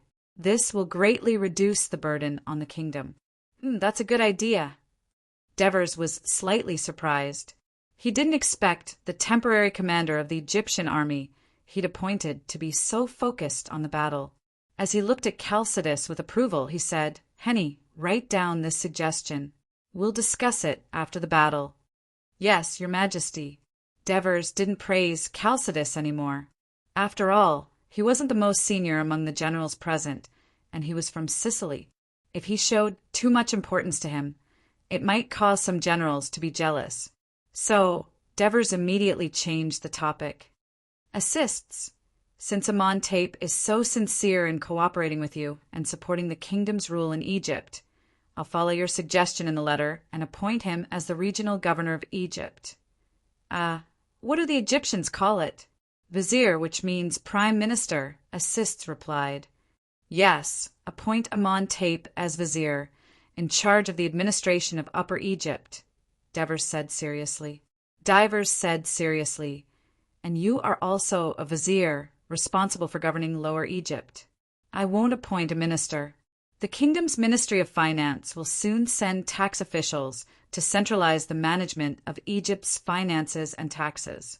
In addition, although Amon Tape is Upper Egypt's vizier, his office must be in Memphis. To Pyrrhus, you must clarify these matters with Amon Tape. Yes, your majesty, Pyrrhus replied. This was what they did during the reign of Pharaoh Tanib. Now that our kingdom is stronger, we only need to make these requests to Amungo Pyrrhus, and he will definitely be happy to agree. As the founding monarch of Dionia, letting a surrendered subject of Egypt gather the high priest and vizier of Egypt at the same time was, in fact, equivalent to giving up control over Upper Egypt. Although this was only temporary, it still made Devers, who had always been tough, a little unwilling. He said in a serious tone, "Although I promised not to migrate to Egypt, the assimilation and integration of Egypt is still the most important thing for you, assists to govern Egypt. I hope you can think of a good way." "I understand, your majesty." The assists, who had rich experience in governing foreign tribes, replied confidently, "There is a special feature in Egypt. After the governor of a town becomes a pharaoh, the people of this town will be promoted and put in important positions. Many Egyptians believe that the reason why Dionia was able to occupy Egypt was that Naucrates played a big role in it, so we can naturally put a large number of Naucrates who are similar to us in blood and culture, and are more willing to be close to us, so as to speed up the consolidation of our rule in Lower Egypt. I have appointed the former governor of Naucrates, Eulilicus, as my assistant. I have also transferred a number of young officials from Naucrates to Memphis to serve as translators and scribes. After confirming their ability and loyalty, they will be sent to various towns to take up important positions. I have decided to open all the towns along the coast of Egypt to strengthen trade with the kingdom, so as to break the closed state of Egypt and allow the Egyptians to have more exchanges with the people of Dionia. I hope to be able to send the children of the nobles of Lower Egypt to study in Turiai. I also want to build many schools in Egypt so that the kingdom can send enough teachers to teach, so that the next generation of Egyptians can understand the strength and prosperity of the kingdom, identify with the kingdom's culture, and gradually see themselves as citizens of Dionia and feel proud of it. The Devers listened carefully and thought for a while before nodding with satisfaction and said, "Very good. Write down all your ideas. I want to read them carefully. ACI, I can rest assured that you will rule Egypt. But you have to pay attention. Not only will Naucrates be of great help to us in governing Lower Egypt, but its strategic position is also very important to the kingdom. Once there is turmoil in Egypt, as long as Naucrates is still loyal to the kingdom, reinforcements from the kingdom can easily land on the western coast of Egypt and quickly quell the rebellion. So in the future, there must be a garrison of the kingdom in Naucrates." "I will remember, your majesty," Assists replied solemnly. The Devers glanced at the drowsy generals and said loudly, "Chalcidius, you know the Egyptian army better. Tell me, how is their combat power?" Chalcidius quickly replied, "Your majesty, the combat power of the Egyptian army is not strong. Although their soldiers do not lack the courage to fight, most of them do not wear armor. There are no heavy infantry, and there are not many cavalry. The only slightly better ones are the archers, but their archers do not have good offensive awareness and tactics like our light infantry. They usually hide behind the infantry's shield wall and attack the enemy from afar. It is said that this tactic was learned from the Persia. It is rather rigid, and the only advantage is that they can run fast." The generals burst into laughter. "What about their chariots?" The Devers' tone was still calm. "The Egyptian chariots are used to carry the archers. They look scary, but they are not as strong as the Gauls' chariots. Instead, they are too big of a target for our light infantry to attack." The Devers listened thoughtfully. "It seems that the Egyptian army will not be of any help to us when we attack Persia. Instead, they will be a burden." Your Majesty, the Egyptians are not completely useless to us. They are hardworking and easy to obey. They are very suitable to be the servants of the army, Chalcidius suggested. Ever since you led the army to Egypt, has there been any movement from the Persia in the north? The Devers asked again. This question swept away the sleepiness of the generals and lifted their spirits. I think it might be because the Persia did not expect us to attack Egypt so soon. They were not prepared, so they did not gather their troops in time to threaten the Egyptian border, nor did they directly lead the army to invade Egypt. Until last month, when I led the main force of the army to the east of the Nile Delta, Ramesses, and even moved some of the troops to the city of Daphne, which is closest to the eastern border. That attracted the attention of the Egyptians, and they increased their troops to Gaza City. Chapter 1289. Chalcidius thought for a while and said, In addition, I heard from the merchants from Naucrates who went to Cyprus for trade. They were recently expelled by the delusions, and their merchant ships were forbidden from entering the waters of Cyprus. Some time ago, a large number of warships were seen in the eastern waters of the delusions. After our analysis, we believe that most of the warships of the Persia fleet are concentrated in the eastern ports of Cyprus. While the Devers were still pondering, Matones said loudly, It seems like the Persia are gathering their land and sea forces to deal with our attack from Egypt. The Devers did not respond. Instead, he looked at Chalcidius again. We will be attacking Persia next. Do you have any suggestions? Chalcidius' expression became solemn. He deliberated for a while before saying softly, Your Majesty, the military plan that the Ministry of Military Affairs made to attack Persia from Egypt. I think we need to make some changes. Oh! The Devers looked at the slightly nervous Chalcidius and tapped on the wooden chair with his hand. He said in an encouraging tone, We have no experience in fighting in Egypt. You have the most say. Can you tell us in detail why we need to change the plan? The other generals became serious after the Devers said this. When the Devers signaled Henoboris to place the wooden maps of Egypt and Persia in the middle of the hall, they all gathered around. Your Majesty, all the army commanders. Chalcidius looked at everyone and took a deep breath. He pointed at the icon of Daphne on the map. Although his voice was trembling slightly, he said firmly, Daphne is the fortress that the Egyptians built on the easternmost side of the Nile Delta to defend against the invasion of the Persia. The distance from Daphne to the east to the Egyptian border is about 200 miles. There are no signs of human habitation or supply points. Based on the marching speed of the kingdom's army in this kind of terrain, it will take at least 3 to 4 days to pass through. As he spoke, Chalcidius became fluent. He used his finger to draw the marching route on the map and finally stopped at a circular icon with the word Gaza on it. Less than 20 miles from the Egyptian border is the fortress built by the Persia, Gaza City. It is said that there are usually 1,500 Persia soldiers stationed in the city. Now, there may be 4,000. 4,000 is not a lot. If our army goes north, it should be easy to take it down, right? 2nd Legion Commander Lazaro interrupted. I'm afraid that won't be easy. Originally, Gaza City was only a frontline supply town for the Persia to invade Egypt. However, after we reinforced Egypt and repelled the Persia were probably worried that we would attack them through Egypt. Thus, 2 years ago, they recruited the Jews and Phoenicians to build a fortress in Gaza City. According to the information we received, although the city is not large, its walls are high and thick, and it has sufficient supplies. It will not be easy to take it down. Moreover, the name Gaza comes from the Canaanite language. It means that it is surrounded by sand. It is a fortress built on top of gravel. The nearest Canaanite oasis is at least 20 to 30 miles away. This means that we cannot obtain any resources from the vicinity of Gaza City to build siege towers, mobile towers, siege vehicles, and other large siege weapons. It is even difficult to build siege platforms and causeways because there is only sand there and no soil.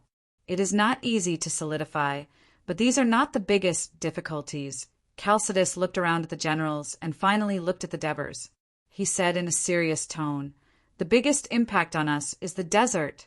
I once led the army from Daphne to the east, and I suffered a lot. Marching in the desert is very hot during the day, and the sand is very strong. The ground is soft, and the soldiers are wearing armor. It is very tiring to walk, and it is very easy for them to get tired. Normally, the army can march at least 50 miles a day, but in the desert, they might not even cover half of the distance. At night, the desert becomes very cold. If the soldiers do not wrap themselves in blankets, they will not be able to sleep. The guide said that it is spring. If it was summer, the entire desert would be like a big furnace, and very few people would dare to walk on it. There are only 3 months left before summer arrives. I've led the division here for 10 days. I can feel that the weather in Egypt is much hotter than in Greece. Is it because the weather is too hot that the soldiers in Egypt aren't wearing armor? Melisande, the commander of the 4th Division, asked curiously. I have never asked the Egyptians this question. Chalcidius said in a low voice. Your Majesty and all the commanders, please pay attention. If we want to lead the army through the desert and take over Gaza City, the biggest threat to us is water. There is no water source during this 400-mile-long march, and the soldiers are very thirsty while marching in the desert. They need to drink a lot of water. Even if we brought a lot of water when we set off, if we cannot successfully take over Gaza City in a short period of time, we will still face the danger of water shortage. After hearing Chalcidius' words, the expressions of the generals became serious. The Devers gasped.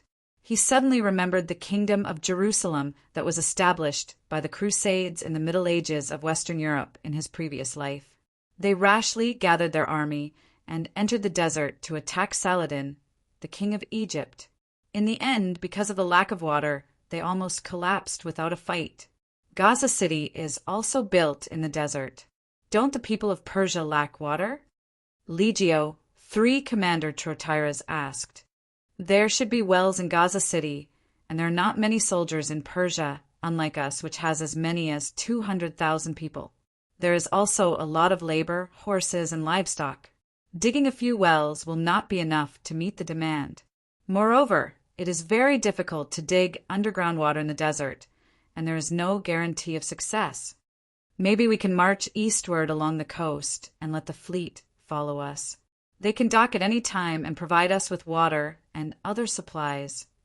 Matones said hesitantly, I once had this idea, but after careful consideration, I realized that this method is not very appropriate. To provide supplies for such a large army, we also need a large fleet. Egypt, which is not very developed in the sea trade, is unable to meet the needs. We can only recruit from the mainland of Greece and the Kingdom of England. This will take a lot of time, and the more ships we have, the more crew members we need. This will consume more resources. In addition, the fleet docks every day to load and unload food and water, which will take a lot of time. This will seriously delay the speed of the army and extend the time we need to pass through the desert. At this point, Chalcidius moved his finger up on the map. You should have noticed that the coast where our army is marching is not too far from the coast of Cyprus and Phoenicia. These 2 areas are the main naval bases of Persia, and they have many warships. As I said before, the Persia fleet is likely to be gathering at the naval port in Cyprus. They are likely to attack our fleet.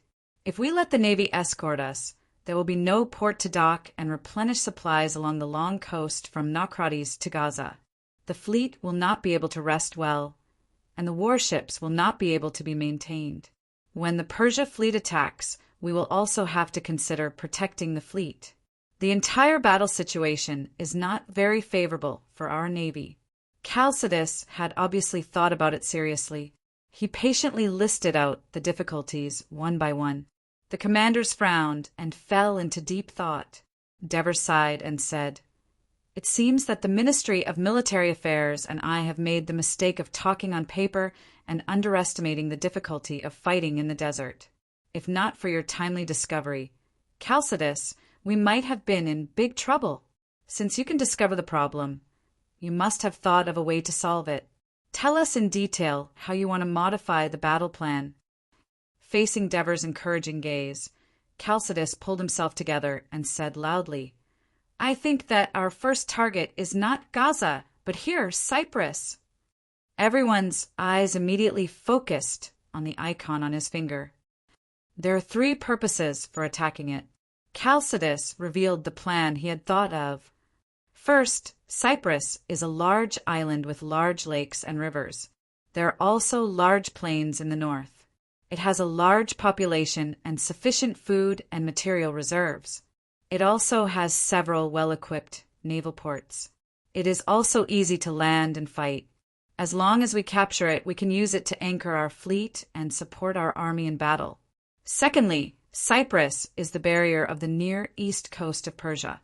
If we capture it, we can land in the north and attack the Gulf of Issus. To the east, we can attack Syria and Phoenicia. To the southeast, we can threaten Canaan. The entire near east coast is under threat. This will give us more of the initiative in the war. Since Cyprus is so important to Persia, the Persia must also place great importance on it. You mentioned just now that Phoenicia and Cyprus are the main sources of the Persian navy. They are also gathering their warships. Looking at this map, Phoenicia is very close to Cyprus. They can definitely send their fleet in time to intercept our transport fleet. Lazaru interrupted Chalcidius and asked a question. Chalcidius said unhurriedly, This is the 3rd purpose I want to mention. We will travel thousands of miles to attack Persia. The long transport line is our biggest weakness. However, as long as we control the eastern Mediterranean, this will not be a problem. Therefore, the military plan formulated by His Majesty and the Ministry of Military Affairs considered destroying the Persia fleet first. Therefore, the Greek allied forces first landed in Asia Minor and wanted to lure the Persia fleet north. However, the effect was not ideal. In the end, they only destroyed the Persia's Asia Minor fleet. The main force of the Persia fleet is still in the Near East. However, if we attack Cyprus, the Persia fleet will have no choice but to turn out in full force. I think this should be what we are looking forward to. Saying this, Chalcidius looked at Devers. Devers crossed his arms and stared at the map, still deep in thought. Chapter 1290. At this time Melisender asked, I see on this map that the distance from Egypt to Cyprus seems to be further than the distance from Crete to Cyrenaica. It's such a long distance by sea, and there's no way to stop to rest and replenish food and water. Can the troop transport fleet really reach there smoothly? After our fleet reaches the waters near Cyprus, will we still have the ability to fight? Chalcidius replied seriously, I've asked the Greek merchants in Naucratis who often trade with Cyprus. They all told me that there won't be any storms in the Near East at this time of year. As long as we have enough food and water on board and sail day and night, we can reach Cyprus in 3 to 4 days. One of the reasons why ships travel faster than land troops is because they can sail 24 hours a day without stopping. We can also hire these Naucratis merchants as guides to guide us. As for the navy, I still remember that they once attacked Carthage from Sicily and finally defeated the Carthage fleet. They should be very experienced in this area. Of course, we still need them to make a judgment. How is the defense on Cyprus? How many troops do they have? Martones was a little moved, and his tone became anxious. A few decades ago, Cyprus was only a subsidiary of Persia. The king of Cyprus had allied with the Greek city-states in Asia Minor several times to gain independence. Persia had a hard time suppressing them. Since then, the Persia learned their lesson and abolished the king of Cyprus. They divided Cyprus into many city-states and forbade them from building tall and thick walls. Otherwise, they would be considered disloyal to Persia. Although I'm not sure how many troops Cyprus can gather to fight against us, it's obvious that their defense is not strong. Their largest city-state, Nicosia, is located in the middle of the plains, so it's easy to attack. Also, just now, you all felt that it's difficult to attack Cyprus from the sea. We all have this thought, and the Cypriots will definitely not think of this. Our surprise attack will definitely be successful. After Chalcidius finished speaking, the eyes of the commanders lit up. Devers coughed lightly to attract the attention of the generals. He then said, "Attacking Cyprus from the sea is indeed a good idea, but this is more to gain the dominance of the sea. It is not the main way for us to attack the eastern region of Persia. After all, except for the Issus Gulf, other areas do not have the conditions for a large-scale landing. According to intelligence, the Persia has gathered a large number of troops in the two rivers. Once we capture Cyprus, it will inevitably arouse the Persia's vigilance. They will definitely strengthen their defense on the coast of Issus. If our main forces want to land in the Near East, it will undoubtedly be very risky. Therefore, our attack focus should still be on the land. So long as we occupy Cyprus and destroy the Persia fleet, the transport fleet will be able to sail boldly along the coast, ready to supply the land troops at any time. Even with the guarantee of sea transportation, our army can completely not attack Gaza and directly advance north." Devers looked down at the small and narrow coastal area north of Gaza City on the map.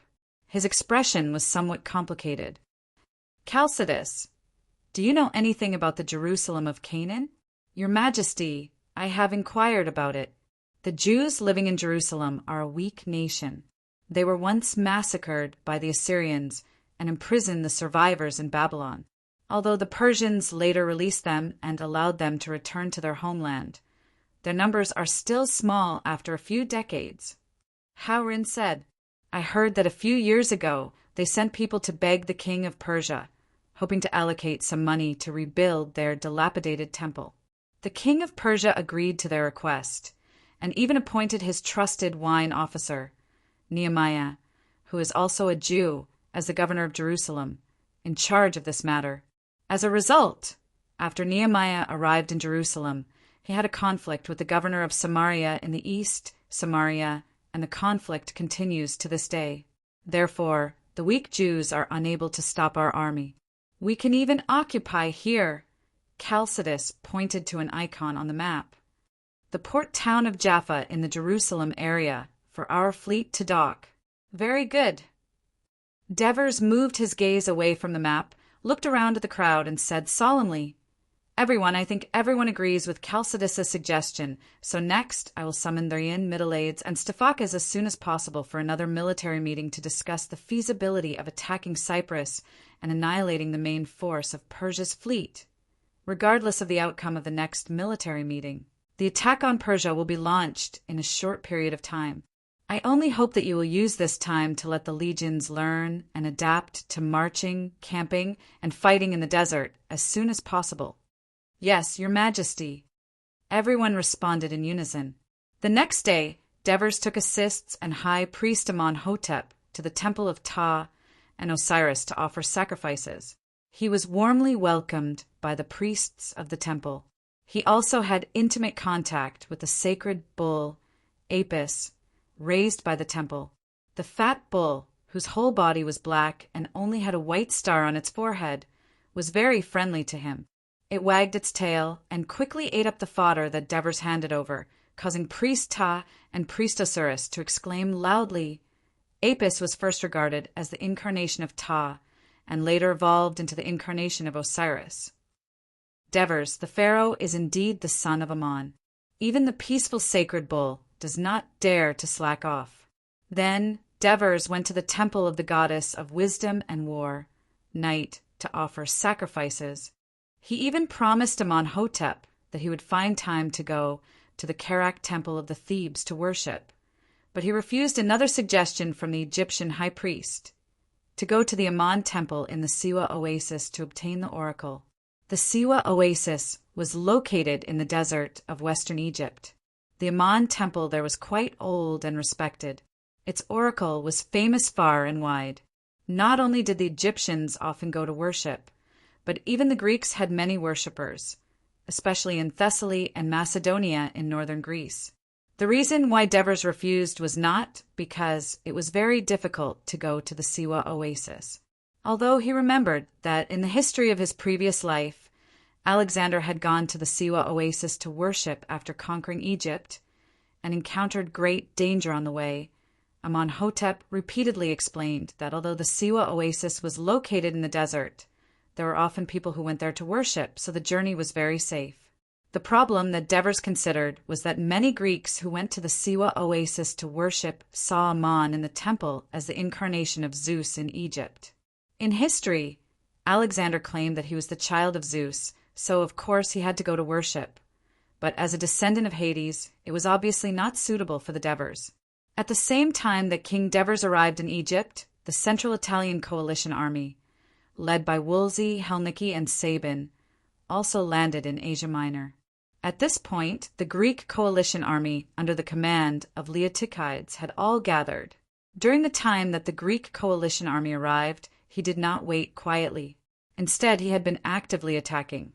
Not only did he continuously force the cities near the Strait of Hellespont to surrender, but he also used the influence of the naval victory of Samos to lead the main force away from the coastline and deep into the interior of Mysia. At the same time, he also sent part of his army south into the territory of Lydia. Because the Persia army was unable to resist, the Greek coalition army was greatly boosted.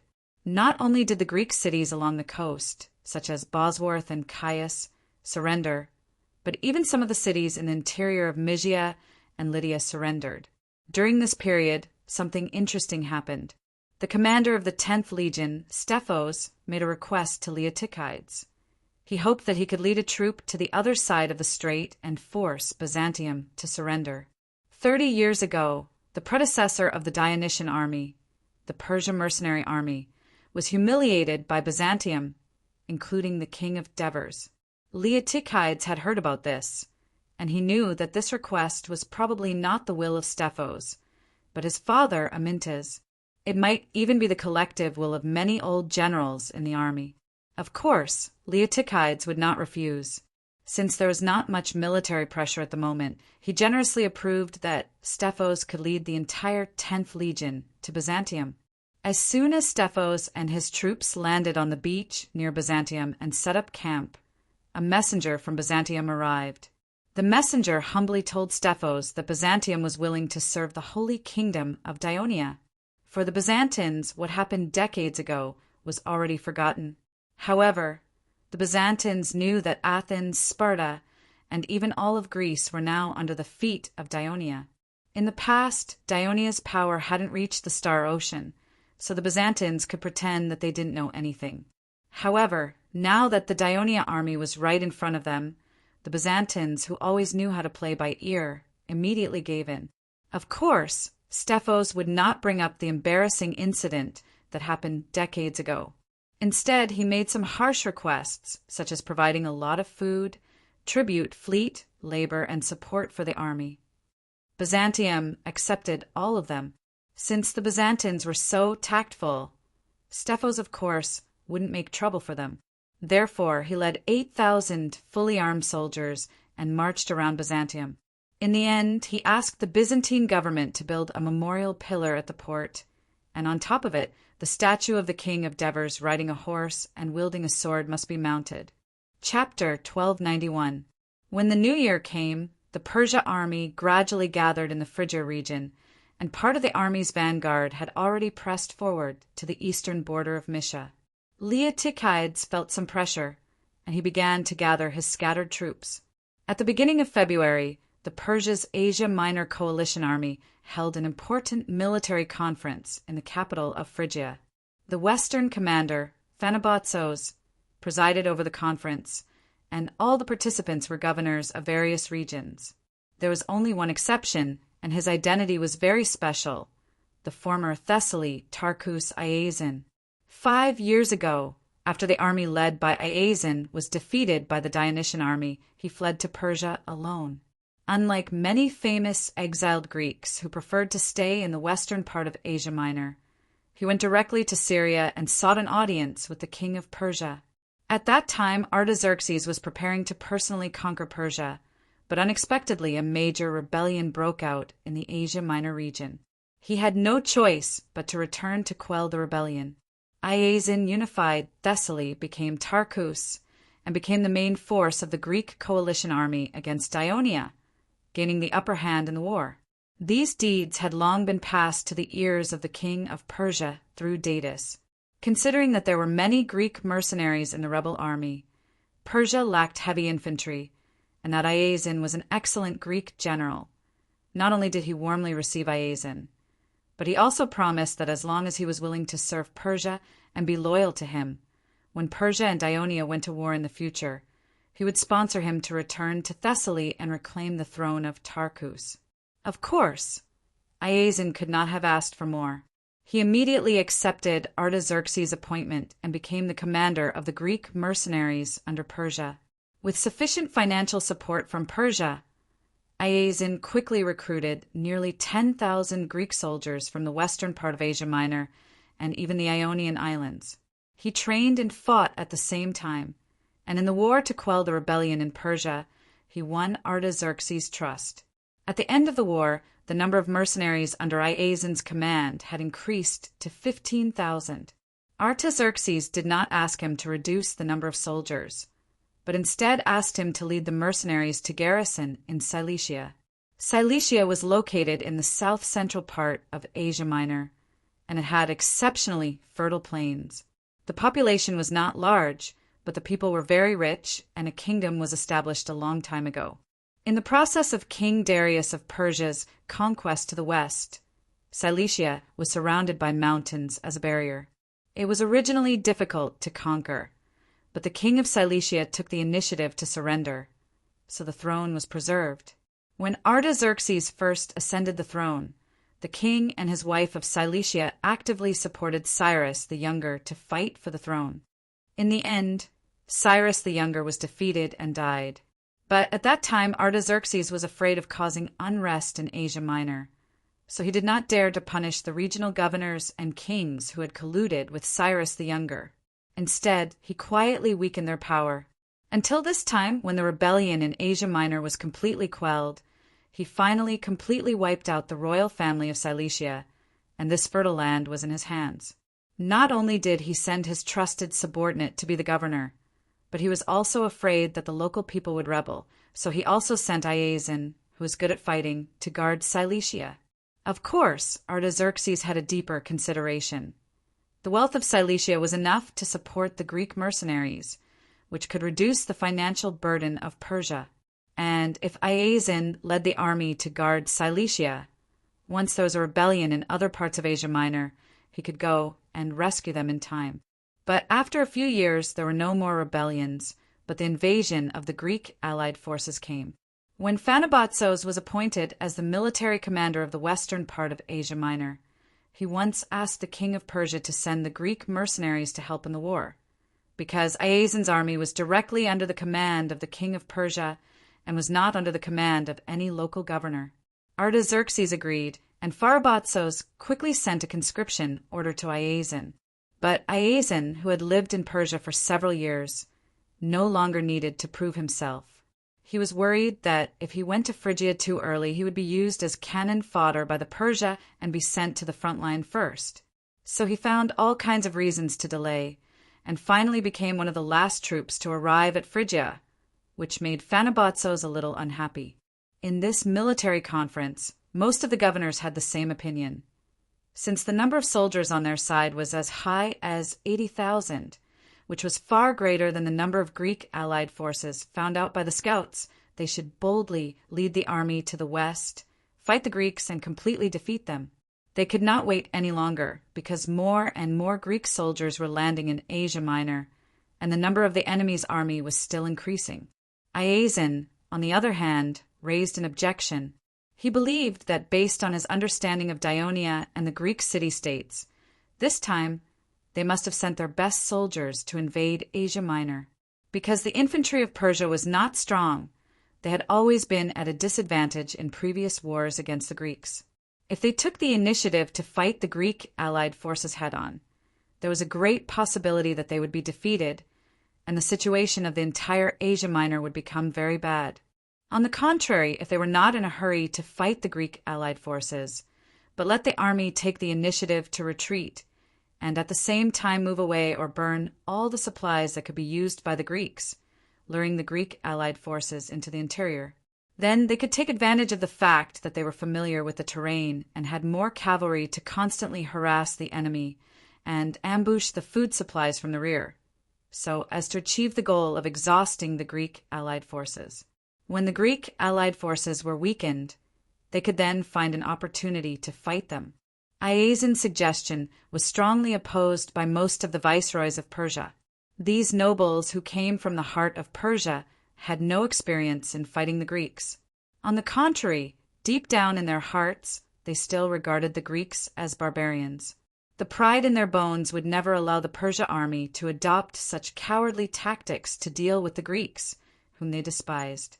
The viceroys of Mysia, Lydia, and Phrygia also strongly urged for a quick war, because they did not want to see the land under their jurisdiction being ravaged by the Greeks. Some of the viceroys even personally attacked Iasion, accusing him. The king of Persia was generous and did not despise him because of his identity as a refugee. Instead, he put him in an important position. But instead of repaying the trust of the king of Persia, he only wanted to delay the war at this critical moment. What was he thinking? Some even pointed out that after receiving the conscription order, Iasion did not immediately lead his fully organized Greek mercenaries to Phrygia. Instead, he delayed until the last moment. They were afraid that he had other intentions. To prevent him from suddenly turning to the Greeks during the battle, it was best to strip him of his military power and interrogate him. Although Iasion felt a little guilty, he was hot-tempered and quarreled with the viceroys. Under the atmosphere of the viceroys unanimously demanding that the Greek army be defeated as soon as possible, Phanabotsos had no choice but to accept their suggestion and take the initiative to fight the Greek allied forces. After the meeting, he asked Iasion to stay alone and appease him. He clearly expressed his trust in him and promised that as long as Iasion performed well in the upcoming battle, he would report his achievements to the king of Persia and provide him with help when he returned to Thessaly in the future. As a veteran general of Persia in Asia Minor, Phanabotsos had not only experienced the humiliation of besieging the Greek expeditionary force, but also the pain of being beaten by Agesilaus and his army. He knew very well how powerful the Greek army was, so he agreed with Iasion. However, when so many viceroys unanimously asked for a quick battle, he had no choice but to agree against his will. Although he was the new military commander of the western part of Asia Minor and the son-in-law of Artaxerxes, his identity as a nobleman in Asia Minor meant that he was not trusted by the king of Persia as much as some of the viceroys of Persia who were present. A secret letter from one of them might increase the suspicion of the king of Persia. Although he was a little fearful of the Greek allied forces, he believed that his army had gathered the elites of the western part of Asia Minor. Not only did they outnumber the Greek allied forces, they also had the support of the Greek mercenaries who were skilled in battle. They had a high chance of winning the battle. Therefore, he led the allied forces of western Asia Minor out of Phrygia and into Mysia with great confidence. When he heard the news, Leotychides immediately sighed in his heart. That old man was right. As it turned out, after the Greek allied forces had gathered, the commander of the allied forces, Leotychides, held a military meeting with the generals of the allied forces. In the meeting, Epaminondas, Lycomedes, Iphicrates, and the other generals of the allied forces all agreed that the allied forces were strong.